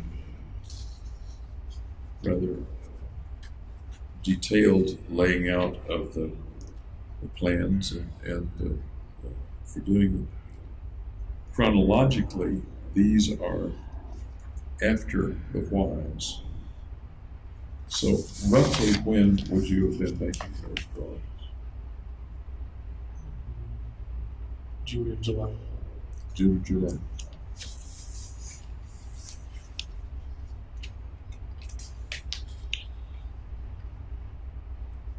When you did these, actually when you did the whole notebook, were you anticipating that this would go to Fenton? Yeah, I sent the address to Fenton. Now, I know that you sent it to her eventually, Yeah. but this looks more like a worksheet for your own purposes, not a communication to someone else. That was just a detail of my plans. And like scooping out all the tactical situations. Was this used to detail your plan and think about it? Or was this a description of what you had already done for someone else to read about? A description. So this, for example, the drawings here, Yeah. the drawings here, you had already done that a long time ago. No, after I go to the movie theater and watch a movie, I'd sketch out the layout. Okay. But that's not these, or that is these? That is this. Because it would be fresh in my memory to remember the schematic. This suggests to me that the last details of the planning took place a little later than I thought they did. But Yeah, I didn't go to the movies until June and July. until June and July. late June, early June, or do you recall? Late June, early July. And when you started this notebook, I'm just trying to get it That I don't remember. clear in my mind. But when you started the notebook, you started it specifically to eventually send to Dr. Finn. Yeah. Okay. None of this was like a journal for you. None of this was something. Well, the schemata was to know which area to attack or whatever. So the purpose of doing this was not to send to Dr. Fenton, but rather to know which area to attack. And It it, was- just it was happened both. to be in the notebook. No, it was both. I'm sorry. It was both. Okay. But when you started out on some relatively early date, saying the questions, what is the meaning of life, what is the meaning of death, and your logo. Yeah. That was at the beginning of a communication to Fenton. Yeah, I think I asked her like what the meaning in life was. That was one of my questions with that. Okay. And you asked her what she thought the meaning of life was. And she wouldn't tell me. She wouldn't tell you.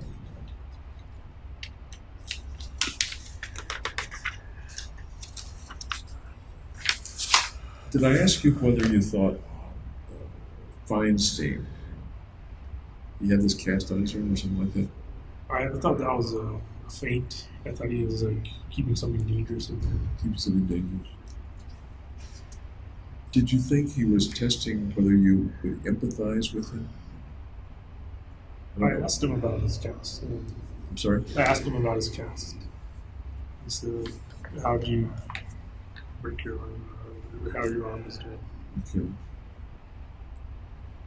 And you, but my question was, did you think it was a fake? You thought it was a fake, according to what you just said. Yeah, it was kind of paranoid. Okay. One of the things that you thought might be involved in the fake was hiding a weapon. Like I thought he might be having a taser or stun gun in there. Okay. Somewhere along the line, there was the idea, and I'm not sure where, that you thought he might have been testing you to see if you would ask him about it, to see if you would express sympathy or empathy. I think I expressed empathy. I'm sorry? I think I expressed empathy. Yeah, but my question was, did you think it was a test to see if you would express empathy? Yeah, I'm not sure. Okay. All right. Fair enough.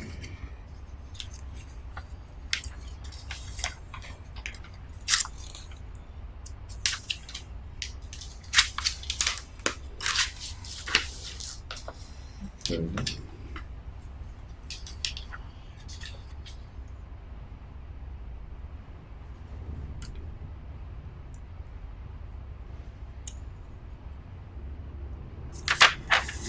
We've talked several times about the hatred of mankind that you wrote down.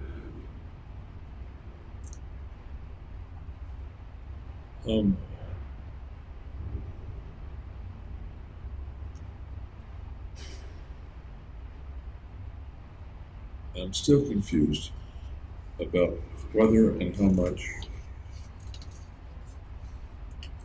the shooting had to do with hating mankind and, as you say it here, being freed by the medication, perhaps, freed of concern about the consequences of the shooting. Whether the shooting had to do with your hating of mankind or intense aversion of people,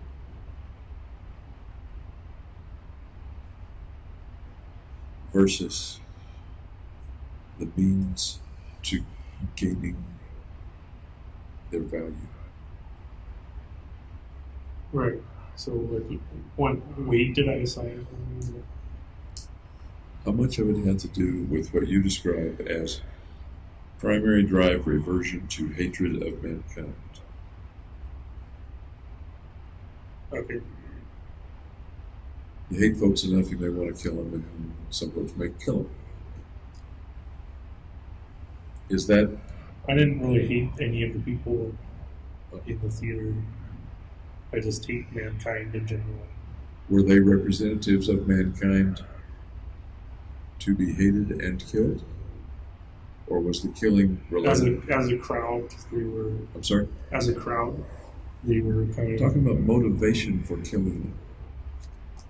Okay. Yeah. Why did you want or need for them to die? Mainly for so I wouldn't suicide and have my value increase. Okay.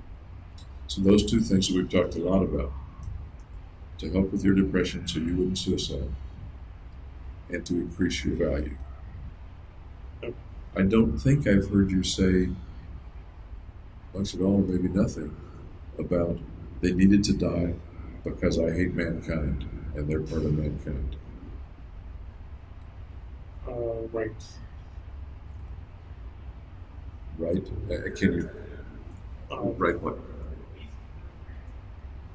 I didn't really kill him for that reason that much. Oh, that much? You added that little. That much. Okay. Okay. What do you mean that much? Was it any? Well, or because I something? still hate mankind. Okay. Did that have anything to do with you killing the people in the theater? A little bit. A little. Percentage-wise, give or take? 10% that much, and 90% the other one. There were two others, not just one of them. Okay. Remember I'm this? going to calculate 45%. 45%. Okay. And I'm not meaning to quantify it intricately, Okay. but my question has to do with, does the long-standing hatred of mankind that you say experienced a primary drive reversion to hatred of mankind with you believe with the treatment, an intense aversion of people, how much did that have to do with the shooting in the theaters? Very little. Okay.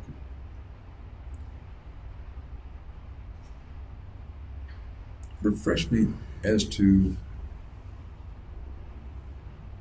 and I can look this on a timeline, up on a timeline, I suppose.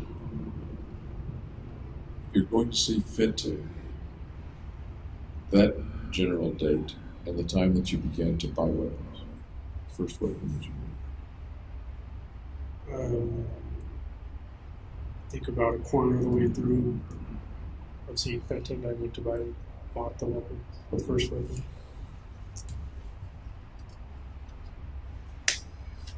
That's helpful, thank you. Okay.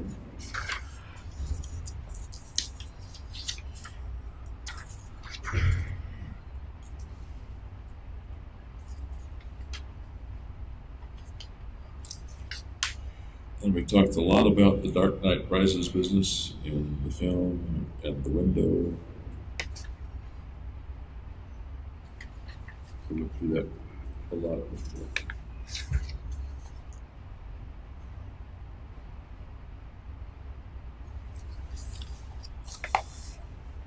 Your statement toward the end, what kind of God commands his people not to murder, yet cowers behind free will? I'm not sure what that means. He lets everybody do what they want, but then says, no, you can't do this, Says as in commandment, as a command. Yeah.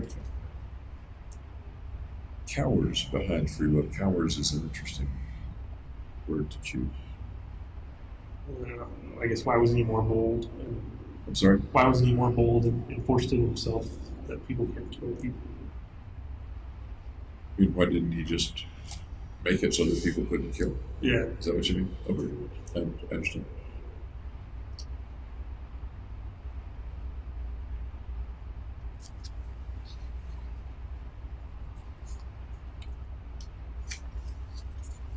All right. I think that's the end of the notebook. I do remember the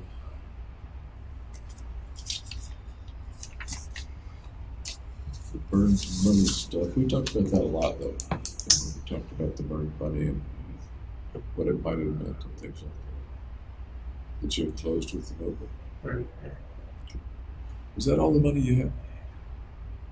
No. I mean, I don't mean all the money you had in the bank, etc. But was that all the money you could draw out? Did you keep Yeah, I back any? maxed out my debit card. You didn't keep back any cash? I think I kept like a couple $100 in my wallet. I think you're right. I think they found a couple of dollars in your wallet and the rest of it. Do you know what's happened to that money?